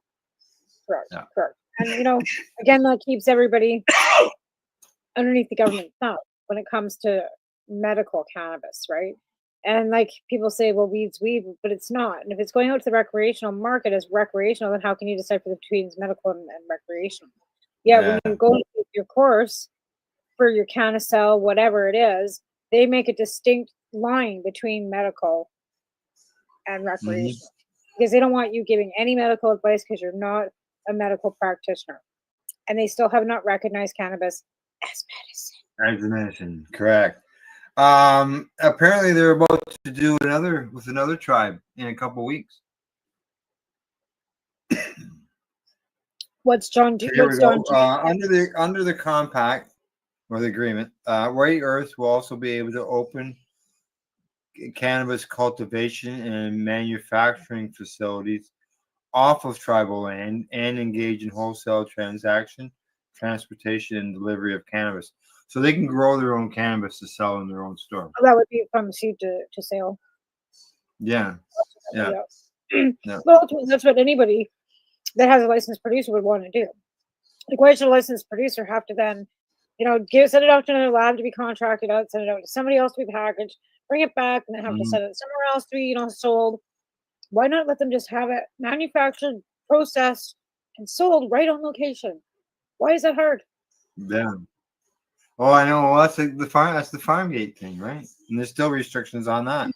And I know here in Ontario, farm gate locations still have to give the Ontario Cannabis Store that percentage that they would have given to them if the product went to the store or went to the OCS, the government distributor, and then came back to them. They don't have to do that, but they still have to pay the fee, which is So double dipping on the government's behalf. yeah. How ridiculous! They're charging a fee for something that they're not doing. Exactly. They're not Like that's handling the product in the farm tax gate. place, right?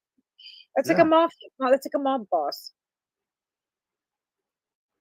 The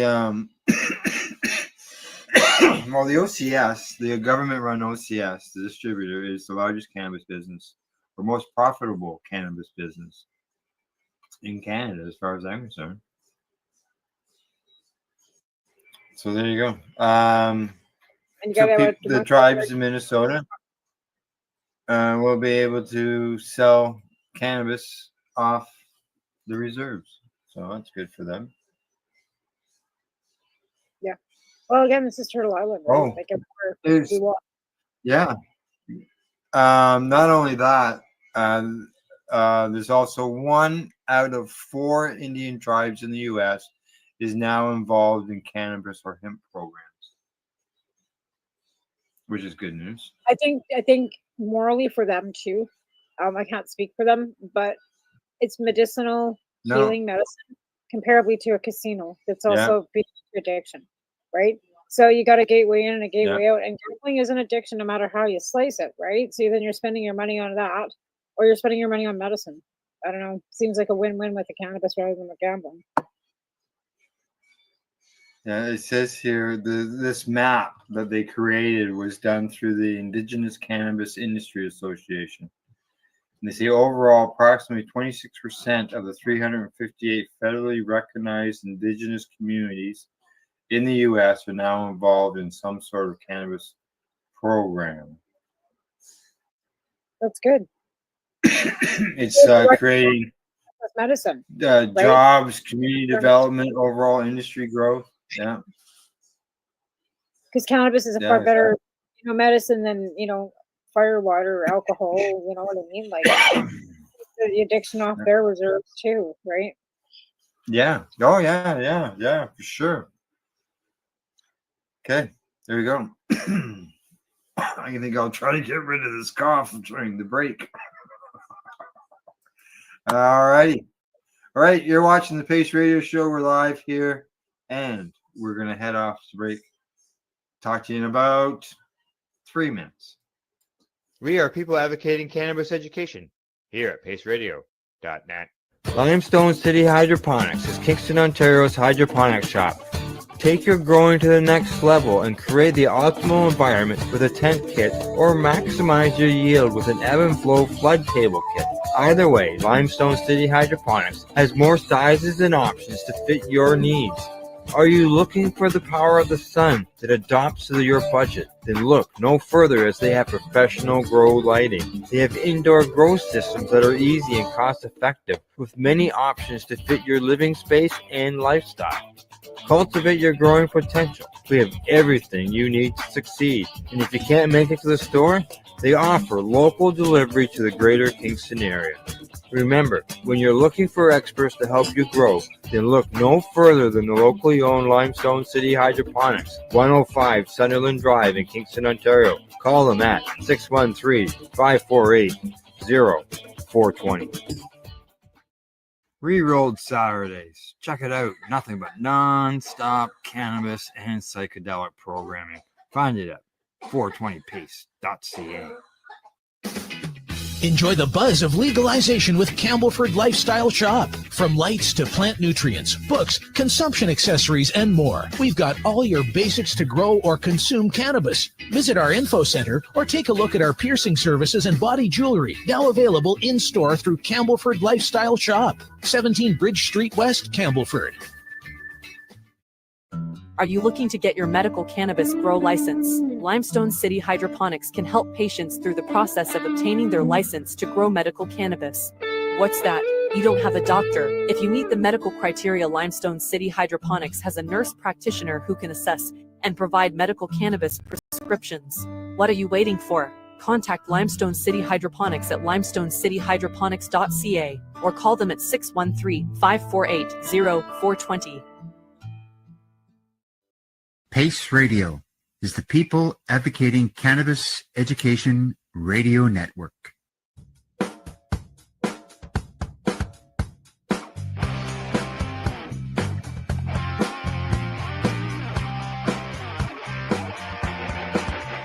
I'm having an awesome day, and I'm gonna make sure it stays that way. I'm having an awesome day, and I'm gonna make sure it stays that way. You're listening to the Pace Radio Network here at paceradio.net. All right, we're back, and I still have that cough. Sometimes you just gotta, Cough it out. yeah. All righty. You know how we always talk about, every once in a while, I wouldn't say always, but once in a while we bring up the Global Marijuana March and we talk about, just because cannabis is illegal here, it's other places around the world where there's still drug carrying laws and things need to be changed. Absolutely, yes. I think all drugs should be legalized worldwide. The stigmatization unregulated so that we have less toxic drug deaths. Well, there was this fella from the U.S. He's a basketball player, and he's playing basketball over in Indonesia. And they said that they found 132 pieces of cannabis edible candies in his apartment. And they the rest came after authorities said that this fellow received a suspicious package that was shipped from Thailand, because it says that where cannabis is legal medicinally, so that's why it was suspicious, because it came from Thailand where they have legal medicinal cannabis. In the end, he is facing death by firing squad. What? Yeah, exactly. What? Yeah. That's ridiculous. They Barbaric is that? said four people were executed by firing squad 10 years ago for drug crimes in Indonesia. He's played all around the world. Okay, let's see. I'm just trying to see what else they may say here on this. That's complete craziness. They said that when he was arrested, he was yelling, "Help, help." And it says that he later appeared silently at a news conference with authorities.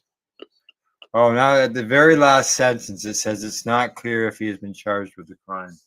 So he's been busted for these 132 candies, and he could face the firing squad if he's charged. Whether he's facing it or not, it just shows you that, yeah, there's still countries out there that have barbaric laws. That's barbaric. Yeah. Again, who would want to be the person that had to be on the other end of that pew pew to do that? Well, it's the same as the person that has to inject the drugs into someone to Yeah. die that way or flip the switch. Some people are probably happy to do it because they're looking at it as they're getting rid of somebody who did something bad. When you look at somebody with the murder end type of things, but this is just a guy who ordered some cannabis edibles candy through the mail. Should be not face firing squad. No. Yeah.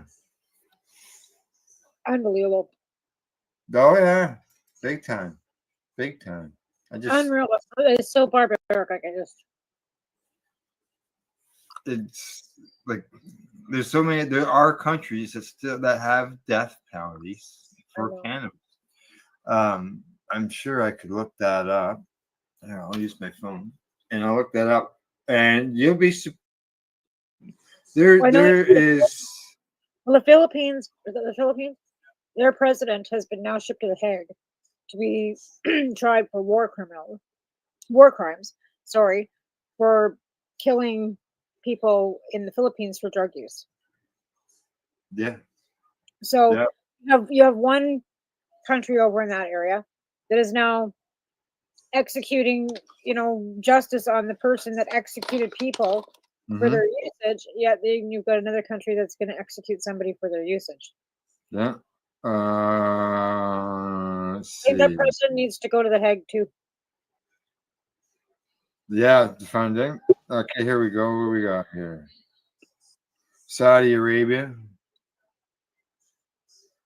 Indonesia, Malaysia. They say here it's no longer imposed in the Philippines. Now they say extrajudicial killings now are commonplace.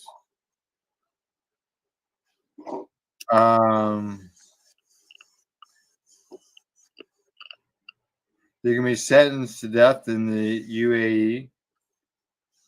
That's Qatar. Singapore, it's frequently used. Wow. People's Republic of China, frequently used. United States, never imposed. Okay, let's see. The U.S. federal law allows for the death penalty for those who have extraordinary amounts of cannabis. They say the word drug here. 60,000 kilograms or 60,000 plants. Okay, is the amount. They say, or part of the continuing criminal enterprise in smuggling contraband, which nets over $20 million. Now, from an article in 2018, it says here that Attorney General Jeff Sessions sent a memo to the nation's federal prosecutors, urging them to seek the death penalty in cases involving large-scale drug traffickers. The memo points to an existing, very little-known federal law that already allows for such punishment. As they just let El Chapo's family in. Trump just allowed El Chapo's family in from Mexico. Yeah. So there you go. You could actually die from a death penalty. So that's federal law, okay? Now you have in the United States, it's against the law federally. So what would prevent them from going at a licensed producer in a legal state and giving the board the death penalty? Nothing. They're producing those numbers. Yeah, nothing. What if we became the 51st state? No thanks. But you know what I'm saying? Everybody that's so think about that. Your licensed producers are producing too much, you're going to get executed for doing it. You could technically get executed under federal law. As I said, it's never been imposed, but it is there. Right? Yeah. Now, here's another one that might get you.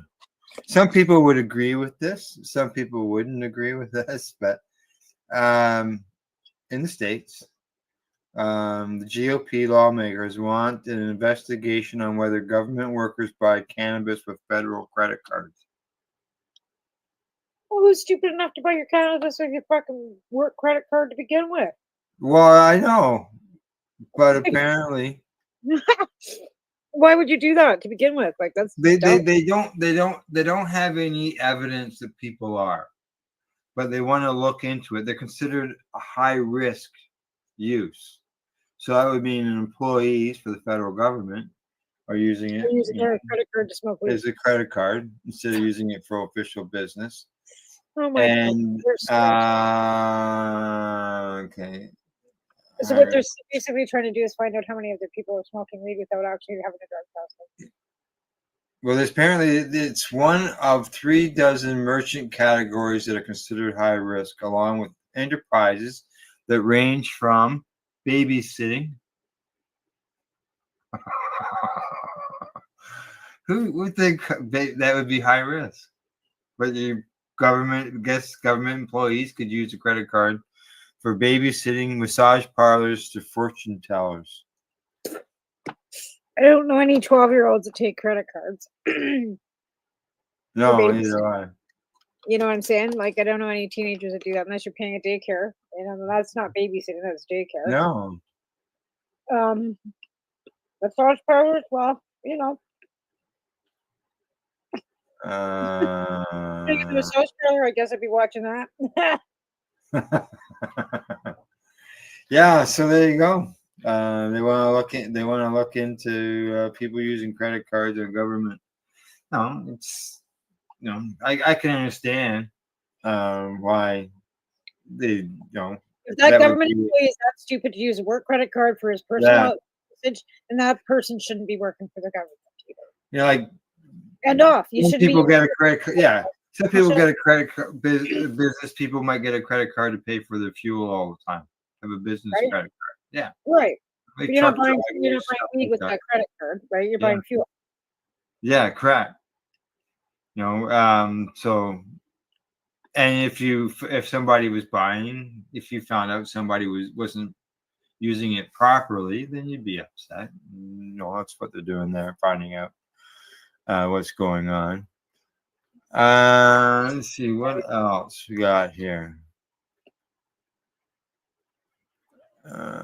Robberies. We're talking about robberies earlier. We're talking about the fact that here in Ontario they can remove the covers from the windows, and as we mentioned, we'll be watching to see if anybody locally does do that. I should maybe go around and talk to these 5 stores and say, hey, you're gonna take your covers off your. Yeah, I'll do that. I'm looking if I'm looking. If they haven't already. Yeah. Because a lot of them, like, that's how I noticed ours, like the store when I went, because I almost drove right into it. It's like, oh my God, it's open! Like, not It's open. like, what the hell is that? Like, it's all like the one store, they actually have a pass through because the business before them was a convenience store and they sold ice cream in the summertime, and it overlooks a local park where a lot of community events go on. So in the summertime, they sold ice cream, and so there's a door in the wall. It had little blinds and stuff like that, right? And so, I don't know. You drive through. You could open that up. Maybe turn that into, like, could they sell legal cannabis through a window? Sure, why not? They have sell booze. I don't know why they couldn't. Drive through cannabis. Drive through cannabis. Well, it'd be walk through because you have to get on the sidewalk to go to the window. So Whatever. yeah, They would be able to if they knew what they wanted from without having to go in and look at the menu, and they knew what they wanted. The person could just bring it to them at the window. Why not? yeah, exactly. So Woody Harrelson, his store has been robbed. Oh, yeah, cannabis stores robbed in California. Yeah, I guess West Hollywood. Just after 4:20 a.m. on Saturday, 5 thieves broke into the store. Imagine that, 4:20. 4:20 Yeah. a.m. Stole $2,500 worth of cannabis merchandise. Oh. Second time it's been robbed in less than 6 months. That's not good. Needs better security, but the thing of it is, I know that our places are got pico roll shutters. You know, like they. Yeah. Like yeah, at our night, pharmacy in the they town know beside us has got that. yeah, like nobody's getting in any of these stores that we've got here. Like it's like going to like trying to break into the store that I was working at. The front doors were barred, like they had window bars on the windows. Like there was nobody getting into that store, no matter what. Yeah. Oh, yeah. I know what you I mean. don't know how they're getting in there. Like, do you not have bars on your windows? Like, what's your security like? Like, what are you doing? Let them in? They could leave the front door open? Like, it doesn't make any sense to me. Like, seriously, dude. Like, they can't smash through like 4-pane windows, like those big smash windows. Like, they made them now so you can't even get through them. After the Vancouver riots, they made new windows. Oh, yeah. Right? So you So can't then get through. But if you got like if you have pick and roll shutters too that just close down over those windows at night, like quit being so cheap. Or what do you like I said? What do you leave the doors open for them? Like, come on. Yeah, well, they want obviously not. They don't want anybody breaking the front windows to get into them, right? Well, no, So, and that's the thing. Those pick and roll shutter things are like, if I could afford them, I'd have them on my house. yeah. My parents had them on the one house they had in Lethbridge that they were renting. And those things were the cat's ass, and it wasn't for security, but it kept all the heat and the cold out too on your windows, right? Oh, it did. Yeah, they're more for insulation, but they're great. Yeah, I've seen some with bars on the windows. I think most of them just rely on security of cameras and sensors and things. Well, that's why you have insurance, right? You get business insurance and shit Yeah, happens. I could just imagine just the getting cannabis insurance for your store or business. Well, in the States, it's hard to say. They would hit the stigma would hit them too, right? Well, yeah, but London, like, what is it, Lord of London's or whatever? Yeah. They've been insuring cannabis gardens for a decade or more now. Yeah, oh yeah, 20 years, because I remember looking up that years ago. Yeah, so I mean, there are insurance companies out there that have been covering it, finding it probably lucrative to do so, because, like I said, like if you're taking like big licensed producers paying you for insurance, how often are they getting broken into? How often are they claiming anything? And they're probably charging them exorbitant amounts of money for their premium. That's money in their pocket because insurance is a scam, right? Like pay. But if you never claim, you don't ever like. And then you claim Keep paying. Like, you know what I mean? Like, it's just a scam. But again, if you have insurance, Yeah. Yeah. Well, sometimes it's there, it's helpful. Other times it can be a real pain in the butt and be very stressful. Let's like everybody says with the house. Can't you call your insurance company? No, because this is a maintenance problem. It's not like a tree fell on the house. Right. Or Yeah. struck by lightning, or somebody drove a car into it or something. Like, and you couldn't even burn this bitch down because my grandmother's got cement on the fucking walls in the dining room. Like, nothing would burn. Everything would fucking stand. Did it lath and plaster the walls? Yeah. And then my grandma put stucco over the fucking walls. Oh. Oh. Like, and then there's asbestos tile on the outside of the house. Oh, you get that white tile? Is that what that is? Yeah, like the fire retardant asbestos type tile. Yeah. And then they spray, and then they had it painted after that with some sort of insulated paint. That wasn't yeah. Well, well, hopefully you find yourself a place, and the two of you can find benefits for your health. Well, like I said, I don't even know what to say anymore. Like, I'm just. Yeah. I mean, if we lived in a warm climate, 12 months of the year, this wouldn't be such a big issue, right? But we don't live in a warm climate. It's not like I can live in a tent for 12 months of the year. Like I don't live in Oh Mexico. no. Like I'm not in the tropics. You know what I mean? Like if I lived somewhere warm, it would be not an issue, except for the bugs, you know. But bugs and snakes, I guess. But right now, like even now, like I can't even mow my lawn enough to put a tent in the backyard because it's been raining for the last 2 weeks, pretty much. Yeah, yeah. Well, we're just about to get into a week's worth of rain, so. So I'm like I said, I was gonna throw a tarp over the red room. You know, there's a couch out there, throw a blanket on it. Like there's a barbecue. Usually it's so hot I don't cook in the kitchen in the summer anyway. Right. Right? Like there's a fridge out there too. Then I could clean out the big fridge and sell it. Because I'm not leaving my appliances here for anything. Like the house isn't getting sold. Like I'm taking the rod, I'm taking the walls down. Like I'm taking out the board that has Taven's like from the time he was 4 all the way to the Oh time. yeah. We had one of those when we sold our first house where all the kids were born. Yeah. That was I actually took a picture of it, knowing that who knows how it's could it still be there? I doubt it. It's been 7 years, 8 years since we moved. Well, when we lived in Coronation, he moved in there when he was 18 months old, and we had the same board.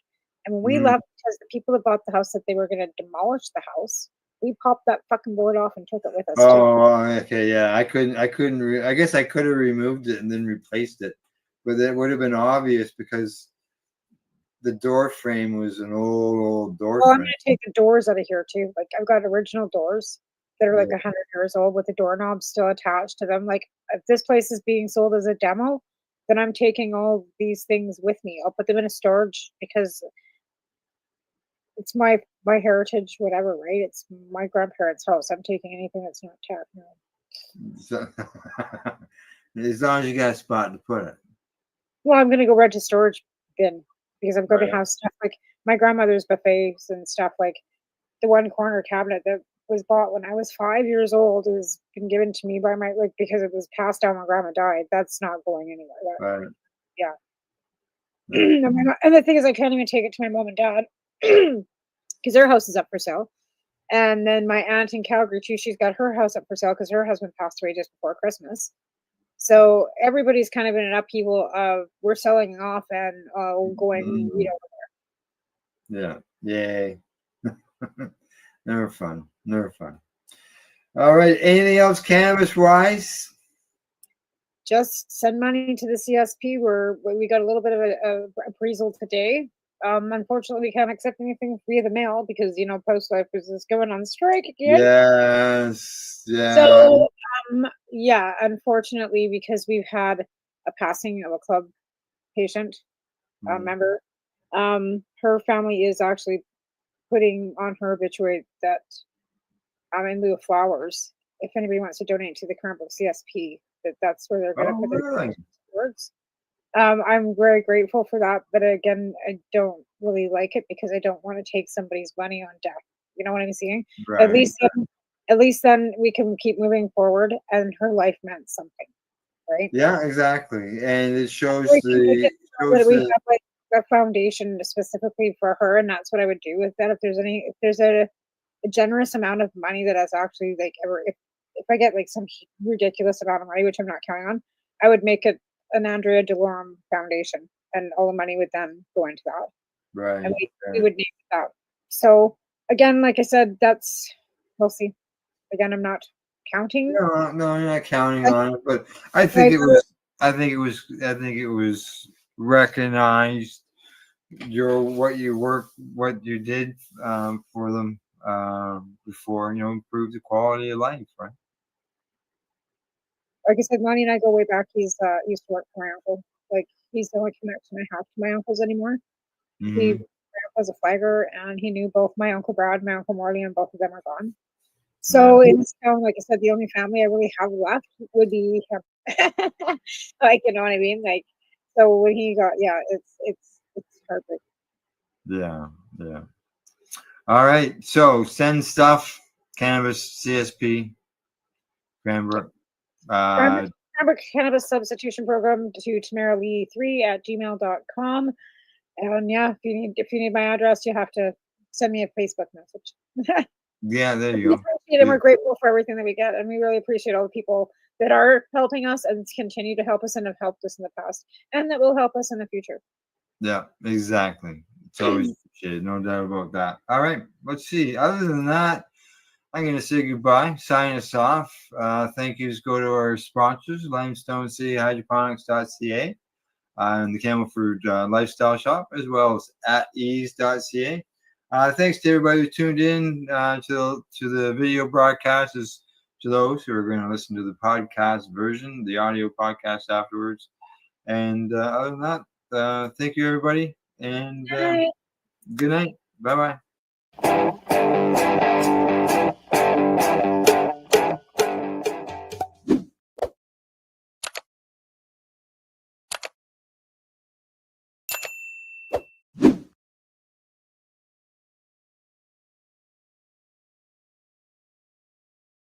Let's share PACE everywhere. That way it can help create peace. People everywhere advocating cannabis education. You're listening to the PACE Radio Network here at paceradio.net.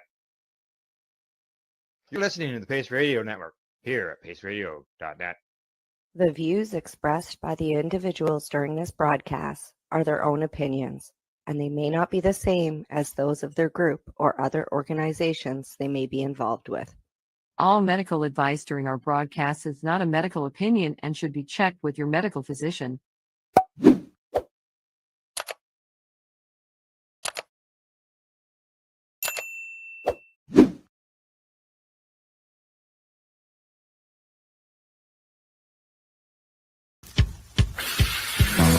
Oh yeah, baby, that's lovely.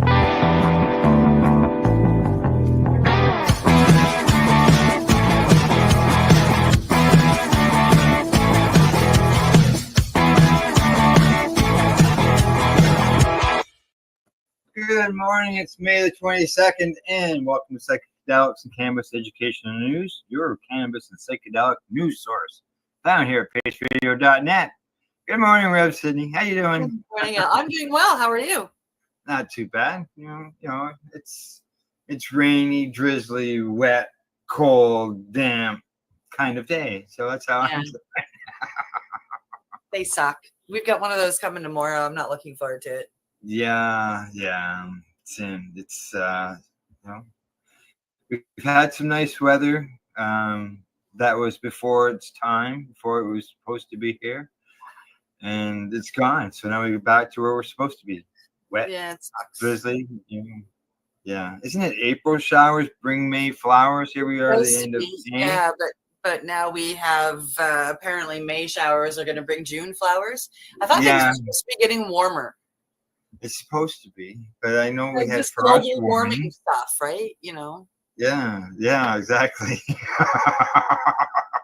Like you had frost warnings the other day as well as we had them.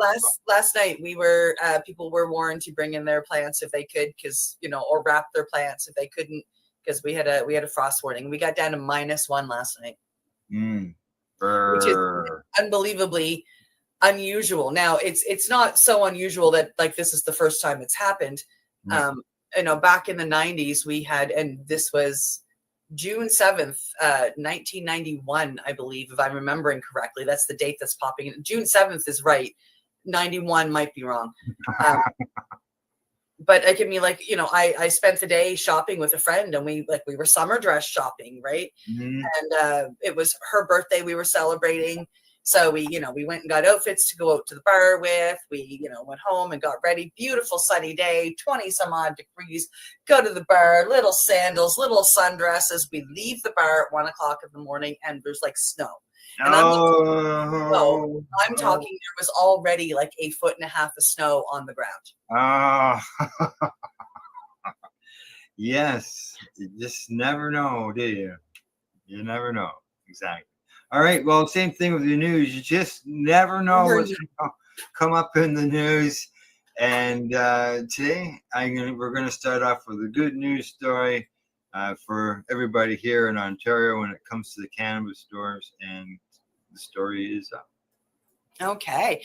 Coming to us from International Cannabis Business Conference, changes coming to Ontario cannabis stores. Yes, there is. Changes are coming to Ontario's emerging retail cannabis industry. The Ford government is reportedly loosening cannabis store restrictions that have historically forced brick and mortar retailers to cover their shop windows. And it says here, according to the Global News Report, it says, as part of its 2025 budget, the province announced it is planning to amend those rules to allow cannabis stores to operate with transparent windows like any other high street shop.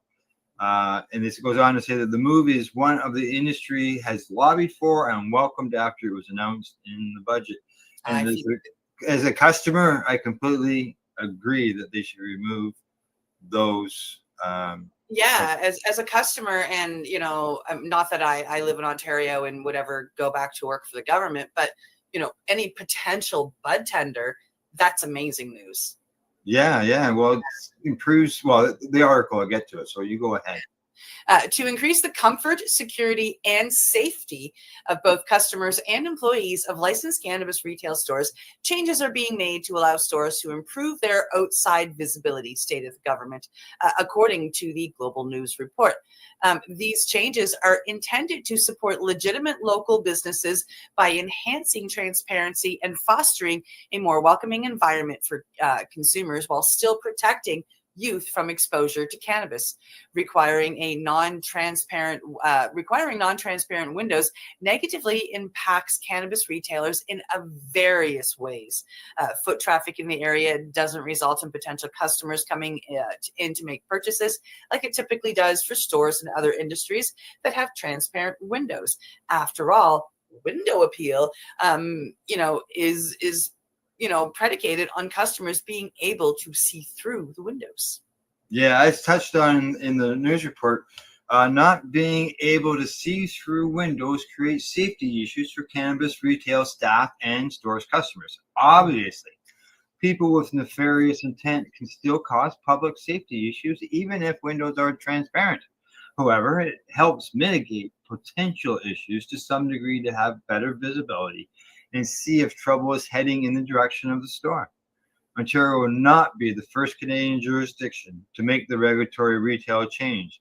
Both Alberta and British Columbia have already permitted cannabis retailers to remove coverings from store windows. In addition to changes to store window regulations, Ontario is expected to place a special logo on domestic cannabis products to make consumers aware that the products were made in Ontario. Yeah.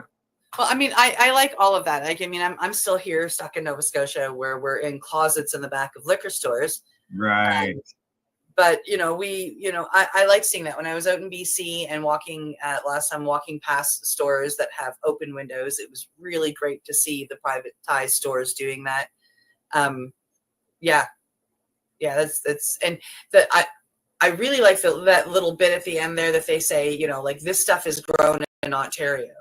As somebody who's, lucky enough to be able to travel this country, one of the things that I like to do in each province is I'll walk in and say, hey, what is grown and only sold here in whatever province I'm in?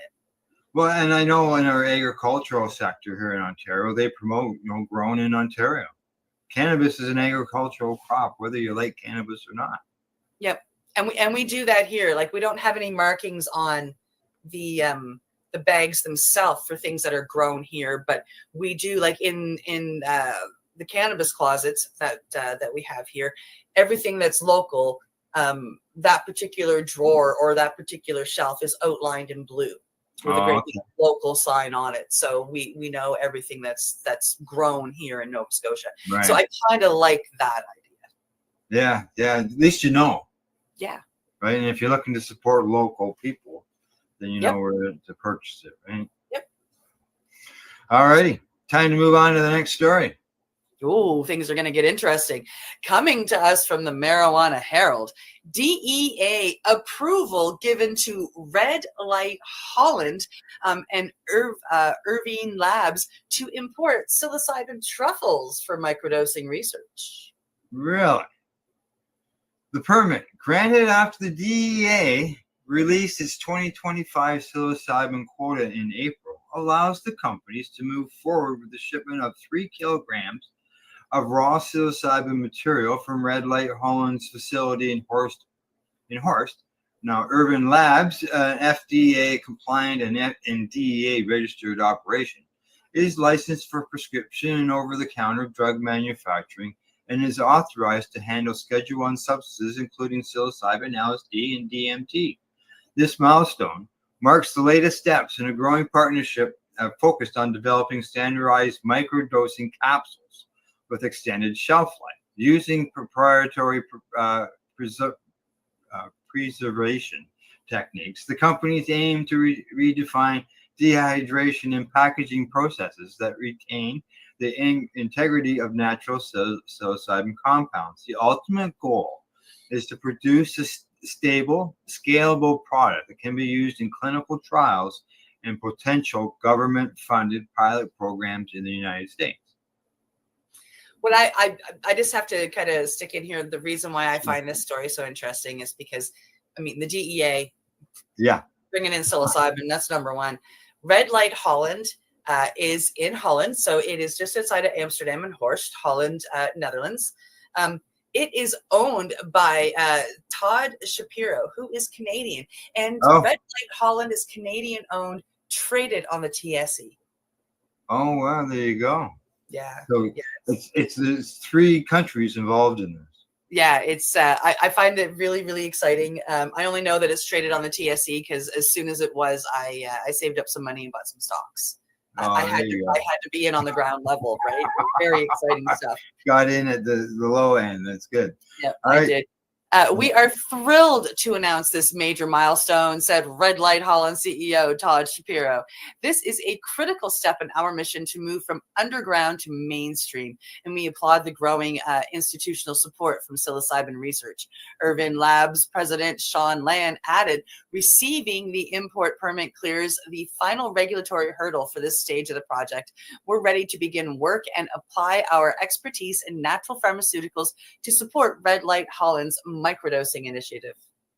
The imported psilocybin will be used strictly for research and development. Both companies remain focused on ensuring full legal compliance as they work towards broader access and standardization of naturally derived psychedelic compounds. There you go. Very interesting. Well, that's really exciting. Like I say, it's one of those companies that I've actually been following from the beginning. As soon as he went legal and as soon as he got on the TSE, I was within a month buying some stocks. I think it's amazing that he's from Canada and he's doing this and he's growing it. I've learned the difference between truffles and mushrooms. Truffles are much weaker, so you have to take a lot more to be able to get this, a similar effect. Like our microdosing is 100 to 250 milligrams. Microdosing with a truffle is 5 to 15 grams. Yeah. Yeah, so that's kind of the difference there. All righty. We've gone from the DEA approving psychedelics, and here's our next story. Yes, coming to us from Marijuana Moment. Cannabis rescheduling blocked by opposition from within the DEA, Biden's drugs czar says. Former President Joe Biden's drug czar says the process to reschedule cannabis as initiated under the last administration may have been compromised by officials with the DEA, which was supposed to be defending the proposed policy change. You think so? At the same time, a pro-legalization former OP congressman allied with President Donald Trump is raising questions about the sincerity of the current president's endorsement of rescheduling on the campaign trail. About 4 months into Trump's second term, there has still been no movement on the pending plan to move cannabis from Schedule 1 to Schedule 3 of the Controlled Substance Act, leaving advocates and stakeholders frustrated, both by the current inaction, but also the Biden administration's failure to get the job done before the transition. According to former White House Office of National Drug Control Policy Director Rahul Gupta, that may have been due to deliberate resistance from within the DEA, as suspicions shared widely among supporters of the reform, including those involved in an administrative hearing that's been stalled for months, with no clear indication it will proceed anytime soon. I completely agree that there's been a stall for a reason.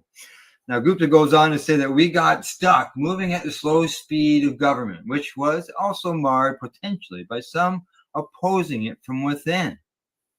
That's what he told the New York Times.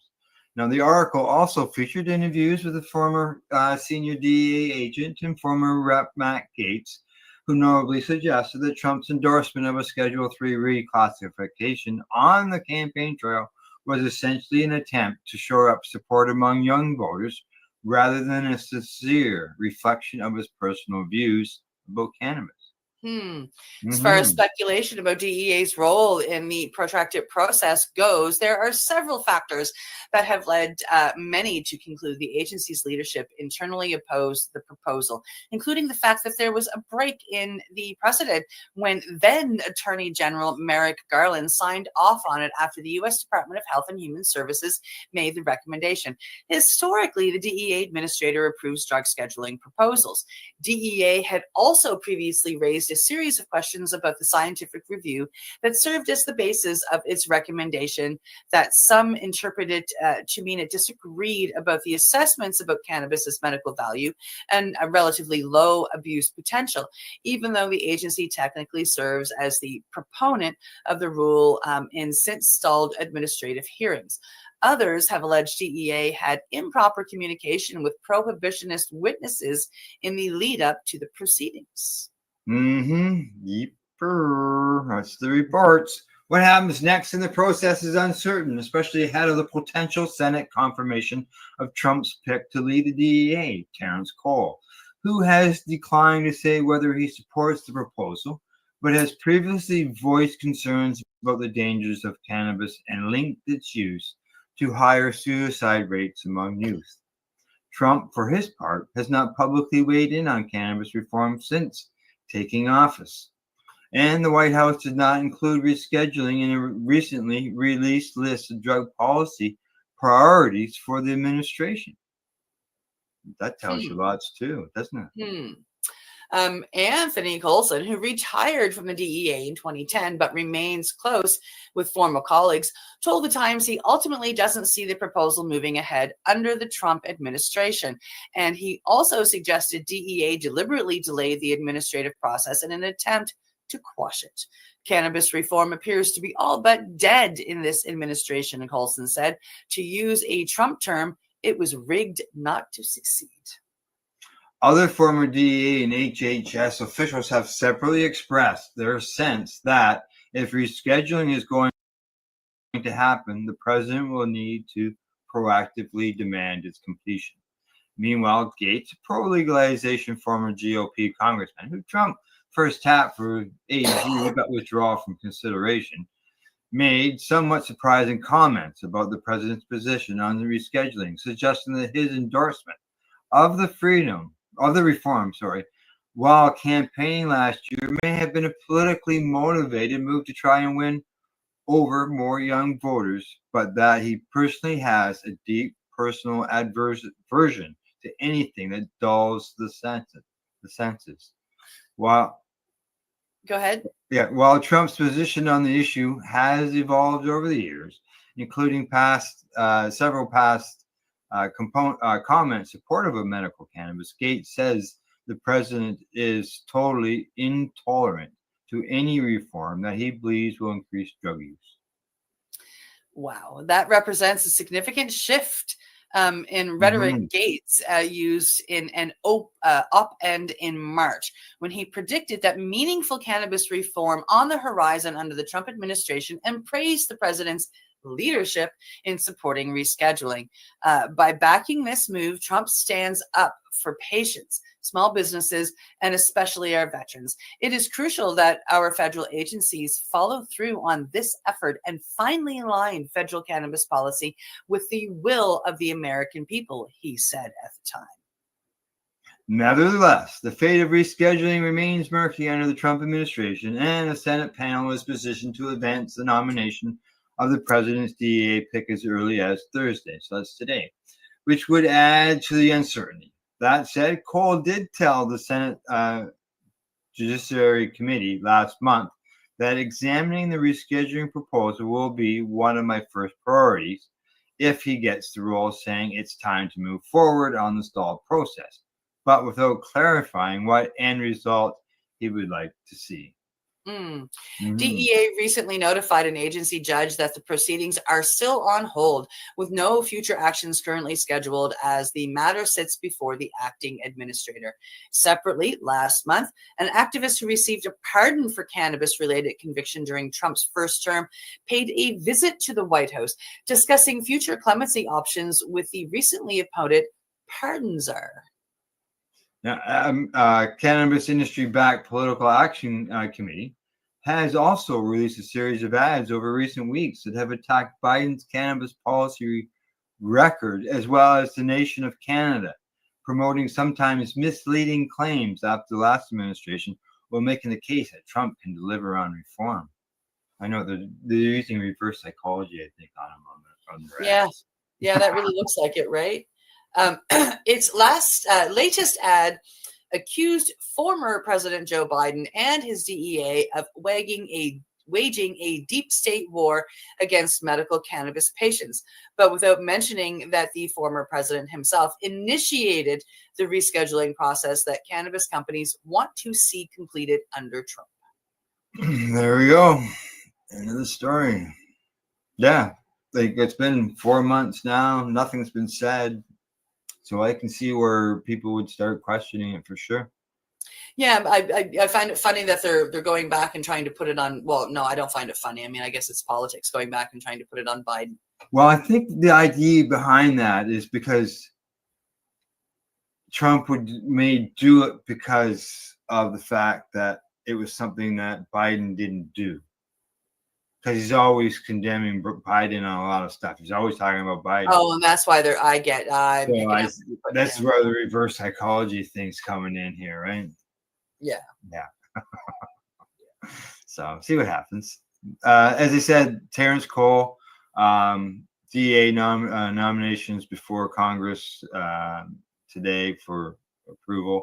So probably on Monday, by then there'll be some stories out, and we'll find out what happened. But yeah, if his past stance on cannabis isn't good, so see what happens. Just get the next story lined up, and then we'll get on to it. This is the last one before we go to break, and there we go. What's up? Excellent. Coming to us from News Medical Life Sciences, research reveals the impact of cannabis laws on traditional prescriptions. Approval of recreational medical cannabis laws in most U.S. states has allowed individuals to legally obtain cannabis to treat certain medical ailments that have typically been treated with prescription drugs. New research in health economics reveals the impact that cannabis laws have had on such traditional prescriptions.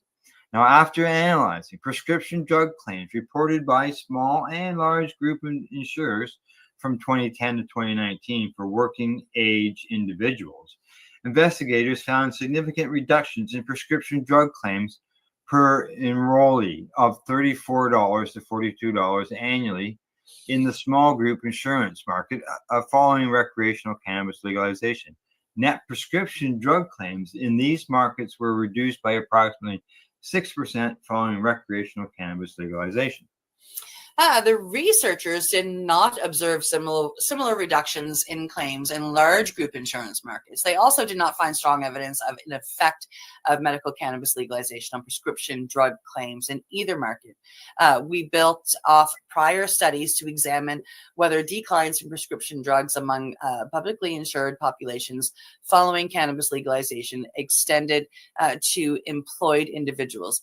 We posted the reduction in prescription drug claims in small group insurance markets and not in large group markets suggests important compositional differences across the two markets that may influence cannabis and prescription drug use across the populations. And this is coming to us from Rhett A. Smith, who is a PhD and author from the University of Texas in El Paso. There you go. That's all of it. I know in my own experience that I know that the drug companies didn't sell me any oxys or perks or anything. So that is cannabis has actually saved that end for my own experience. Yep. So and lots of others. I know that in states, opiate prescriptions are down where they have legal cannabis. My, All right. my personal world, all of my prescriptions are gone thanks to cannabis. There you go. Exactly. Gone. Now, unfortunately, I still have some prescriptions that I need to take. So, all righty. Off to break we go. Time to hear from those who help us inform our viewers. You're watching Psychedelics Cannabis Education News. We'll be back in about 2 minutes and 52 seconds. We are people advocating cannabis education here at paceradio.net. Limestone City Hydroponics is Kingston, Ontario's hydroponics shop. Take your growing to the next level and create the optimal environment with a tent kit, or maximize your yield with an ebb and flow flood table kit. Either way, Limestone City Hydroponics has more sizes and options to fit your needs. Are you looking for the power of the sun that adapts to your budget? Then look no further, as they have professional grow lighting. They have indoor grow systems that are easy and cost effective, with many options to fit your living space and lifestyle. Cultivate your growing potential. We have everything you need to succeed. And if you can't make it to the store, they offer local delivery to the greater Kingston area. Remember, when you're looking for experts to help you grow, then look no further than the locally owned Limestone City Hydroponics, 105 Sunderland Drive in Kingston, Ontario. Call them at 613-548-0420.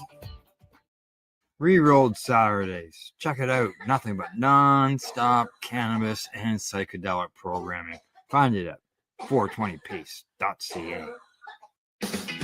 Enjoy the buzz of legalization with Campbellford Lifestyle Shop. From lights to plant nutrients, books, consumption accessories, and more, we've got all your basics to grow or consume cannabis. Visit our info center or take a look at our piercing services and body jewelry, now available in-store through Campbellford Lifestyle Shop, 17 Bridge Street West, Campbellford. Are you looking to get your medical cannabis grow license? Limestone City Hydroponics can help patients through the process of obtaining their license to grow medical cannabis. What's that? You don't have a doctor? If you meet the medical criteria, Limestone City Hydroponics has a nurse practitioner who can assess and provide medical cannabis prescriptions. What are you waiting for? Contact Limestone City Hydroponics at limestonecityhydroponics.ca or call them at 613-548-0420. Pace Radio is the people advocating cannabis education radio network. I'm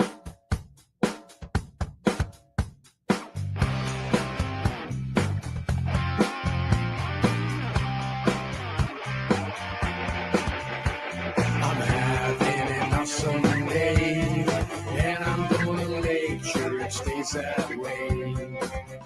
I'm having an awesome day, and I'm gonna make sure it stays that way.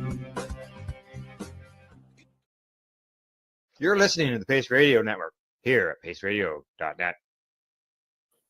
All right, we got 4 more news stories coming at you.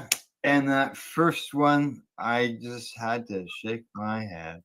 There it is. It's up.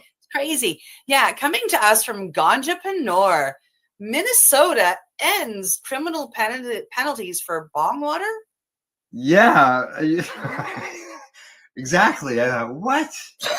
you said that with a question mark at the end. I could just hear it in your voice. Mm-hmm. Yeah. Now, Judiciary and Public Safety Bill signed by Minnesota Governor Tim Walz over the weekend included provisions ending criminal penalties for bong water. That's right, bong water.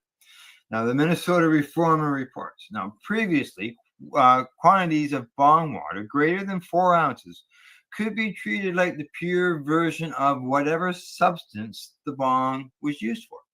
4 ounces of bong water used to consume methamphetamines, for example, could lead to a first-degree felony charge carrying a 30-year prison term and a $1 million fine.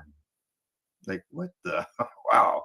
The language in the bill signed by Walz removes the provision and specifies that for charging purposes, a drug mixture does not include the fluid used in a water pipe or any amount of a controlled substance that is dissolved in the pipe's fluid.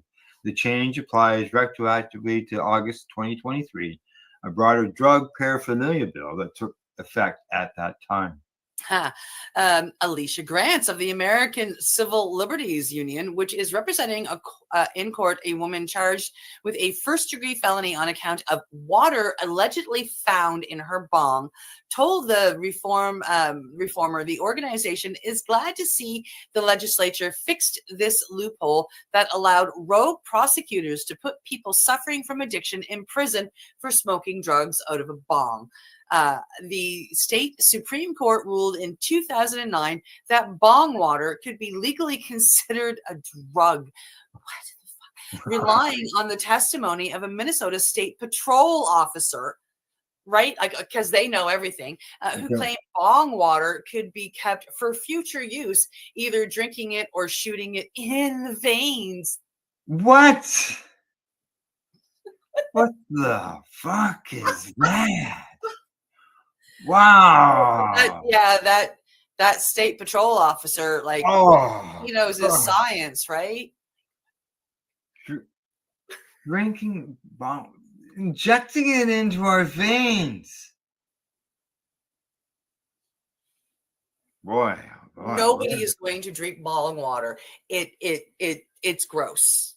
And yeah, it's gross, and it's even worse to think people are injecting it into their veins. What the hell? Oh God. There are some interesting stories out there. That is just oh well. What can we do, right? Okay. Not only did that one surprise me, but so did the headline of our next story. And here we go. Coming to us from Marijuana Moment, DEA approves churches petition to use psychedelics in religious ceremonies without the need for a lawsuit. What? Really? Weren't we just talking about how the DEA wants nothing to do with legalizing cannabis? Yes.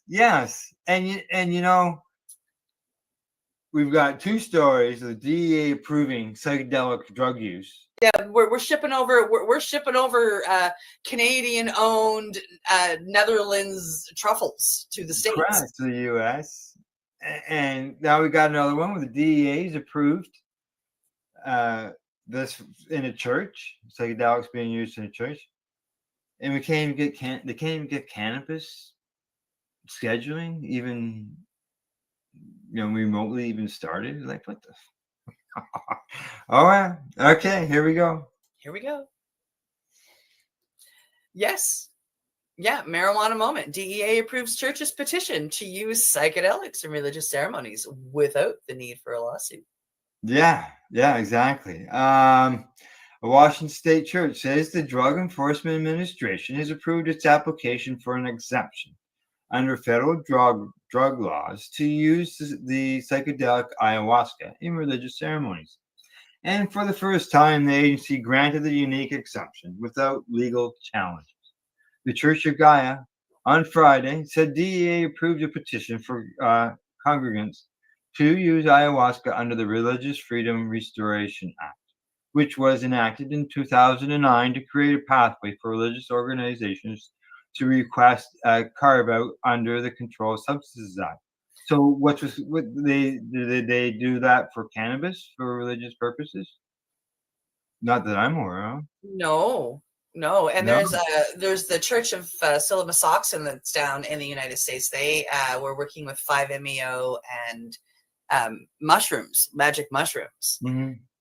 And that's honestly who I thought we were going to go into talking about, but we're going to talk about ayahuasca and the Church of Gaia, which is really cool. There have been relatively few examples of the DEA approving such petitions in the years since, and churches that have sought the exemption have had to engage in litigation against the federal government over their requests, which I believe the Church of Sillimasoxon might be starting. Uniquely, approval for this latest petition was granted without the need for lawsuits, as Mason Marks of Psychedelic Week first reported. As the sacrament for the Church of Gaia, Ayahuasca serves as a profound ceremonial tool for accessing spiritual connection and abundance. Connor Miz, founder of the church, said in a press release, in pursuing the religious exemption, we aim to ensure the safety of the church's members, Indigenous elders, and leaders while protecting the right to practice our sacred ceremonies without persecution. This exemption means the church can fully embrace its religious offerings, including the ayahuasca ceremonies we've long prayed for. Good stuff. Well, it's not clear why this specific church's petition moved along without litigation that's come to be expected. The Government Accountability Office did encourage DEA in a report last year to reform the petition process for psychedelics-related religious exemptions under the RFRA. It says here that over an 8-year period from fiscal year 2016 through January 2024, DEA reported that 24 petitioners requested a religious exemption for various controlled substances. As of January 2024, DEA reported that none of these petitions have been granted an exception, and all of the 6 for psilocybin, 3 were withdrawn, and 3 are pending a DEA determination. DEA's information also shows instances where finalized actions regarding exemption petitions related to other controlled substances have been pending a termination for an extensive period, one almost 5 years and one almost 8 years, it said. Musteo Tito Valera, a ceremonial leader for the Church of Gaia ceremonial, said that with the emerging use of Aya in the United States, it poses both unique opportunities and challenges. Ayahuasca has a deep spiritual significance in indigenous Amazonian cultures. It is important that those who wish to use it respect the sacred cultural contents of its traditional uses. Valera says, ayahuasca is not a plant, but a porthole to understanding oneself, nature, and the interconnectedness of all. Yeah. Meanwhile, okay, go ahead. In a lawsuit over the legal status of an Iowa-based church that wants to incorporate ayahuasca into its ceremonies, the Justice Department last year downplayed the significance a deal hammered out between the federal government and a separate Arizona-based church that also uses psychedelic brew as part of its practice. The ayahuasca church. Oh, I kind of like that. The ayahuasca Church of Healing. I love it. I'm going to go back to it. Like it's just perfect. First set its petition to DEA asking for an exemption around ayahuasca use in 2019. The church found an unusual ally in the anti-drug Senator Chuck Grassley, who court filings described as instrumental in expediting the regulatory appeals process back in 2021. A Grassley spokesperson told Marijuana Moment at the time that the senator's help shouldn't necessarily be viewed as an endorsement of the church's point of view on psychedelics. However, separately in February, a federal appellate court rejected the latest effort by a Washington state doctor who is seeking to legally use psilocybin to treat cancer patients in end-of-life care, ruling the DEA provided a reasonable explanation in denying the doctor's request.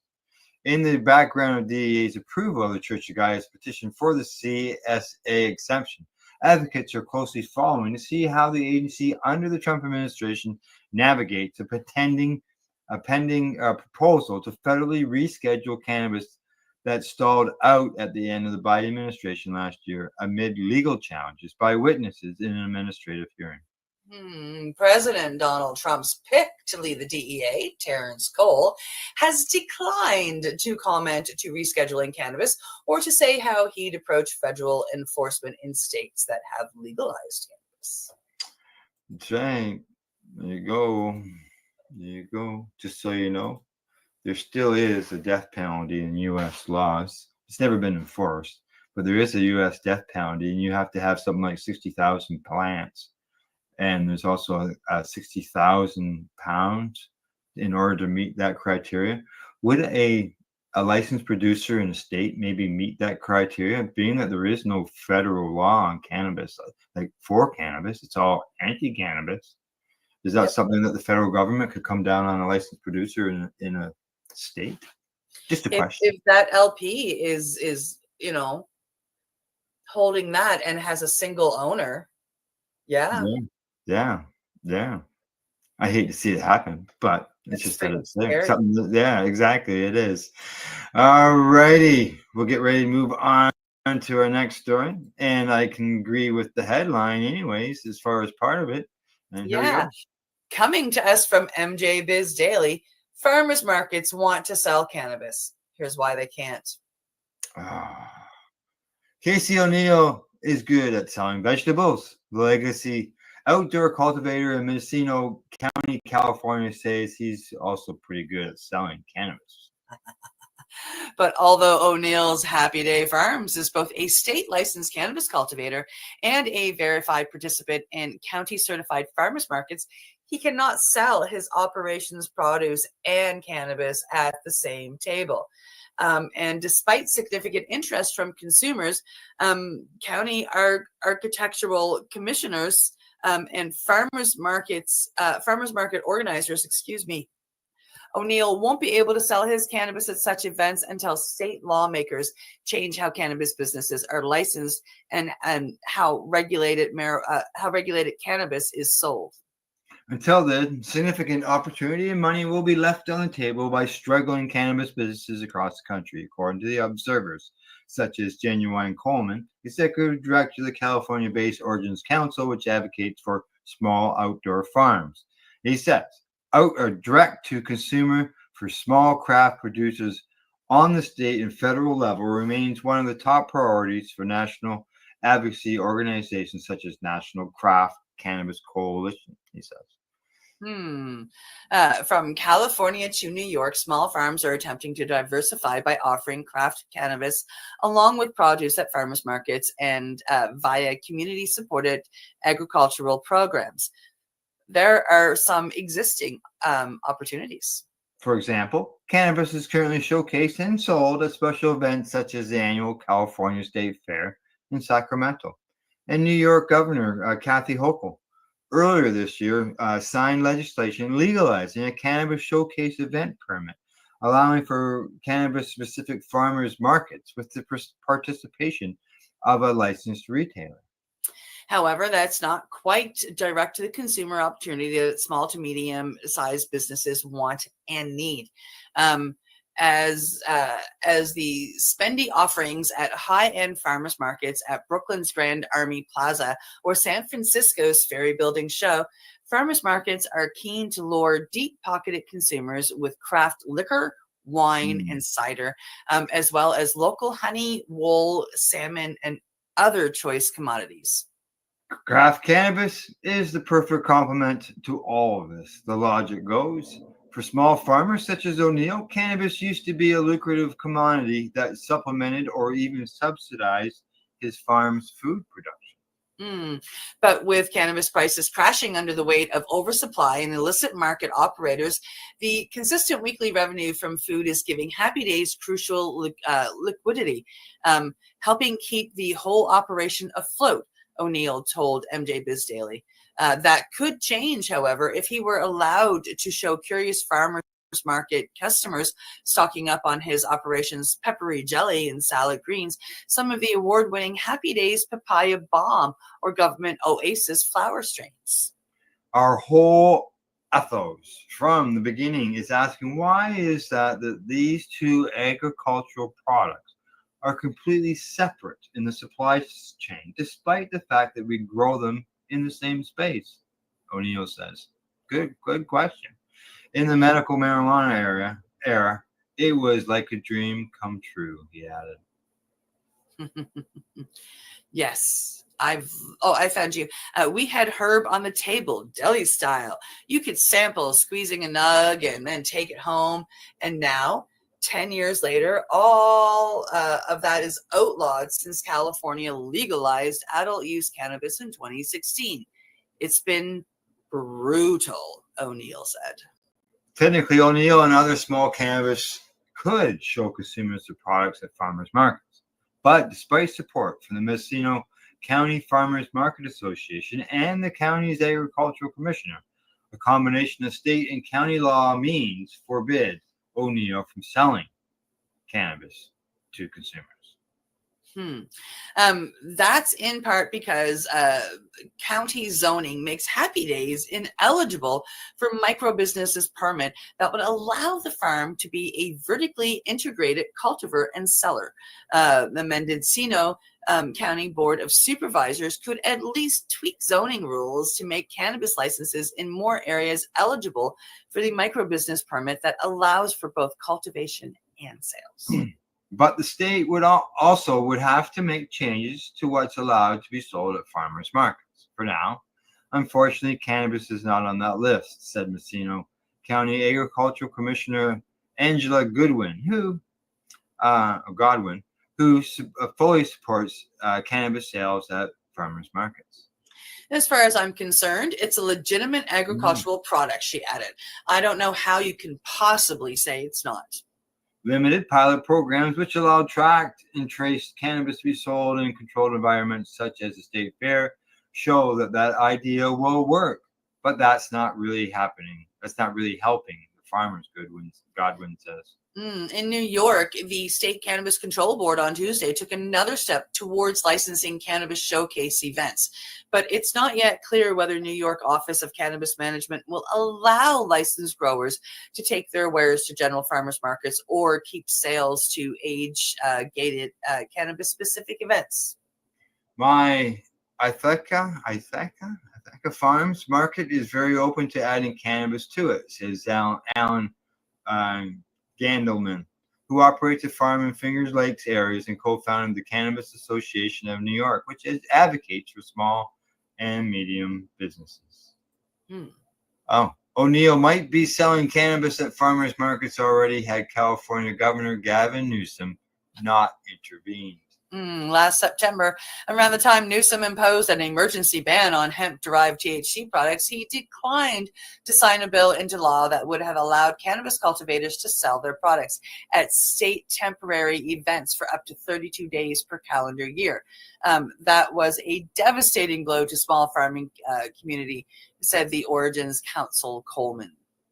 Factoring into the governor's action was opposition from licensed retailers. So stores didn't like it.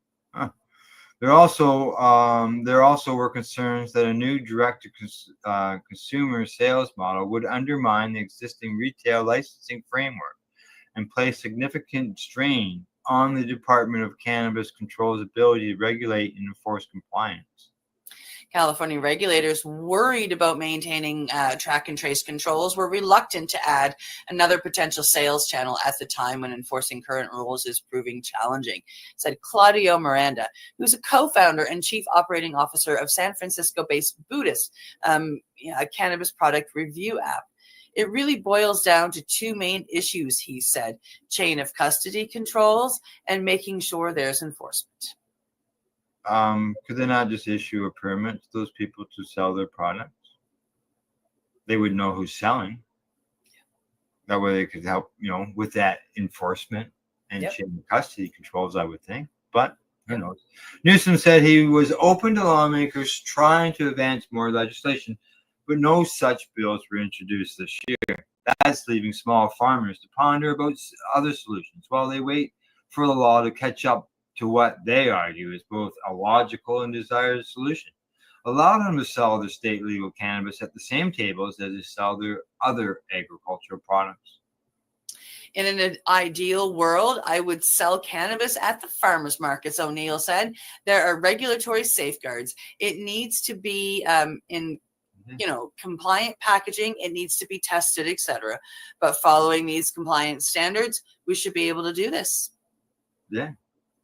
I can't argue against them. It's it's an agricultural product.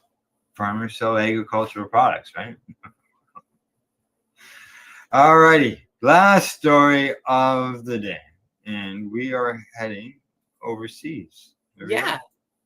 Coming to us from International Cannabis Business Conference, Thailand Health Minister, cannabis users will need medical certificates. Yes. In recent years, Thailand's cannabis industry has increased in size and scope thanks to a cannabis policy change in 2022.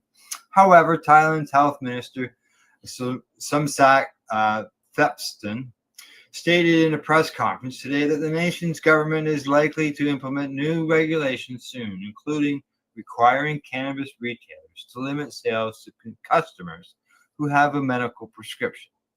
Public Health Minister Somsak Thupston says cannabis users in Thailand will be required to have medical certificates to make sure that the plant is being used for medical purposes, according to the Bangkok Post. Interesting. I will improve regulations on cannabis use in Thailand. For example, cannabis smokers may have to show medical certificates. Foreign and Thai cannabis users must have medical certificates. That was going to be my question. Foreign and Thai cannabis. So we can go visit Thailand as long as we carry our prescriptions with us. That's what I was wondering too. Like, would they accept our medical documents for? Well, let's try a little dance here. That's pretty cool. Starting back in 1979, cannabis was scheduled as a Class 5 narcotic under Thailand's Narcotic Act. The act prohibited smoking, possessing, and selling cannabis. Thailand later legalized medical cannabis in 2019, and then in 2022, Minister of Public Health, Anuit. The Minister of Public Health at the time issued a ministerial regulation removing cannabis from Thailand's list of narcotic drugs. Yeah, it was a big free-for-all. Thailand's historic cannabis policy shift in 2022 was supposed to pave the way for the nation's emerging cannabis industry to become a regional and international powerhouse. And to some degree, that is what happened. At one point, every household in the entire country could sign up to legally cultivate low THC cannabis plants, which a reported 1.1 million citizens of Thailand did. The public health minister indicated that there would be no plant limit for the government's cannabis cultivation program. Thailand's government also gave away over 1 million cannabis seeds directly to households that signed up for the program. A broad spectrum of government agencies in Thailand agreed to do their part to push Thailand's emerging cannabis industry forward after the 2022 policy change. But that was under the previous government. Thailand's new government has taken a much different position on cannabis policy. The ruling Pheu Thai Party has pushed to recriminalize cannabis in Thailand since it took power, although the push has faced opposition from its coalition partner. Changes to Thailand's cannabis policies have seemingly been announced multiple times over the last year, but actual changes have yet to occur. Only time will tell what happens next, and with it, how Thailand's emerging industry will be impacted. Yeah, that's just been a roller coaster ride for them over there.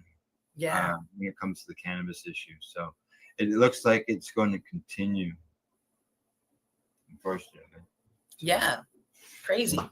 See what happens, you know, if that would mean that their stores would become medical stores. Well, I have a script, so I mean, I'm still open to go to Thailand. Yeah, get That some would be cannabis cool. while you're there. Yeah. Yeah. All kinds of cannabis destinations for a cannabis consumer to head to in this world. There's more opening up. There's no doubt about that. Yeah, exactly. All right. Anything else before we say goodbye? Oh, that's about it, I think. Have a great weekend. All right. That's it for today. We hope you found it educational and informative. Other than that, thank you to Camelford Lifestyle Shop at ease.ca and Limestone City Hydroponics, and to you, our viewers. Next up, you can watch Psychedelics and Cannabis Educational News Monday at 10 a.m. Other than that, don't forget to educate, medicate, and do not incarcerate. You're listening to the Pace Radio Network here at paceradio.net. The opinions of the individuals during this broadcast are their own and may not be the opinions of their group or other organizations they may be involved with. All medical advice during our broadcast is not a medical opinion and should be checked with your medical physician. Enjoy the buzz of legalization with Campbellford Lifestyle Shop. From lights to plant nutrients, books, consumption accessories, and more, we've got all your basics to grow or consume cannabis. Visit our info center or take a look at our piercing services and body jewelry, now available in-store through Campbellford Lifestyle Shop, 17 Bridge Street West, Campbellford. Limestone City Hydroponics is Kingston, Ontario's hydroponics shop. Take your growing to the next level and create the optimal environment with a tent kit, or maximize your yield with an ebb and flow flood table kit. Either way, Limestone City Hydroponics has more sizes and options to fit your needs. Are you looking for the power of the sun that adapts to your budget? Then look no further, as they have professional grow lighting. They have indoor grow systems that are easy and cost effective, with many options to fit your living space and lifestyle. Cultivate your growing potential. We have everything you need to succeed. And if you can't make it to the store, they offer local delivery to the greater Kingston area. Remember, when you're looking for experts to help you grow, then look no further than the locally owned Limestone City Hydroponics, 105 Sunderland Drive in Kingston, Ontario. Call them at 613-548-0420. We are people advocating cannabis education here at paceradio.net.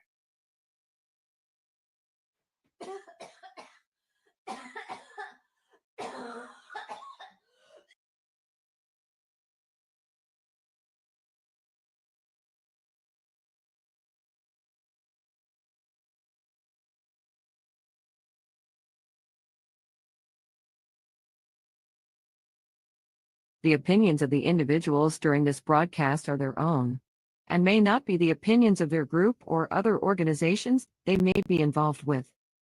All medical advice during our broadcast is not a medical opinion and should be checked with your medical physician. Hi, I'm Timmy. And I'm Mary Jane. He's the newbie. She's the doobie, and this is the show where we toke cannabis talk from both sides. Is that even possible?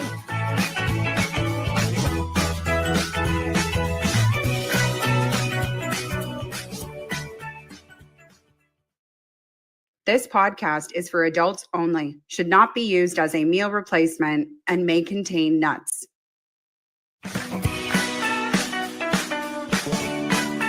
Hey, everybody, and welcome back to another episode of The Newbie and the Doobie. My name's Timmy. I am the newbie. Mary Jane, also known by the doobie. Coming up on today's show. Oh, that's me. We got our word of the week. Another high five list. Mary Jane strain. And another amazing segment of Teaching Timmy, of which I see is including some sort of hardware tools. Yes. Yes, we're doing buckets today. Buckets. Except I didn't use a bucket. I'm using a glass jar. So I don't even know if we can technically call it a bucket. I'll give you the other names later. All right. Well, we don't do anything conventionally on this show, right? What is conventional? Exactly. What is normal? People always say, "Oh, I wish it was normal." There's no normal. Does anybody really want to be normal? Like, what is it? How would you even know if you were normal?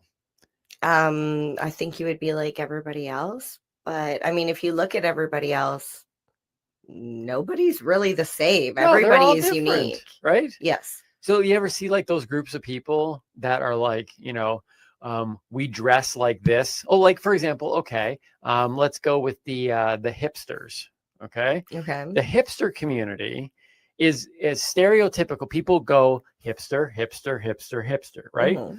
But their whole concept, I believe, being a non-hipster, is that they're trying to be unique and counter whatever, but in the process they've created their own look and thing where you're no longer now unique, you're now a part of a larger social bubble. You know what I'm saying? Is that a right or a wrong? I try not to classify people based on please. You're not getting me that way. Please. That's so anyways. Anyway, Timmy, why are you dressed like that? Because I want to fit in. I'm pretty fit in. Speaking of fitting into my shirt. I want to fit. This is my shirt for the record because I am a dancer. That's right. You are a dancer, and I am attending a dance. That looks sweet. That's like I'm like a walking disco ball. it's ABBA. That's the first thing I think of is ABBA. I'm just No, kidding. don't- I'm just don't- kidding. Don't I'm do kidding. that. No, it's got the flowy sleeves. Yeah. You know what was awesome? Okay, we're gonna give credit where credit is due. As we walked into the studio today, dressed as we are, Yes. our producer immediately said and pointed at you and went, very like 70s Saturday Night Fever, which Yeah. I was like, yeah, I see that. And then looked at me and went, I'm kind of getting like flash dance. And I was like, You got so excited. Hey, like that's what I'm going for. Flash dance. Like it's not, it's like it's got the look, I even have The socks. I love how it's over top of the wool socks. You had to just leave the Like, wool socks on. Isn't that the look? I don't know. I don't know what this look is. Mine This is mine flash. matches. It's flash Okay. dance. Our producer Mine recognized it matches. right Look, away. Look. It does match right And away. I'm losing like sparkles. You're losing. everywhere. Well, that's okay. I I think the color's coming. I off leave this thing as glitter well. everywhere I go, regardless of if I'm wearing it or not. That is so sweet. I would like to actually try that on at some point. You are not. I'm gonna have to lock this one up because No, I will find. I that had to one. squeeze into this. You're not putting it on. Do Your bubble butt will not go in. Do you actually believe that I care if something doesn't fit me properly? Well, I would like to wear it again. well, and for the record, let me just say I did hear the compliment about the bubble butt. I work hard on that. It's a yoga butt, quite frankly. Yoga shoulders, yoga butt. I recommend it for everybody. It is a nice butt. Thank you. I should actually try. I've always wanted to try that whole Kim Kardashian put the cup. Maybe we should have a picture No, with the you have to Nuvia do it with Doobie the mug. orange juice with the glass Oh, of the orange upstanding juice. comedy glass. Yes, Okay. All right. you have to. Okay. There's so many, quite frankly, there's a whole lot of modeling poses that I are on my list of things to do. And I think you and I should just set aside a block of time on like a Saturday and I'll get all my outfits ready. Yep. And you get the camera and we'll just knock off a whole bunch of these things because I got stuff. You know, we had our guest Jackie Childs on a while ago. Yes. And she inspires me constantly. And I've seen stuff she's done and I'm like, I'm going to do that one. And I still haven't done it yet. And but it's like, you know, and I've seen some stuff, Madison Baines, she was on our show. There's some stuff on there. And then there's some poses that I just really. Well, I mean, it's about time the internet got broke again. Right. Yes. I have a hashtag, actually. My own hashtag is hashtag Timmy Insta Model. But that doesn't have anything to do with dancing. Today's theme is dance. It's dance day. It's That's a day to right. celebrate dance. In whatever style or form, whether it be freestyle or, you know, tango. That goes back to what we said at the beginning, right? What is normal? There is no dance is an expression. You do a contemporary dance to the flash dance song, right? I do. It is absolutely stunning. It's an Yes. inspirational is what I would call it. Okay. I do a on stage in my stand-up comedy shows sometimes, which, you know, even my stand-up comedy shows, they tend to go down some weird routes sometimes. It's funny you call it stand up because I know I'm not going to crack a joke about you sitting on the stool. Yes, those are the kinds of jokes I tell, which is why Timmy's the one that goes on stage. But I'm just saying, like, you don't do the traditional stand up, you know, system where you stand up there and just tell joke after joke after joke. You do, but there's some performance pieces in it. You do all sorts of things. I like to consider myself an entertainer, but to be fair, the reason why is because when I got into stand-up comedy, which was back in 2007 now, so we're talking like, I think it's been 14 years, was the first time that I actually was on stage introduced. It was on Leland Clausen's comedy tournament. Hi, Leland. Hi, Leland. It was the first time that I was introduced as, it was Tim Boyle. It wasn't Timmy. I came out on stage in like, it was like a fitted striped green, like just button down shirt, some khaki pants and some dress shoes. I think I've seen that video. So if you want to go to upstandingcomedy.ca, timmyboyle.com, whatever one you want to do, goes to the same place. you'll see, like, I perform in a suit. I have my orange juice glass. I don't wear shoes, and there's a whole story to that. But I used to just be Tim Boyle, and just kind of in this dress, in like a normal dress shirt and stuff. And I've kind of morphed that. But my point of all that is that I started off just doing stand up. So I get stuck in calling myself a stand up comic, because I can do an hour and a half, 2 hours just with my stool telling stories. Okay. But at my heart, in my soul, I'm a dancer. I'm an entertainer. I'm a performer. But there's a split in the world, kind of like, if I can connect it a little bit to the cannabis thing that's happening right now, where there's the people who are going legal, and then there's I don't know what you call the other team in this thing. I think we like to say legacy, like they've So been it's around kind of, for a long time. it's kind of like, the legacy people are like, no, like we want pure legacy. Like you guys are like, it's like selling out. It's like going past. I see what you're saying. So in stand up, there was this stigma attached as I was going up. Is like, no, like just tell the stories. Like, don't pull props out of your pocket. Yeah. Don't do. Oh yeah, didn't Carrot Top get like a lot of flack about all his props? Like that was he was the prop yeah, well, in guy. some people's eyes, I mean, this is the thing that we talked about at the beginning. There is no normal. In some people's eyes, they would say, well, prop comedy, that's not real comedy, or like improv, or was that those puppets or ventriloquism, magicians. And there's all this thing of like, I feel bad I said puppets. Sorry. It's all just, what are they called? Mannequin Americans or mannequin Canadians, depending on where you're from. Yeah, or where they're made. I guess you got to check the bottom of their foot, right? Made in wherever. Okay, that would be they would all be Chinese then. But so anyway, so I didn't do any performance pieces in it, because that wasn't the pure stand-up form. But I realized that no, that I'm not a stand-up. Stand-up is one form of being an entertainer. Yeah.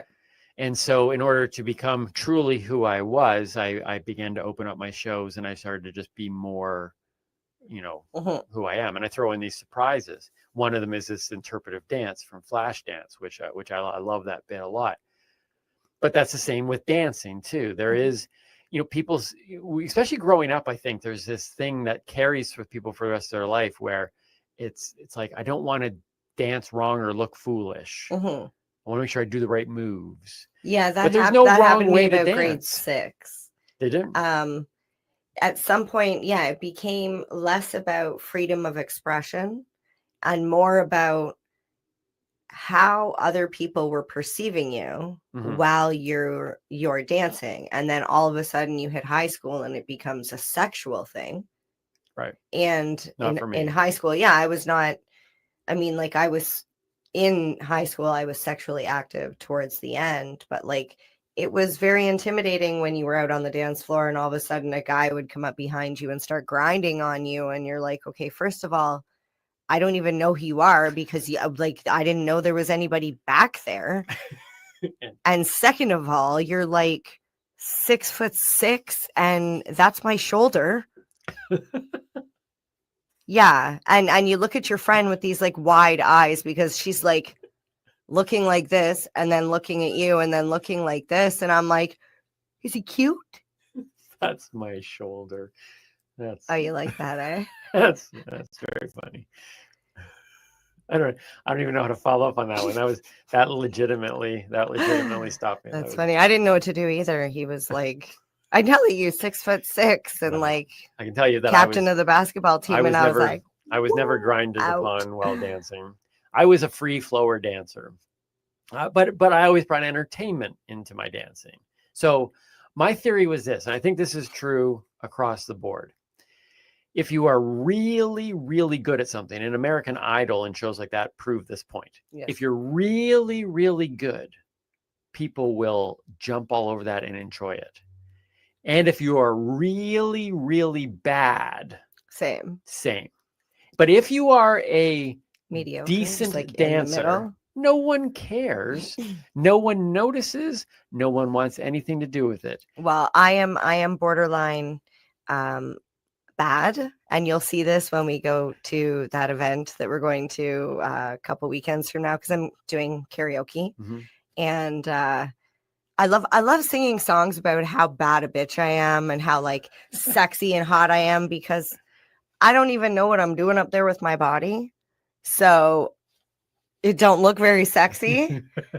And it's so To funny. each their But own. In that dress with those moves, that's the blue dress. That's what I'm gonna that wear. could- The like, that could and be that's sexy. how I've learned that it's less about what you look like and it's how you feel, because that's literally all that dancing is. It's a movement of your body to music, like whatever beat or flow of music it is. And it's actually kind of, is the word cathartic? If you're meaning cathartic, it is. I don't know. But cathartic means like sleepy? No, that's lethargic. I don't know. I was hoping you wouldn't bring that up.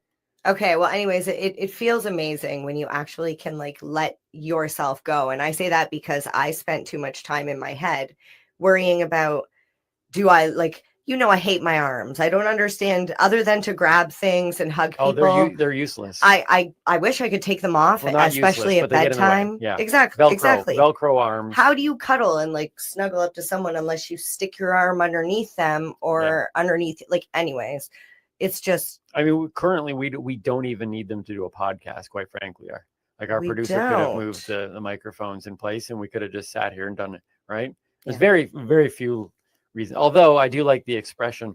Now, later in the show, I wouldn't have these awesome sleeves. just so you know, later in the show, when I do my high five list, Okay. I will bust some moves. Ooh. Yeah, so it's almost it'll be it's kind of a high five list and a showcase. Nice. You know, you can get a My only chance. move is the headstand, and it doesn't Are do you gonna do one anything other today? than up. No, but I like this one though. Oh, what was it? Yeah, or this one. Yeah, that's a good one. You just like the bounce. Is that wrong? I'm charging for the next one. Is that wrong? Yeah. So anyways, but dance is about expression. Yes. And it's about just being in the It's moment. about freedom. Be free and just express yourself. Yeah. And that's what we're celebrating today. There's a song like that. And that's what we do here on the podcast, right? We come into here, we come in with plans. We have ideas of what we want to do. But we don't necessarily look to the other podcasts as a model for what we're doing. We want to come and express ourselves in regards to the things that we find interesting and fun, to be who we are, to dress how we want to dress. And when you're really kind of grabbing a hold of cannabis and teaching and those type of things, you want to be able to express it the way you want to express it. And so we hope that wearing whatever we want to wear. we hope that those who have been tuning in either through YouTube or podcast, believe me, if you've been listening on a podcast, you are missing out on a lot. Yes. So switch to YouTube.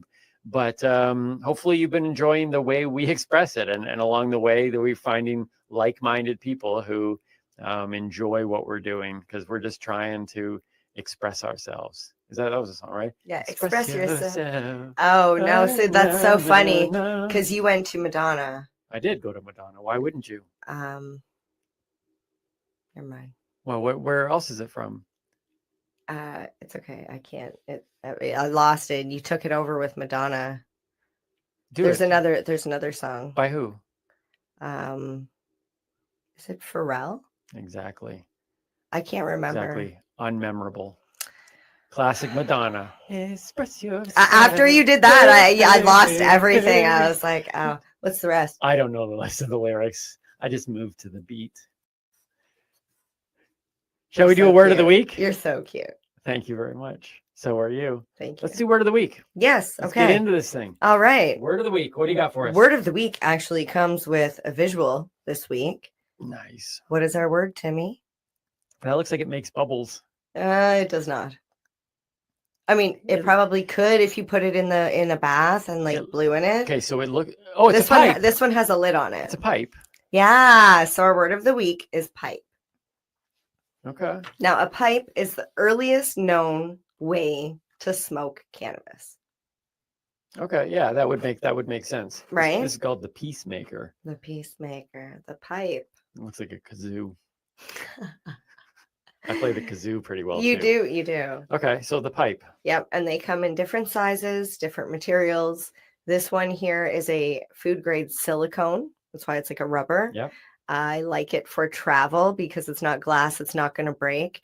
And there is a metal bowl in it that is smoke safe that you can actually remove, and it's easy for cleaning.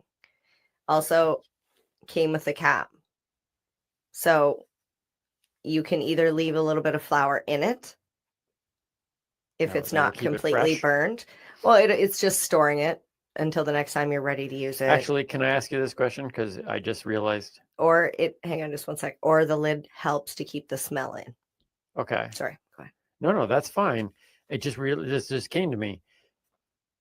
Does the flour that would be in here, Mhm. is freshness an issue? Absolutely. Like it can go, it has expiry dates? So it doesn't, we don't exactly know per se if it has an expiry date. However, the older the cannabis is, the more CBN it like develops. And CBN is the cannabinoid that's responsible for sleep. Okay.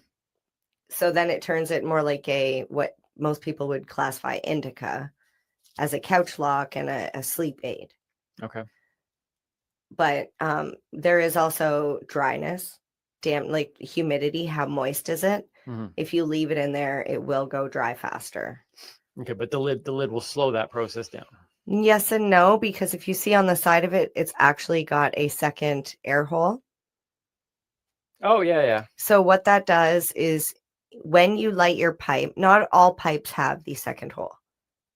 When you put your finger over the hole, you light your pipe, and the smoke, as you're inhaling, it will go in to your lungs. And then to clear the smoke out of the chamber, you then release your thumb and it forces the air through. Okay, so I would smoke it like this then. You would smoke it like that with your thumb covering the hole. So basically a pipe is a bowl Mhm. and a mouthpiece and a space in between. It's a small bong. No, the difference between a pipe and a bong is actually a water pipe. Okay. So that's your main difference. It has water. Right. So this pipe here it's somebody made it, but I was going to say man-made, but we made a pipe out of an apple.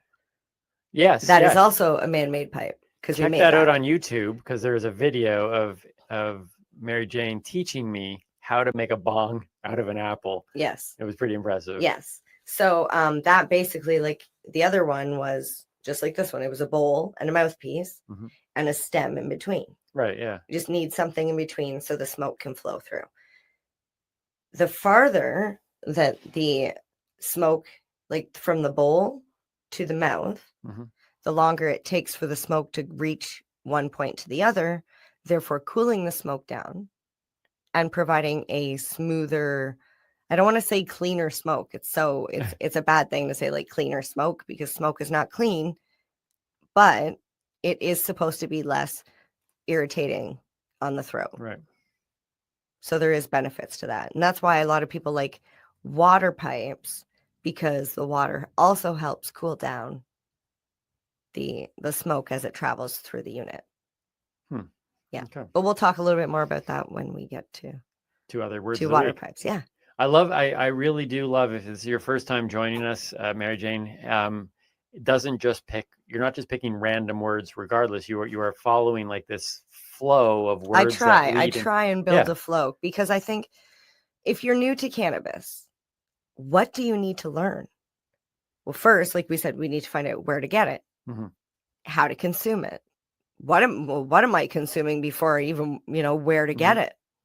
Yep. So, well, I like the buildup. I can see like nice little smoking jacket, just kind of like the Sherlock pipe. There is the peace pipe with there's a Sherlock pipe that people have, that they smoke absolutely. There are cannabis Sherlock pipes. Yeah. You think Sherlock smoked cannabis?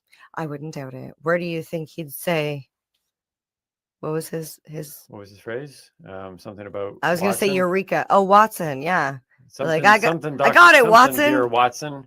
Right? Dear Watson, there's a hole in my pipe. Dear I Watson, don't know. a hole. I don't know. No, I just made that up on the spot. People question sometimes. Very talented. Are you truly a professional comedian? Yeah, look what I just did. And a poet. And a dancer.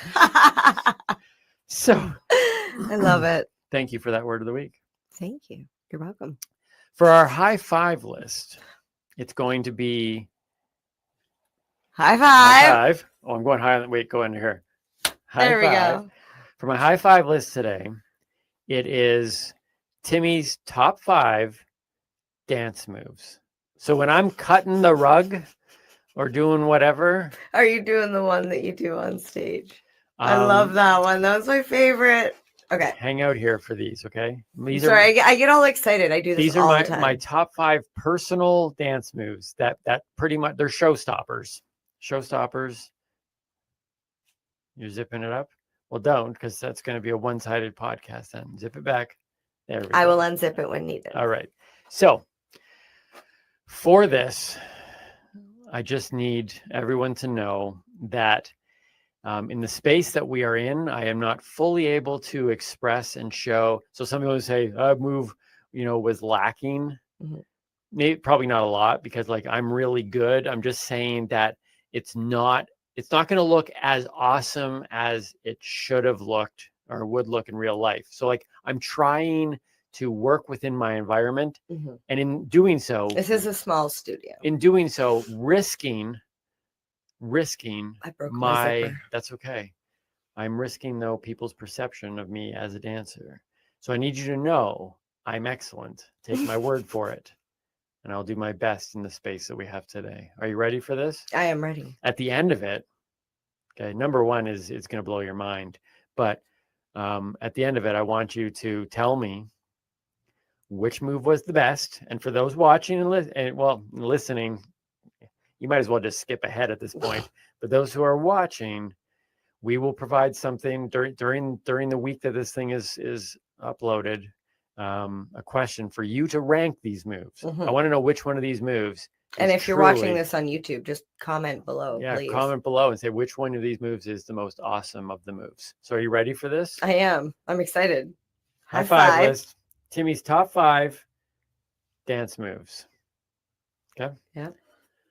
The first one I like to say is that those shorts. I love those shorts. I put the spice into the mixing pot.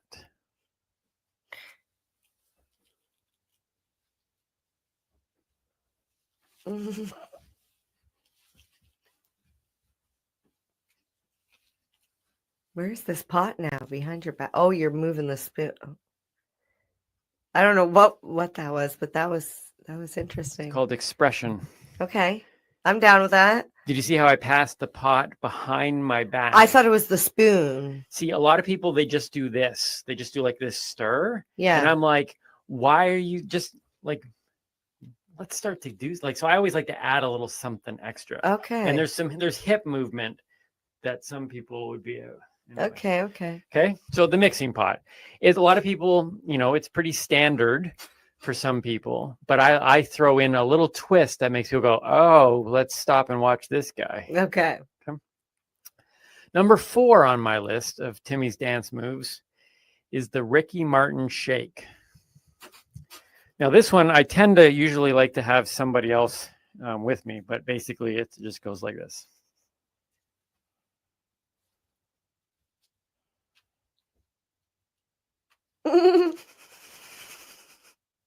I feel like we needed music for that. I'm sorry. Well, normally, see here, come here, come up here. I'm afraid. Come over here. Okay. Oh, these boots are hard to walk in. Stand right here. Okay. No, look at that camera. Okay, go down a little. Right there. Okay, so you go like this. I have no idea what people are seeing right now, but it's pretty hot. So, thank you.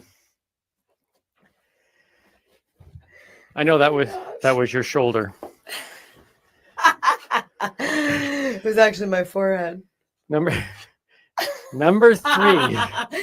Got you on that one too. Number 3 is one I cannot do here. But in high school at my prom, Okay. if anybody from my class, the class of sometime between 80 and 95, somewhere in there, nobody was going out on the dance floor. Okay. Right. And so You were the 2 guy. songs, I was the first one on the dance floor. And for 2 songs, it was just me on the dance floor. And then I ended it without thinking that my dad at the time had paid money to rent my tux. I ran across the floor and did like the knee slide. Oh no. You know that knee Is slide? that from like Footloose? I don't know where the knee slide is, but I killed it. That was a jump. I did a knee Travolta? slide on that dance move. I put 2 holes in my tux pants. Also lost a couple cufflinks. We returned it to the place and never got a call. So apparently they don't care. But the knee slide, I can rock a knee slide. I can't. There's nowhere I can do it here. That's literally gonna bother me now for the Right? rest of the show. I know What everybody's gonna be movie like, is I want to that see. from? Well, and I thought you wanted to see the knee slide. That's what. No, well, I want to see it in the movie. Okay. If you know what movie it is, please Tell us. Okay. Although I probably would have Googled it by then. Then number 2 on my list. Mm-hmm. Could you imagine so far if I do those 3 moves on the dance floor? Yep. You are gathering your friends around the dance floor, like watching this thing happen. Oh, it's fun and interesting for sure. Right. There is no what's the word? There's no dance battle. Like people right away are going, I'm not fighting that guy. I'm not fighting that guy. Yeah. Right. There's no way this becomes a dance battle. No one watches those moves. But then I pick it up a notch here. Then I pick it up to this. Right. And this is where our producer got it right. These things, these are killer. Yeah. You These are could have just killer. pulled them up. Pulled them up where? Your socks up. So you won't be able to see this one very well, but it's basically the. Sorry, I was checking out your. It's basically it's just the run. You know the run. Like I don't know if a camera can even see, but it's the flash dance run. You can't even see these, but I have to lift my knees up. I know. No, that's the wooden spoon run. That's just tiring. So, but if you see, so I do those moves, then I go into the flash dance run. Yes.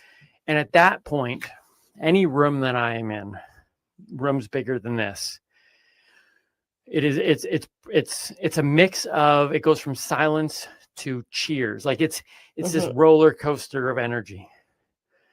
And then I always end my dance performances with the showstopper. Wait, you can't do that in here. Oh, I can do it I can't do it in here.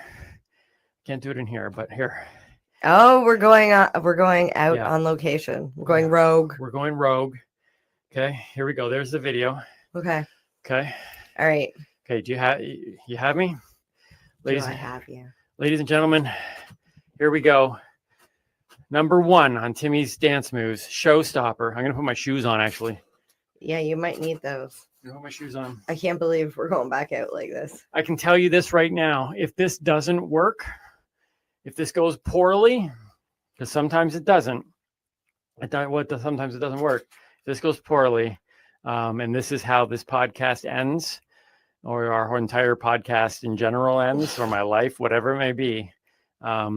Thank you for listening. But I hope you enjoy this as I go and take my number 1 dance move to the streets right outside the studio. Come with me, Mary Jane. Oh, wait, I got to follow you? Yeah. I got my boots on. No, come with me. Okay. Come with me. Okay. All right. All right, let's go. Hello, producer Emilio. Hello. Goodbye, producer Emilio. All right. Then lock this in. Here we go. All right. Okay. Now it's a little bit scary on the concrete. Which way should I go? Towards me, but I'm just gonna back up. Do you want to say something to them before you go? I love you, and I don't normally do this on concrete. Don't hit the guy behind you on the bike. Uh-oh. Here we go. Ladies and gentlemen, my number one dance move, showstopper. There we go. Take as much room as you need.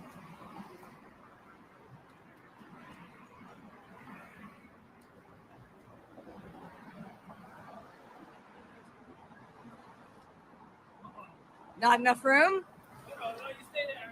Okay.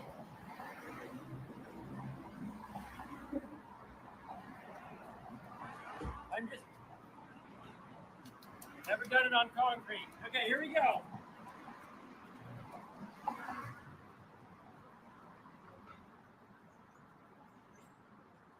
Those are the flash dance legs.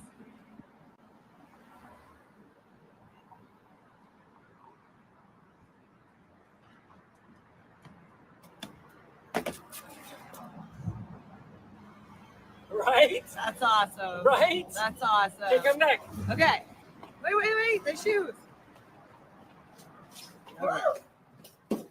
Oh my goodness, I was Wait. I was so afraid that I was going to break my skull. Hi, Amelia.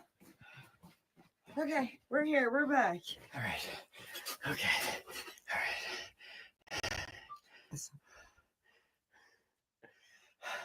Sorry. It's okay.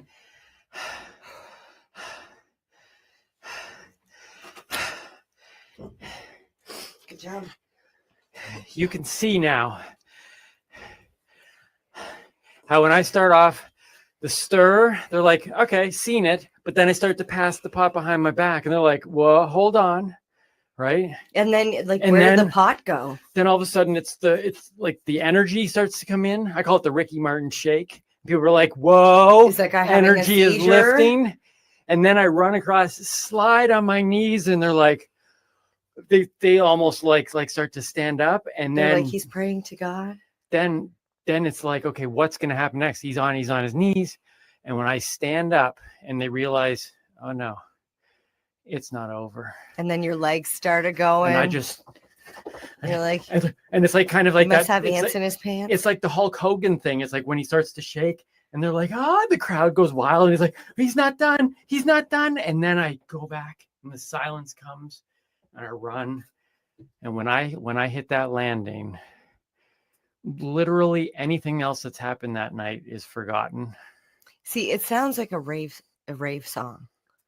Like Wow. it literally just builds and builds and builds till the final like explosion at the end. Right. It's kind of like something else.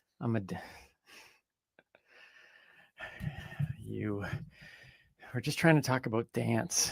It's always goes so much Dirty Dancing. It's Dirty Dancing. Good movie. There you go. That was awesome. That was a high five list. That's a high five list that exhausted me, but worth every second of it. It was definitely worth it. I can't wait till you see the footage. Right? Because I seen it from my angle. Yeah. You're welcome. I am a dancer. I think it's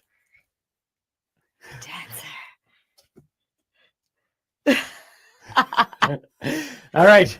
Let's do Mary Jane's Strains. I know it's hard to come from that into Mary Jane's Strains, but wow, Mary you want- Jane Strain actually coincides with being a dancer. What? Because a dancer would be in the limelight. And that is the name of our strain. A little bit of Timmy, a little bit of MJ today. Take it home with Mary Jane's Strain. All right. This strain Limelight is made by Edison Cannabis Co. It is a sativa with a THC level of 20 to 26%. Extremely high. Not for the inexperienced user. Okay. Unless you want to take a little bit at a time. But be prepared. It's high THC. Well, what was the high THC? How high? So in flower, it's 20 to 26%. This strain is. Remind me again, what was the first one that I had ever? The first one you had was about 15. Because that did nothing for me. Yes. And then the one that screwed up my bowling game was about 20. So we're starting to hit this range. Yes. And that one, it floored my bowling game. The interesting thing about this strain is it's 20 to 26%. So it depends on what harvest it is, what part of the plant it is, because each cola tests at a different THC level. Okay. So the range is 20 to 26%. That's what you're going to get. You might buy a bag this time, 20% THC. Might buy a bag next time, 26% THC. Okay. What But the one that rendered you The- useless the- was 26%. It was like it was an extremely high. that was the one that made my brain go in and out. Yeah, you that was you the last couldn't time I ever focus. smoked. So that's what we're talking about. This So one this here is- is in that range that messes up my. So if you're trying to go, so give me a visual picture. 20 to 26 ranges from screwing your bowling score up to making you non-functional in a conversation. Well, it's Look at that. yeah, it's the difference between enjoying, but see, like for somebody like me who has a higher tolerance to cannabis, Right. Yeah. that does not hit me as No, hard. that was my third one ever. Yes. Yeah. Yeah. So I know I try not to compare cannabis to alcohol. However, having a high, really high THC joint or edible is almost the same as drinking a shot of straight up alcohol Okay. when you're used to drinking beer. Right. If you're used to just having low THC and then all of a sudden you go to high THC, you're going to feel really intoxicated, just like you would if you're used to drinking beer and now you're drinking shots. Okay. It's just you get too much percentage. So this one of is the drug. for the experienced Yes. consumer. Yes. Okay. It is a sativa though, so it is supposed to be more cerebral. Right. And the terpenes that you'll find in this strain are caryophyllene and humulene. Humulene, I believe that's humulene? how you say it. Yeah. Okay. You will find you can be creative, energetic, focused, happy, and they say possible side effects are dry mouth, yeah, red eyes. yes. And I will point out if you are not comfortable with high THC, it can create some like anxiety in certain people. So that's why we say start low, go slow. Okay. What was the name of it again? Limelight. Limelight. I just love the name. It's in the limelight. Just like You're we. right. It does hit the dance theme, being in the limelight. Yipper. Let us end today's show with a teaching Timmy. Okay, I'm so excited. This is so. I'm excited.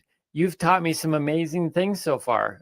What have we learned? I learned how to make a bong. One of my favorite ones was making a bong out of a water bottle. Okay. And a pen. And a pen. That, Yeah. That was super fun. Yeah. Rolling a joint was the first thing I think you taught me. Yes. And if you go back to these episodes, I actually think I rolled that joint really well for my very first I joint. still have it, and you will smoke it at some point. Okay. All and right. it hopefully it's not too late because it will start to degrade. Right. Okay. So we'll have to look into that. But it was a nice roll. It's beautiful. You taught me about using to building a cannabis diary. Yep.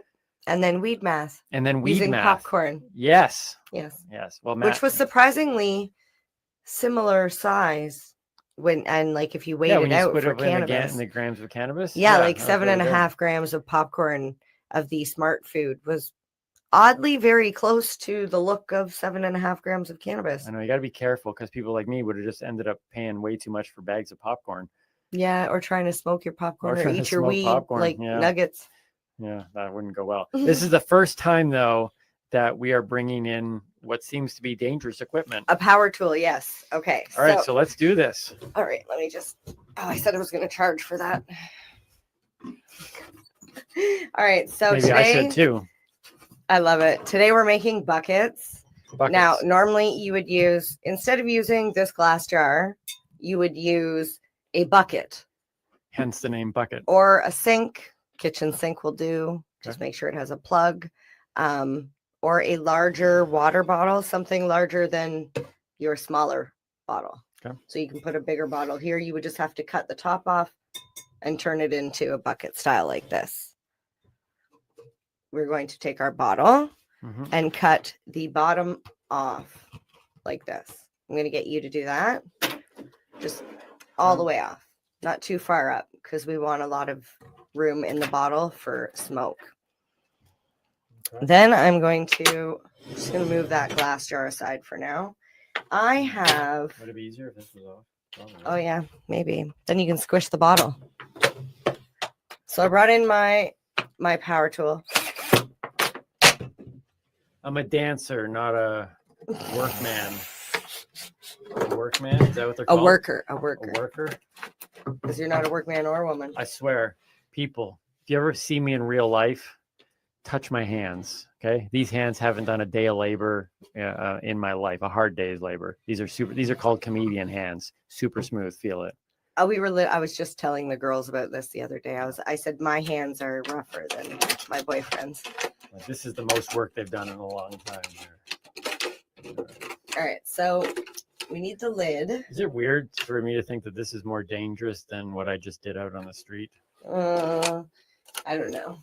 This part is the dangerous part for me because I have fake nails and I'm using a drill on a lid, on a plastic water bottle lid with a massive drill bit. Okay. I brought in a board because I didn't want to damage the table underneath. I'm going to use the drill. I didn't do this with this hopefully. Okay. Safety first. Get the sleeves away from the power tool. So basically, I just need to drill a hole. Oh, that didn't work out very well. Okay. I swear I did this at home. That's funny. Okay, so make a hole in the top of the lid. You don't have to use a drill. I've seen people heat up tools and just poke it through the lid. The reason why I used that drill with that bit is because, like I said, I tried this at home and I knew that I could fit this socket piece into the top once I put maybe I can't. It's these nails. I cannot do anything. That's why, yeah, you shouldn't do your nails. I think maybe next time I might get them pointed because maybe I can pick my nose if I get them pointed. Okay, so there. Okay, cool. All right, so it's a, what is that? What do So you got it's in a there? socket. It's a socket. This is a 732 Okay. socket. 732 socket. And the You put reason it- why I'm using a socket is because it creates a nice little bowl. Okay, So we're going to actually use that to put our cannabis into. nice. Then you're gonna put it back on there. We're going to put this on the top here. Oh, are you gonna put the drill in there and make the whole thing spin around? No, Oh, that would be we're cool. done. We're done with the drill. Oh, I'll put it over okay. here so it does not. I can honestly, Does not I distract. can honestly say I'm not the only one disappointed right now. I was expecting more from the drill. I'm sorry. Okay, so we don't need this. The Just so bottle. you know, our producer was disappointed too. What? He put his hand up. He was like, I'm disappointed too. Oh, can we do something with the drill? That later? was it. We can. We Okay. can. Okay. What is it with men and the sound of power tools? Right? Oh, it's I fun. feel like, it's like Tim Allen. I don't want to use the power tool, but Okay, so then in order to make this work, Mhm. to smoke your cannabis, you're going to fill this jar or bucket with water. Mhm. Place this inside. Yeah. Put your cannabis in the bowl. Get your lighter. Yeah. Take the lighter, put it over top of the bowl, and lift up. And as you lift up, there is a vacuum that's created Okay. inside here. So basically, okay. So what did I wrote a card here. Let me just go back to the card. Yeah, yeah. This is a bucket. It's called a bucket. It's also called a waterfall bong or a gravity bong. It's how it works. It uses pressure to create a vacuum and uses gravity to draw in and force out the smoke. So as the water is in here and we're lighting the cannabis and lifting the bottle up, there is a suction that's created in here. The smoke is sucked into the bottle and sits on top of the water in the bottle.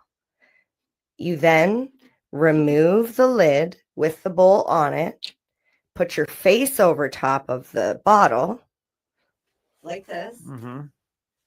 and then push the bottle back down. And by pushing the bottle back down and forcing it into the water, you're forcing the smoke up into your face. Okay. Don't get it? No, okay, so now we're going right to the bottom here. I'm as newbie as they come here. Okay. So what? Okay, first of all, tell me what is you're getting more smoke quicker? Yes. Okay. So I'm trying to the I'm trying to figure reason out the benefit the and reason what why exactly you would pull happening. this out. Like, because it seems like a lot of work. So most of the times when I would see a bucket or use a bucket, it was at a party. Because like you say, it's a lot of work, and like you can roll a joint, hit a bong. There's so many other ways to consume cannabis, right? Right. So by using this, when you're forcing, You can't just pass the bowl to the left-hand side. It's like a big project. well, no, see, like you would put it in the kitchen sink, for example, and then everybody would be like, yo, you want a bucket? And then you'd go over to the sink and they would like fill you up a bucket. So by forcing concentrated smoke into your lungs, Yeah. you get more smoke in there than you would be able to as if you were to just smoke a bong or just inhale normally. So you get a bigger hit, which is great because this is a very, very small amount of cannabis that you're putting in here. You're getting more out of your cannabis. So you actually get a bigger toke off smaller cannabis, like a smaller amount. Oh, you're maximizing your cannabis. Yes. And I will say, Okay. Stunned in Glass. Good tip. They create a product called a gravity hookah. Hookah. That sounds like because it advanced. comes on like the way it sits on the side. It's absolutely beautiful. This device is gorgeous. It looks like it's got these glass things on each side, and you flip it and the water goes glug glug glug glug glug to the one side and the smoke fills up on the other side, and then you take the bowl piece off and you flip that thing back over and all the smoke comes out in your face. Oh, it's absolutely gorgeous. But $599 US, which is the equivalent to And it does what this does. $767 Canadian, comes in a multitude of colors, free shipping, 10-year warranty. They've even got like little pineapple glass things that you can get on the side. I think they have a Dr. Green Thumb thing, but like I said, expensive. And if you don't know if you're gonna like it, it's like a vaporizer. You go and you spend hundreds of dollars, and then you're like, oh, fuck. I just wasted that money. So this is a great way, inexpensive, to figure out if you're even going to like it. Right. Because some people don't like smoke being forced into their face. No, a lot of people like leave environments where smoke is being pushed into their face. Exactly. Yeah, I can see that. So just make sure that what you're using is safe, smoke safe. Like I wouldn't use a socket for smoking all the time because it's a socket. If you're going to do this on a regular basis, well, I know where the socket's been, but it's still a tool.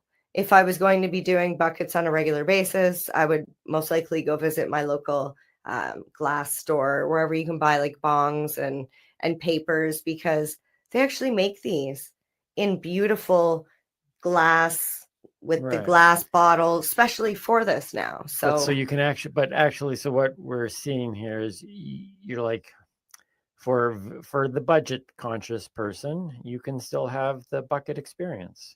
If you got no papers, you know what I mean? And you got a socket and a drill, water bottle, and a bucket and a bottle. And a pair of scissors. And yoga strength. No, that was for something else. Yeah. That's for a previous episode. You still have the yoga strength. All right. Well, I can tell you what, this seems pretty intense to me.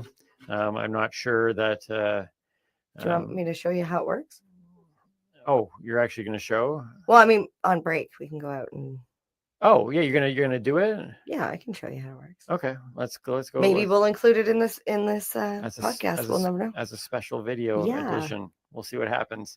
Okay, so is that it then? That's it. That's it for teaching That Timmy. is super cool. Once again, you showed me how ingenuous cannabis smokers can be. They're like, what do I do? I got a bucket of water and a water bottle. Can I make this thing happen? Do you have a socket? Yeah. If I don't, Jim does. Well, it's funny because everybody has a friend who knows a socket. My friend was like, "You're gonna use a socket?" Like most of us would just use one water bottle on the top, one water bottle on the bottom, and some tin foil here. as your bowl. Oh yeah, yeah. But aluminum foil is not good to smoke out of. Ah. Neither are sockets, which is why I'm saying right. Like it's good for trial, but keep doing it too long. I guess that's where the error comes in. Well, I'll tell you, I mean, you're blowing my mind because now I know how to make a bong with literally a water bottles are really good for a lot of things because They are. Wait until I teach you about bottle tokes with hash. BTs. Stay tuned for that. All right, let's go see how this thing works. All Let's right. wrap up another episode. Let's go do some dancing. Dancing. I love it. I'm Timmy Boyle. Mary Jane Baker. Oh, what was that? Mary Jane Baker. Stay lifted. And keep on laughing. Eventually we'll get it. Wait, cheers to the... No, I want to try that.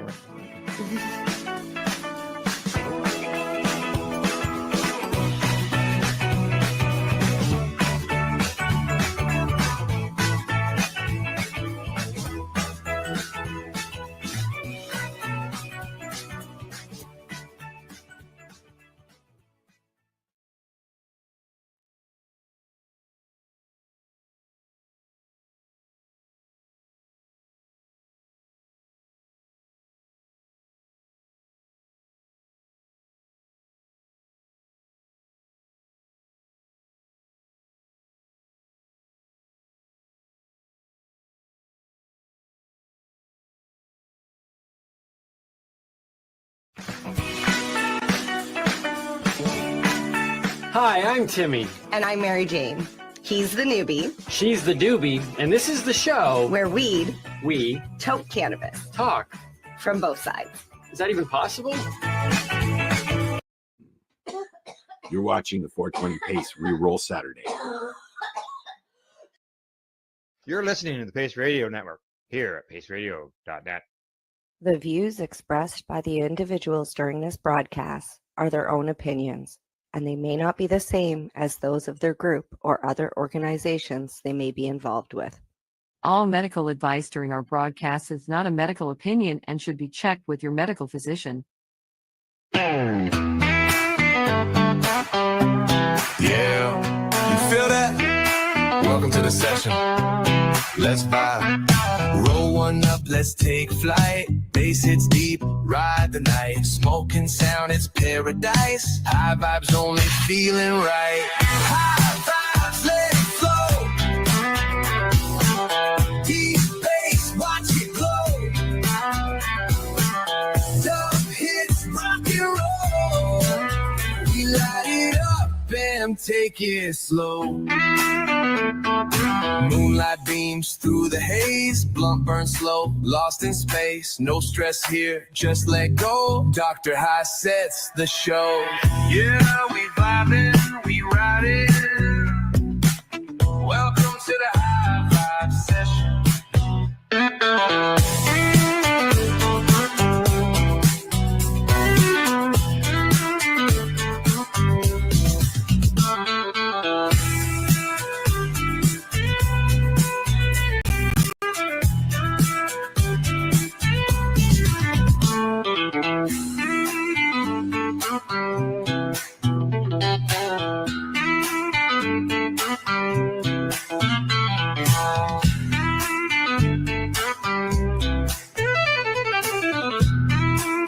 Welcome to the High Vibe Session.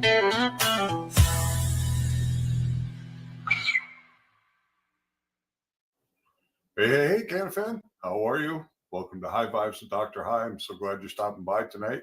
I'm super excited about what we got going on tonight. It's all new music. Haven't heard any of this before. I've been playing around with a fusion of psychedelic rock, acid rock, trance, and it's producing some pretty cool stuff. And I'm looking forward to having you guys here tonight and seeing where it goes from there. The first song was a test I did because I'm experimenting around with doing a playlist that is, each song will be about a different cannabis producing region somewhere in the world, whether it be Jamaica or Afghanistan or Iran or Lebanon, Vietnam, Thailand. So all these countries, and what I'm going to do is I'm going to use this experimental psychedelic acid rock with transfusion, and then I want to kind of stream regional music in through it, so the vibe works with the region, but the songs are still rock and still the kind of thing we'd want to listen to as part of the community. So the first song, The Hashashin's Flame, is one of these songs. It was a test I did, but it turned out so good, I wanted to make it the first song you guys heard tonight. So here we go. The Hashashin's Flame. Let's get it on.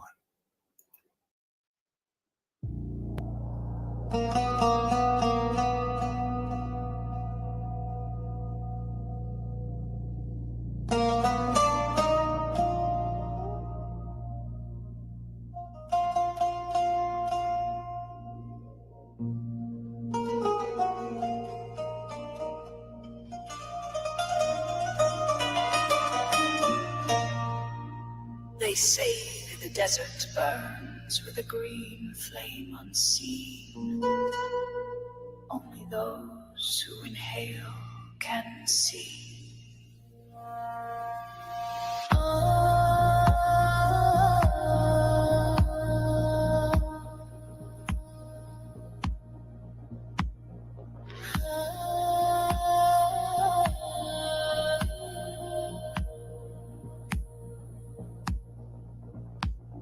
Smoke in my eyes, gush on my tongue. Follow the voice of a garden drum. Scrolls in the wind, secrets have me woke. Chasing the myth of the we that spoke. Footsteps erased by time's own hand. I walked alone through sacred land. The whisper rose in shifting dune. The plan of peace will bloom at noon.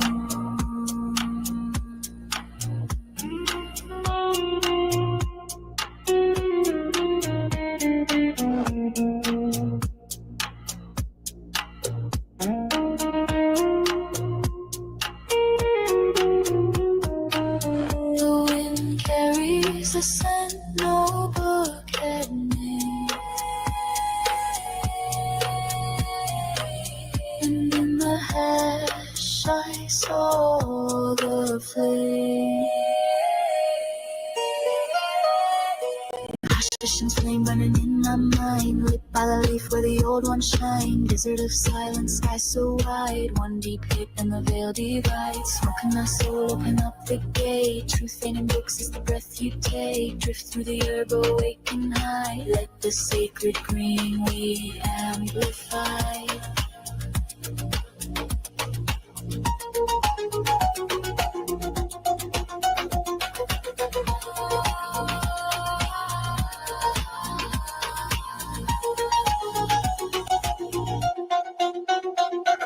A rope man stood, eyes like coal. Said what you see can't be bought or sold. He lit a pipe carved out of stone. Whispers of Dr. High spoken low tone. He gave me a book with pages of light. Words that dance like stars at night. All who come with mind unarmed will feel the plant, the taste, and the charm.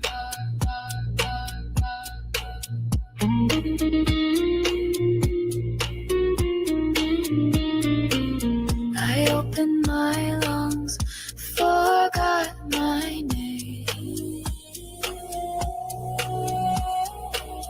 and saw myself stoned inside the flame. Hashish and flame burning in my mind, lit by the leaf where the old ones shine. Desert of silence, sky so wide, one deep hit and the veil divides. Smoke of the soul, open up the gate. Truth ain't in books, it's the breath you take. Drift through the herb, awaken high. Let the sacred green weed amplify.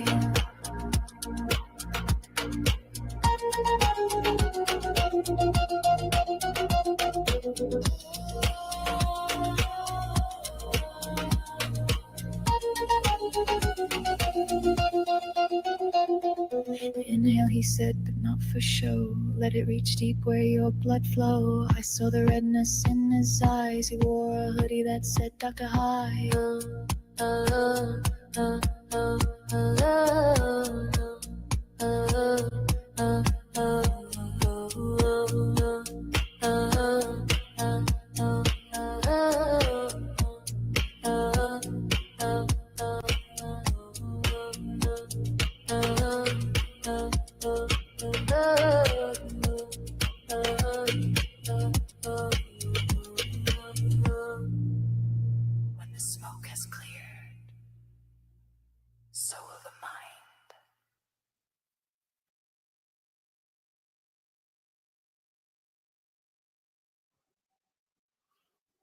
How'd you like that? The Hashashin's Flame. That song is so cool. That you need to listen to in the car, up loud. That would be awesome in a club. That would be great at a festival. Just love it. All right. So High Vibes is about education, advocacy, entertainment, all those things. Now, we all know cannabis has tremendous potential for many, many different use cases. And one of those is addiction.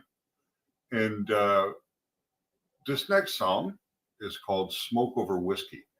And it's a man's story of getting off the bottle with the help of our favorite plant, with the help of cannabis. It's got a really catchy little riff to it. It's a good little rock song, and I think you're going to love it. Smoke Over Whiskey. Let's go.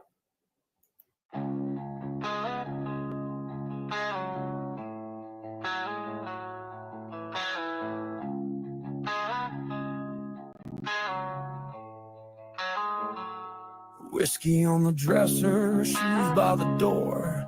I'd lose a day, then chase one more. Called it just stress, blame the grind. But I was fading blind to time. Burned out bridges, broke some trust. Grew cold inside, covered in dust. Laughed too loud, slept too late. Woke up soaked in piss from my escapades. Didn't wanna feel, just fade. Till a friend passed me something handmade. Getting off the bottle with smoke in my lungs. Found some silence when the pain got strong. Didn't fix me, didn't lie. But with the help of Dr. High, I learned to try.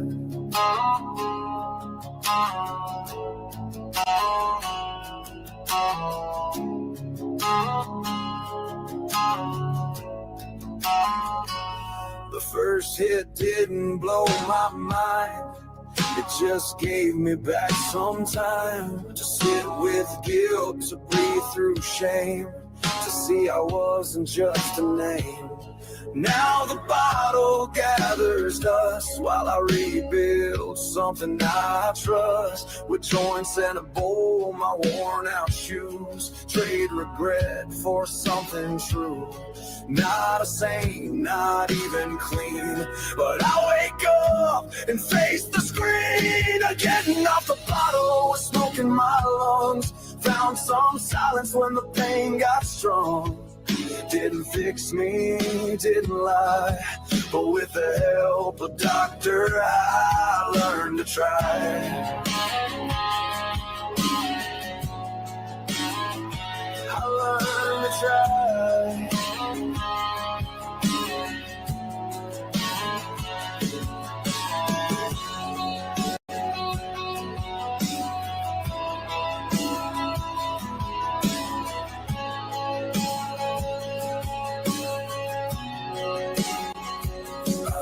One up when the pressure creeps, not to be numb, just so I sleep. So I show up and call my dad, so I forgive the breaks I had.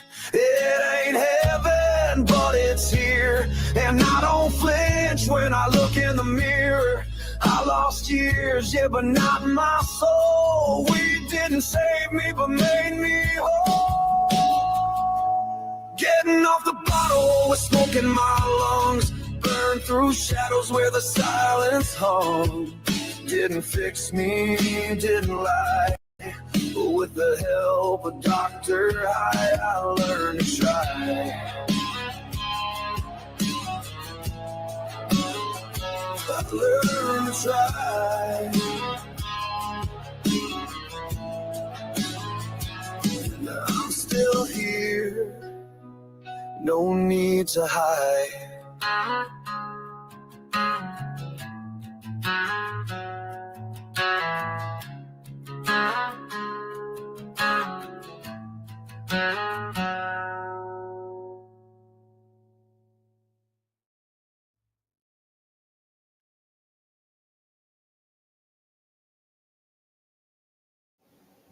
Smoke Over Whiskey. A very interesting song with a great message and a good story. You know, if you're suffering from addiction, can't hurt to try cannabis to help ease some of that pressure. You know what I mean? To start finding a way back. Yeah, I love that song. All right. So I know a lot of you stoners out there like me, around my age, you know, 50s, 60s. I know that I have quite a few younger people actually that listen to music according to the demographics. So it's pretty cool, but it doesn't matter. If you're a stoner, you know who Pink Floyd is. If you're an older stoner like us, you know what Sgt. Pepper's is all about. So as I try to create this music, I try to fuse things together and figure it out to make new types of sounds, things that we've not really heard, you know, different kind of songs. So I wanted to do a little bit of acid rock with a surreal twist. So this is the result of that effort. It's called Third Lung, and it's pretty fucking cool. Enjoy.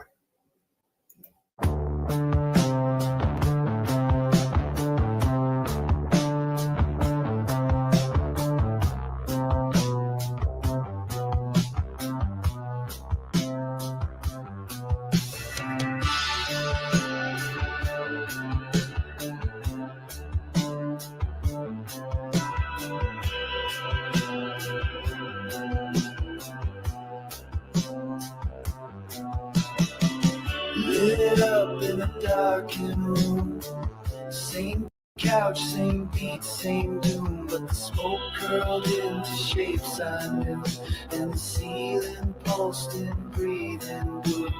Clock ticked backward, phone went mute, my fingers hummed in chords not truth, and I felt it knock my chest. Something deeper, take the breath. I grew a third lung in my mind and started breathing thoughts in kind. Third lung, black sun, I can't tell what I've become. Dreams drift down the walls I made, but Dr. I have blown my face. I walked through doors that weren't there, held conversations in the air. A fish spoke French from my ashtray. A joint turned into Saturn's ray. I saw myself asleep in bed, while my soul danced with my dread. Everything is true, it said, but none of it is overhead. I wrote a beat, I kissed a scream, and mapped my childhood through a dream. Third line, black sun, I can't tell what I've become. Dreams drift down the walls I made, the doctor high, I will not fade.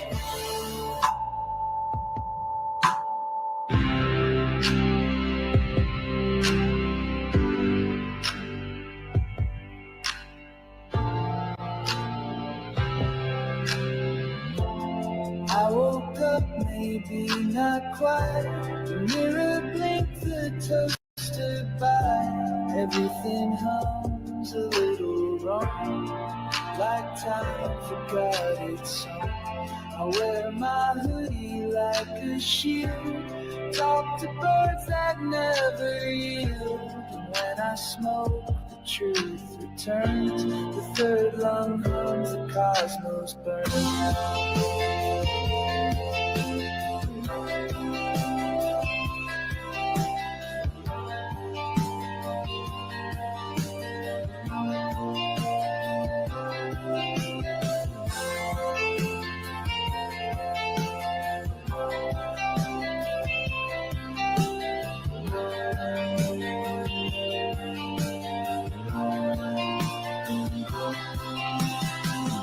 That long, black sun.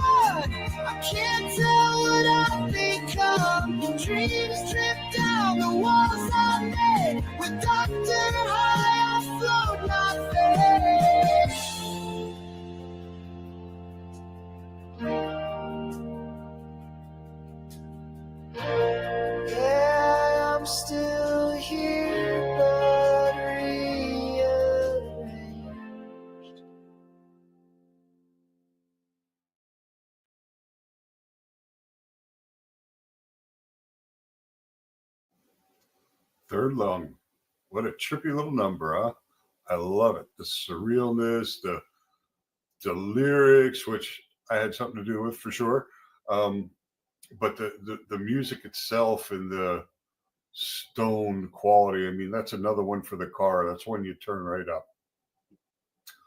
Now, we're about to get into what I think is the best song yet created under the Dr. High brand. It's phenomenal. It's really an incredible song. I've listened to it at least 100 times in the car, in the house, in my headphones at work, just over and over and over again. And it's just amazing, amazing, amazing. It's called Leaf and Flame. And I think if you love music and you love cannabis, you're going to love this song. So let's listen to what I think is the best yet from Dr. High, Leaf and Flame. Let's go.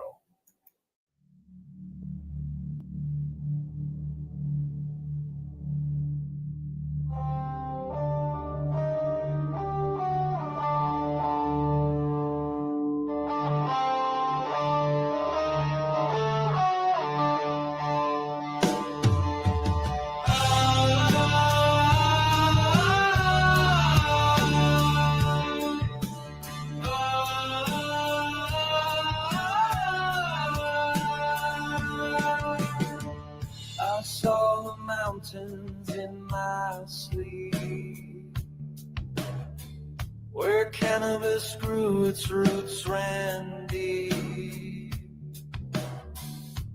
Voices called in winds unknown, climb the path but not alone. No map, no gear, not a spoken word, just stars that glimmered and visions that stirred. They said a sacred leaf still burns up there, lit before the world could care. I wasn't high, not yet awake, but something went through me and I began to shake. The leaf and the flame, one and the same, buried in smoke beyond the name. I walk through fire to claim the light, with Dr. High as my guide through night.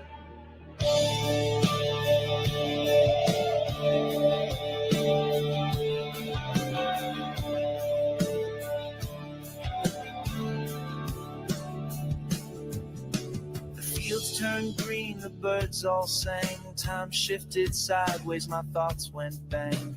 A phoenix spoke or blessed me with hash, said kill your past or this won't last. I saw myself a hollow frame, no joy, no truth, just broken ego and shame. So I lit the joint and stepped into the flame and called the ancient plant by name. The forest engulfed me, I bowed and knelt, and in that one puff, the cosmos I felt. The leaf and the flame, one and the same, buried in smoke beyond a name. I walk through fire to claim the light, with Dr. High as my guide through night.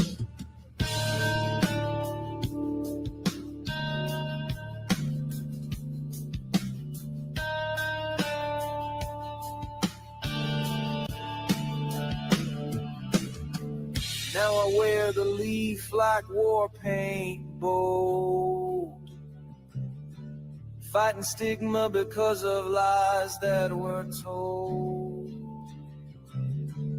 I found weed and now I'm not the same. I found peace in its claim to fame. You can now find it in a store. We need to unlock access still behind the door. But if you walk where dreams ignite, belief will find you in the night. The leaf and the flame, one and the same, buried in smoke beyond the name. I walk through fire, claim the light, with Dr. High as my guide through night.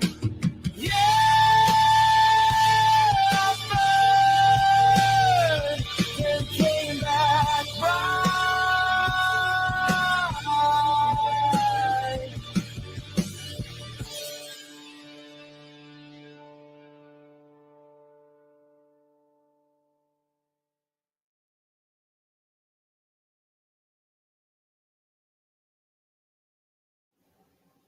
That was Leaf and Flame. I don't know what you thought of it, but it blows my mind. Wow. I have listened to that so many times and never get tired of it. It so involves the weed, the plant, along with the culture, and then it brings it from ancient thoughts to modern times with the dispensaries, and still access being locked behind doors. In many places around the world, it's not accessible, and that's what that line is all about. So, Leaf and Flame, wow. If you want to listen to it again, it's on YouTube under Dr. High Music. Okay, cool. I was a part of the outlaw cannabis culture for many years, involved in many aspects of it. The next two songs that we're going to do are about that culture and about the lifestyle and how you slowly get involved. It ramps up. You start making the money. You start living the life. And sure enough, boom, there's a heavier knock on the door. And it usually involves boots and guns and badges. I've been there. Took a big pill, but it is what it is. And it's over and done with, so it's all cool. But anyway, let's get into a little bit of the outlaw culture, some good rock and roll. This one will resonate with the growers. It's called Under the Lights, and it's banging.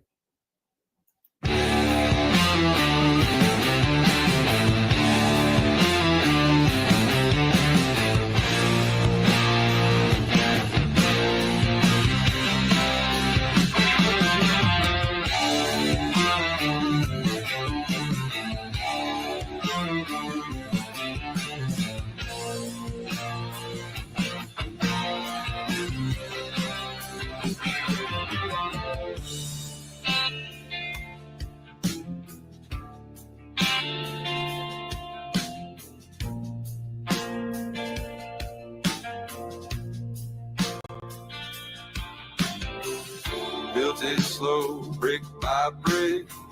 No flash, just sweat and money thick. Out past town where roads fade away, I found a place where my plants could play. Under LEDs and mountain sun, I grew what healed, hurt no one. A Dr. High hoodie stained with soil and sweat. A life not allowed but no regret. The world below could chase their fame. I just fed the roots without any shame. Under the lights, I made it grow. Leaf and bud in a beautiful glow. I wanted cash, cars, and women all around. And Dr. High knew how to clean the money I found.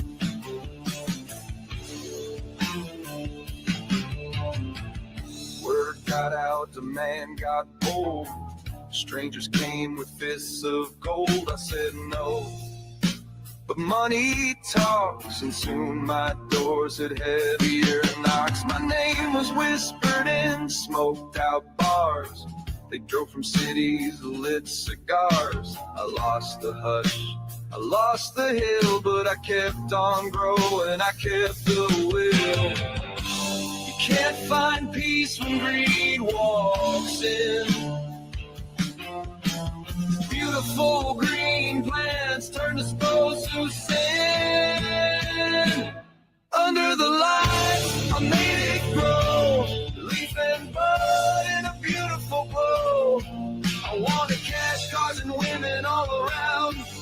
Doctor, I knew how to clean the money I found.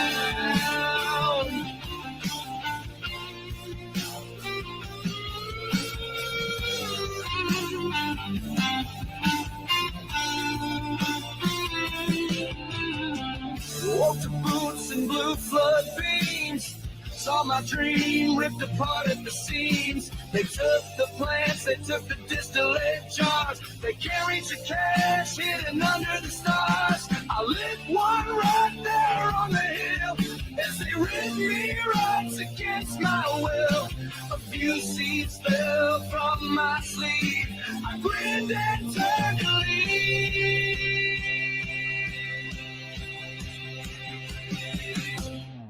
Under the lights, I made it grow.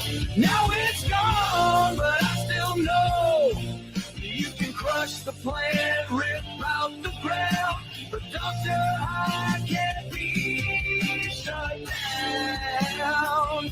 Yeah, I'll rise again where peace is found.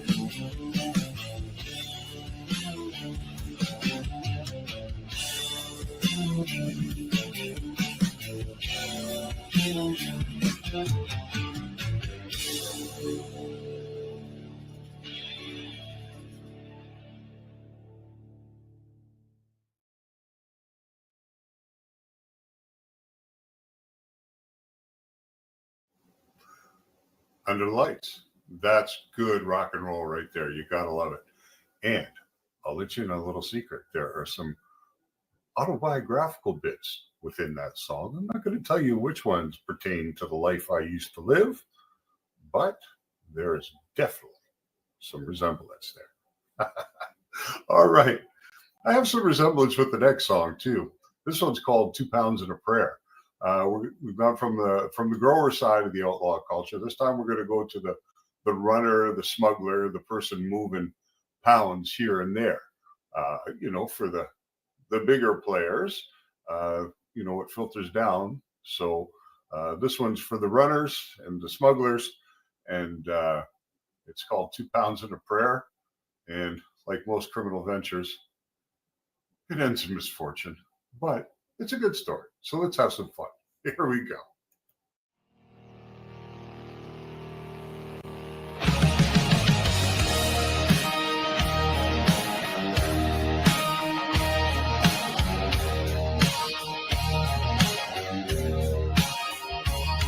Miles lights were off, my stash was bare. I had fists and I didn't care. A friend said, drive this bag across town. Cash up front, no need to frown.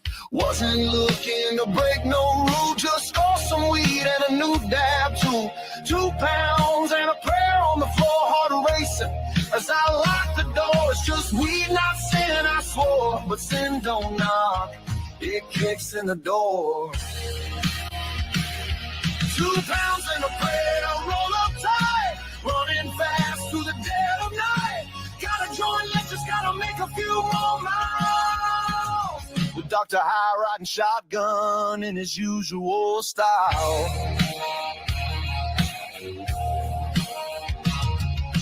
5 drops turn to 50 fast. Strange name like the OGs from the past. Money thick, stash packed full, Zaza loud. But danger lurked under a dark black cloud. Got a call from a man with gold rings. Said move more, you'll want big things. I hesitated, lit my joint. In that moment I missed the point. The higher I climbed, the more I shook. Breaking rules not found in books. 2 pounds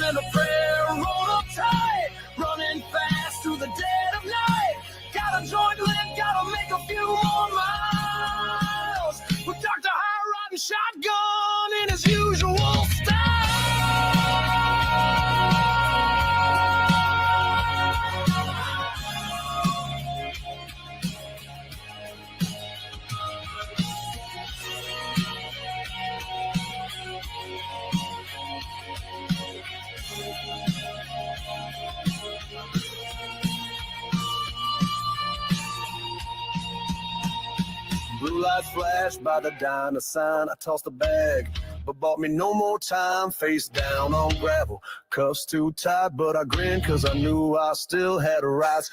They said, boy, your life's a waste. I said, nah, maybe you just need a taste. Lit my last one with a shaky thumb and whispered, high is where I'm from. 2 pounds in a prayer, now it's done. Took the risk just to feed someone. Got a sense coming blood on my fire. We take a high right shotgun. All the wild, wild. Yeah, I'm top, but I'm high in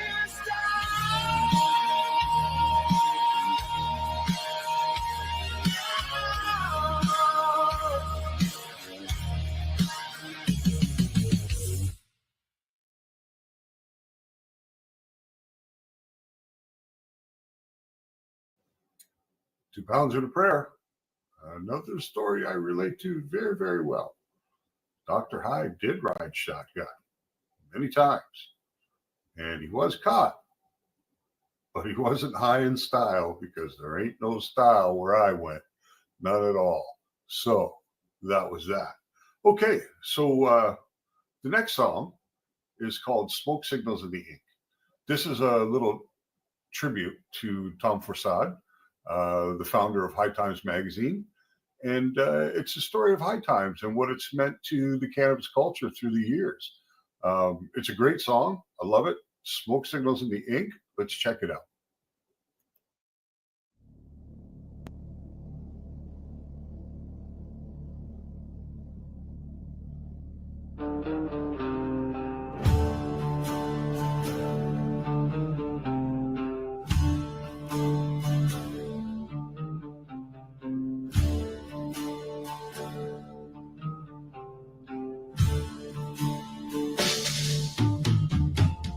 '74 behind the veil, a scribe who smoked said truth to the tale.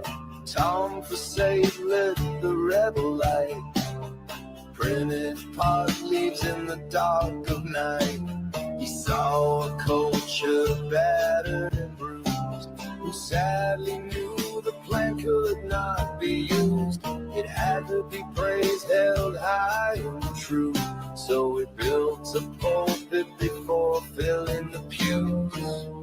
Folded pages, bold and wise, cannabis text in a paper disguise. Smoke signals in ink, undercovers define. High Times called the path in the margins of time. Not just a magazine, it was a beacon and a spark, keeping cannabis lit in a world of dark.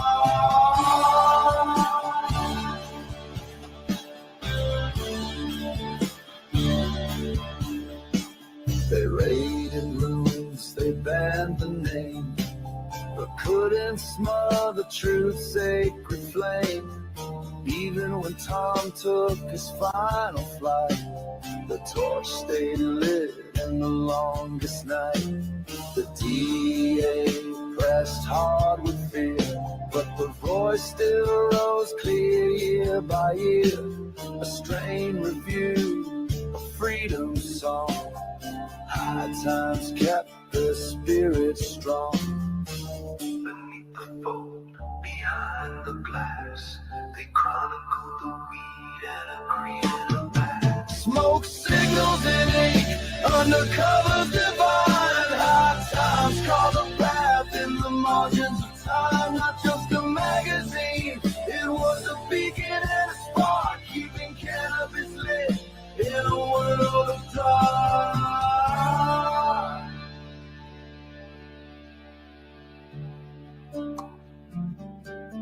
Where others saw just a weed, they saw a ritual, a medicine, a movement. They whispered through issues and shouted through the haze. Let the people know the plant is sacred.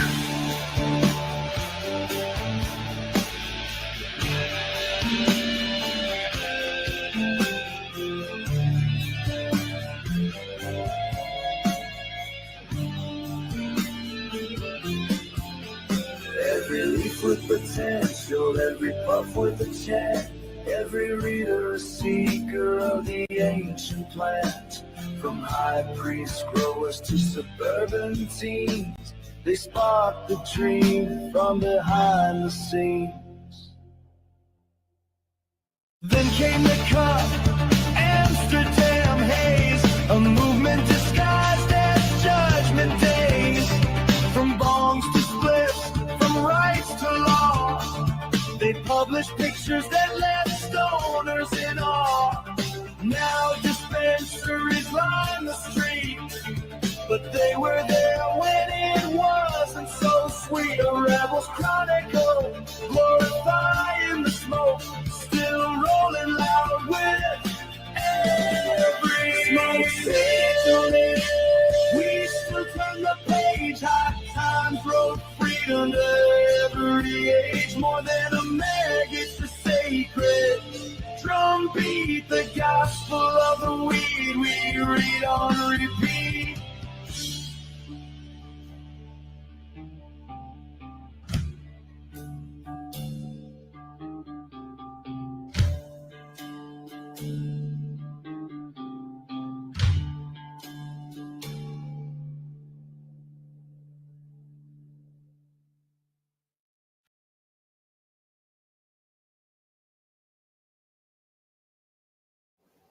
Smoke Signals in the Ink. My tribute to High Times. Hope you liked it. Pretty cool.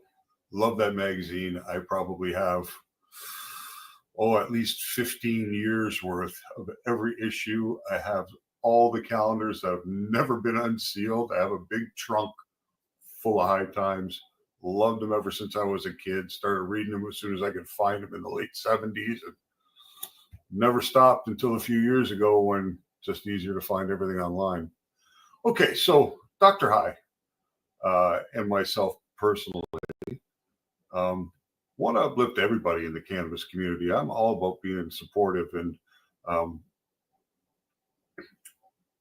taking care of everybody, right? As long as you smoke weed, you're family to me. That's the criteria I look for, unless you're like a pedophile that smokes weed or something, then you should be shot. But for the most part, people that smoke weed tend to be good people. So I like to support women. I think women are totally equal to men. I don't think there's any barriers or anything like that. But sometimes it's a rougher life for them, occasionally in different situations and things like that. So this next song is about a woman who finds her empowerment and her peace through the inclusion of cannabis in her lifestyle. It's called The Light She Lit. It's a kind of a rock ballad, and it's really a nice song, so I think you're going to love it.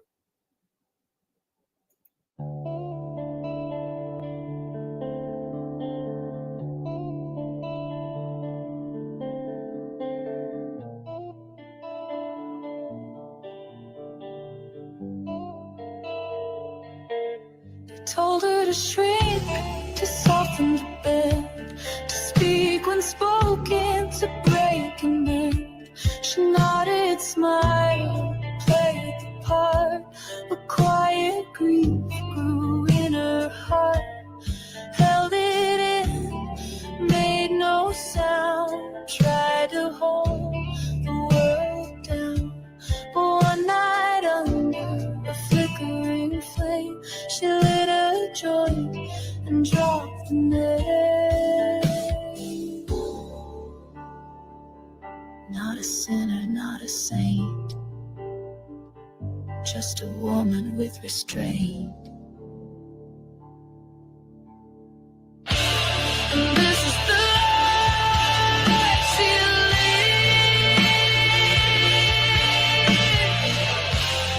Inhale truth, exhale quit. Didn't fix the storm inside, but with Dr. High, she stopped the hiding. Now she glows and don't submit.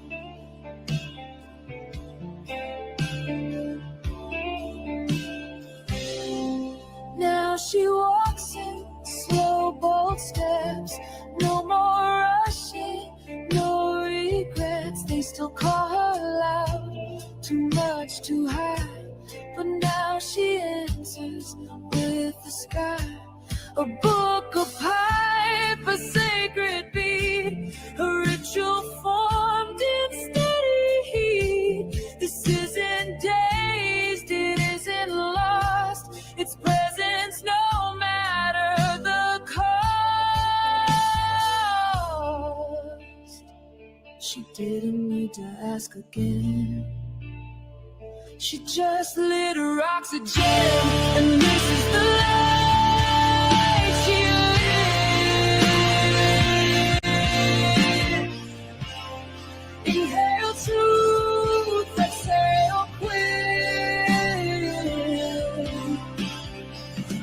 Didn't fix the storm inside, but with Dr. High, she stopped the hide, and now she glows. Don't submit.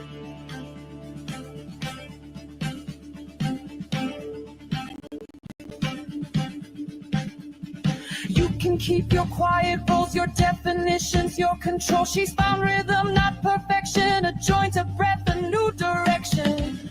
And when she's gone, they'll speak of her, not with pity, not with slur, but with how she burned and how the leaf helped her return. And this is the life she lives. Inhale truth, exhale quit. Didn't fix the storm inside, but with Dr. High, she turned the tide, and now she shines and never quits.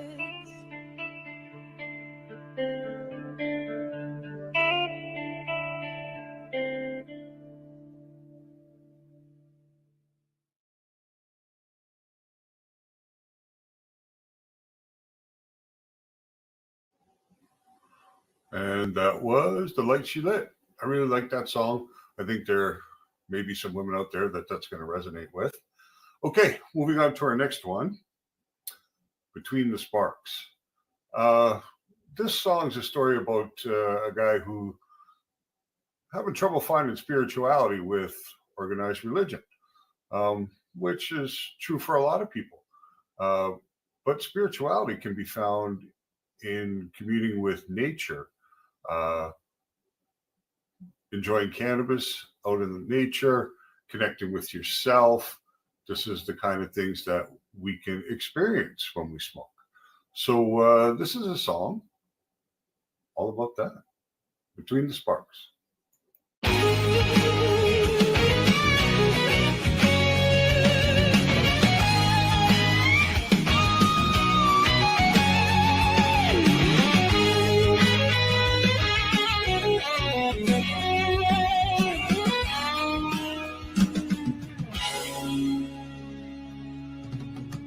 Never found in the preacher's words. Never found peace in what I heard. One night in the quiet skies, a little joint dropped my disguise. No agenda, no escape, just silence thick enough to shake. And in the smoke I saw my face, not lost, just out of place. We don't preach, it don't pretend. It just asks you to suspend. Between the puffs I caught the thread. Things I buried, things unsaid. Didn't fix the war inside, but Dr. High, I learned to ride.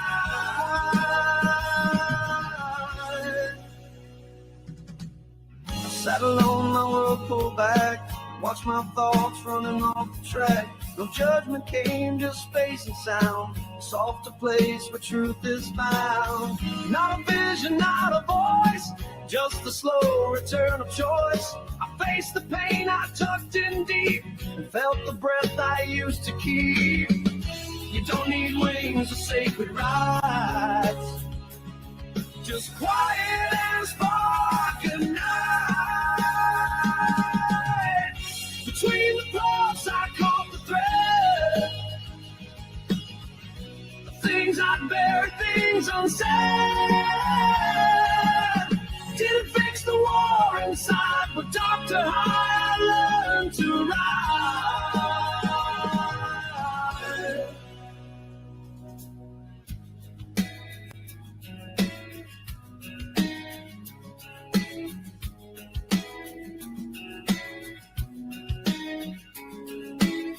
Now I like one to reflect, not to run, but to connect with the version of me still alive, the one who doesn't just survive. I don't need to name the why, I just show up and get high, and in the smoke I always see a glimpse of who I'm meant to be.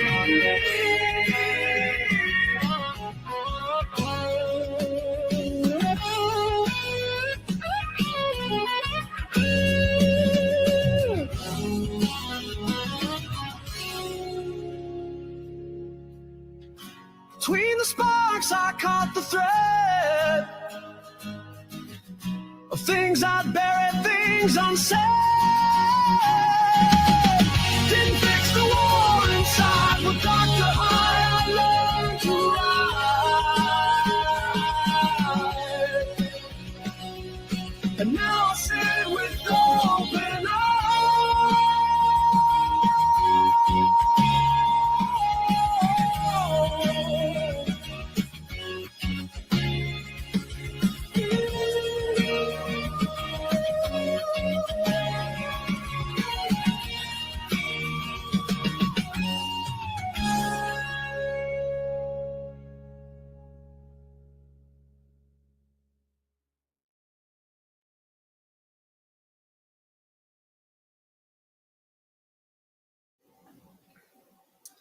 There it was, Between the Sparks. And that's going to lead us to our last song of the night, Purple and Pine. Medical cannabis users, a lot of times will tell you that there are certain strains that work better for them in dealing with the specifics of their condition than other strains. And I mean, that would make a lot of sense, right? Because there are different terpenes and flavonoids and cannabinoids present in certain different strains, and perhaps it's the combination of those terpenes and cannabinoids in a particular strain that helps it work for a specific condition. So that's why it would work that way. Now, this last song, Purple and Pine, is a song about a gentleman who's found that the best way for him to combat his current condition is to smoke Purple Haze and Pine Tar Kush. Those are his two strains that help him get through the day. Purple and Pine, here we go.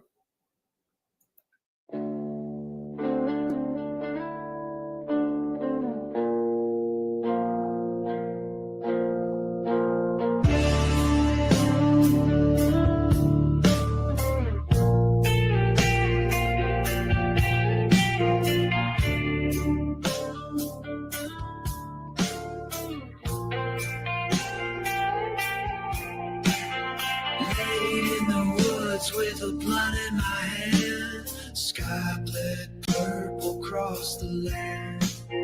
Pine tar kush on my tongue, earth in my chest, each pull deeper than the rest. My eyes went red, the world turned slow to leave some secrets I used to know. Lit another, the green took hold.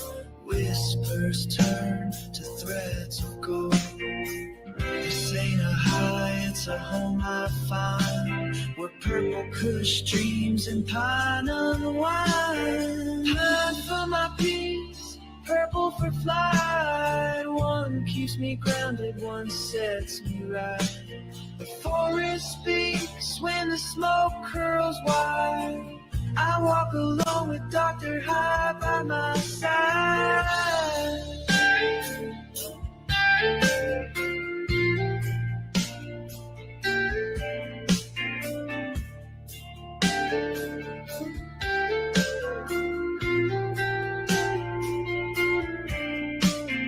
Branches dance in rhythm and sway. The world don't talk to me this way. Without the weed, it's static and ash. But now I see my soul while smoking the hash. Drift through moss, through inner light. A slow dissolve of fear and fight. Took 2 strains to crack the code. Now I live in soft and low. You chase signs, I chase trees. Found my cure in a leafy weed. Pine for my peace, purple for flight. One keeps me grounded, one sets me right. The forest beats when the smoke curls wide. I walk alone with Dr. High by my side.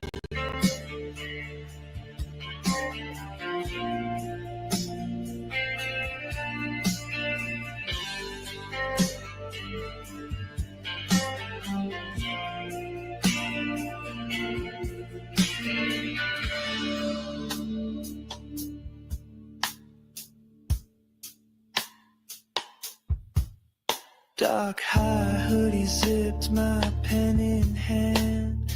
Etched new lines in dirt and sand.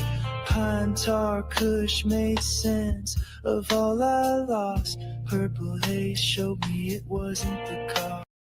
I'm not out here to escape. I'm tuning into a higher plane. The world may rush, but I recline with purple soul and heart of pine. Pine for my peace, purple for flight. One keeps me grounded, one sets me right. The forest speaks when the smoke curls wide. I walk alone with Dr. High by my side.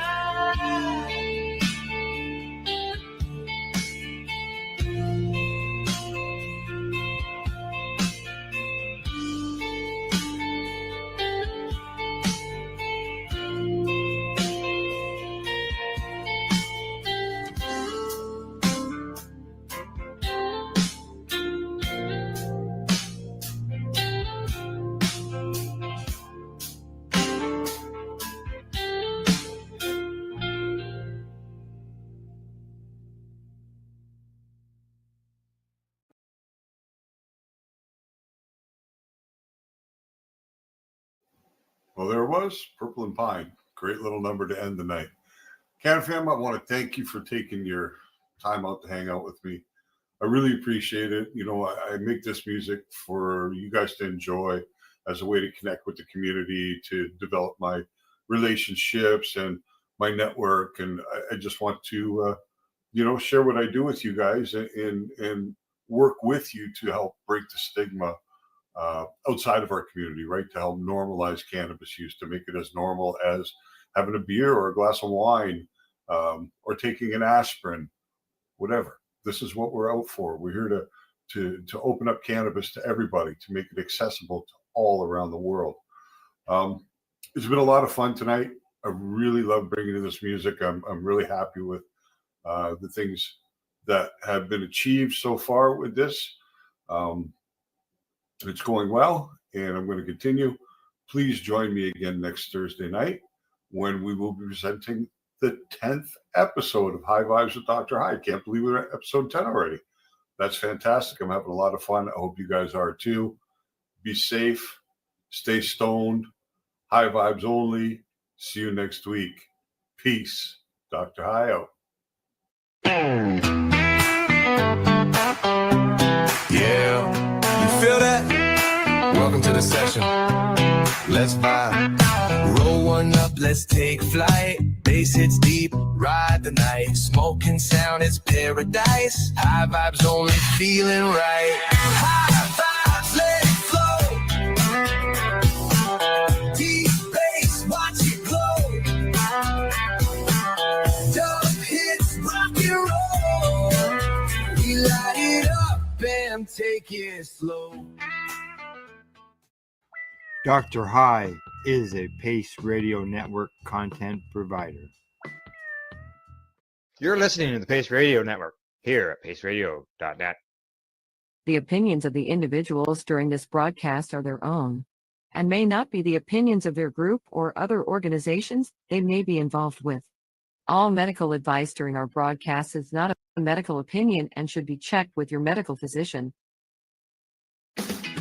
Enjoy the buzz of legalization with Campbellford Lifestyle Shop. From lights to plant nutrients, books, consumption accessories, and more, we've got all your basics to grow or consume cannabis. Visit our info center or take a look at our piercing services and body jewelry, now available in-store through Campbellford Lifestyle Shop, 17 Bridge Street West, Campbellford. Limestone City Hydroponics is Kingston, Ontario's hydroponics shop. Take your growing to the next level and create the optimal environment with a tent kit, or maximize your yield with an ebb and flow flood table kit. Either way, Limestone City Hydroponics has more sizes and options to fit your needs.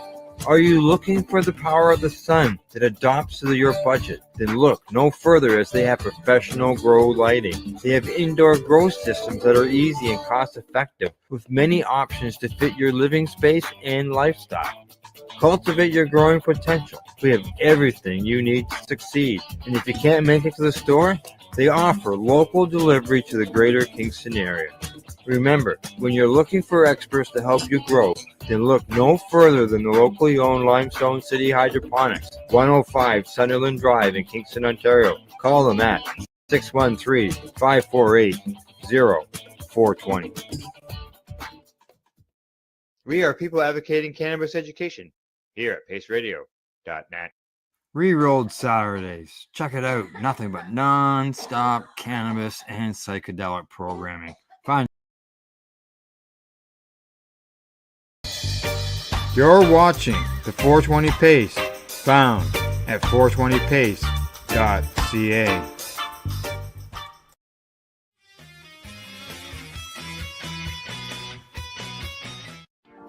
You've been watching Rerolled Saturdays. Thank you to our guests, our hosts, and our viewers.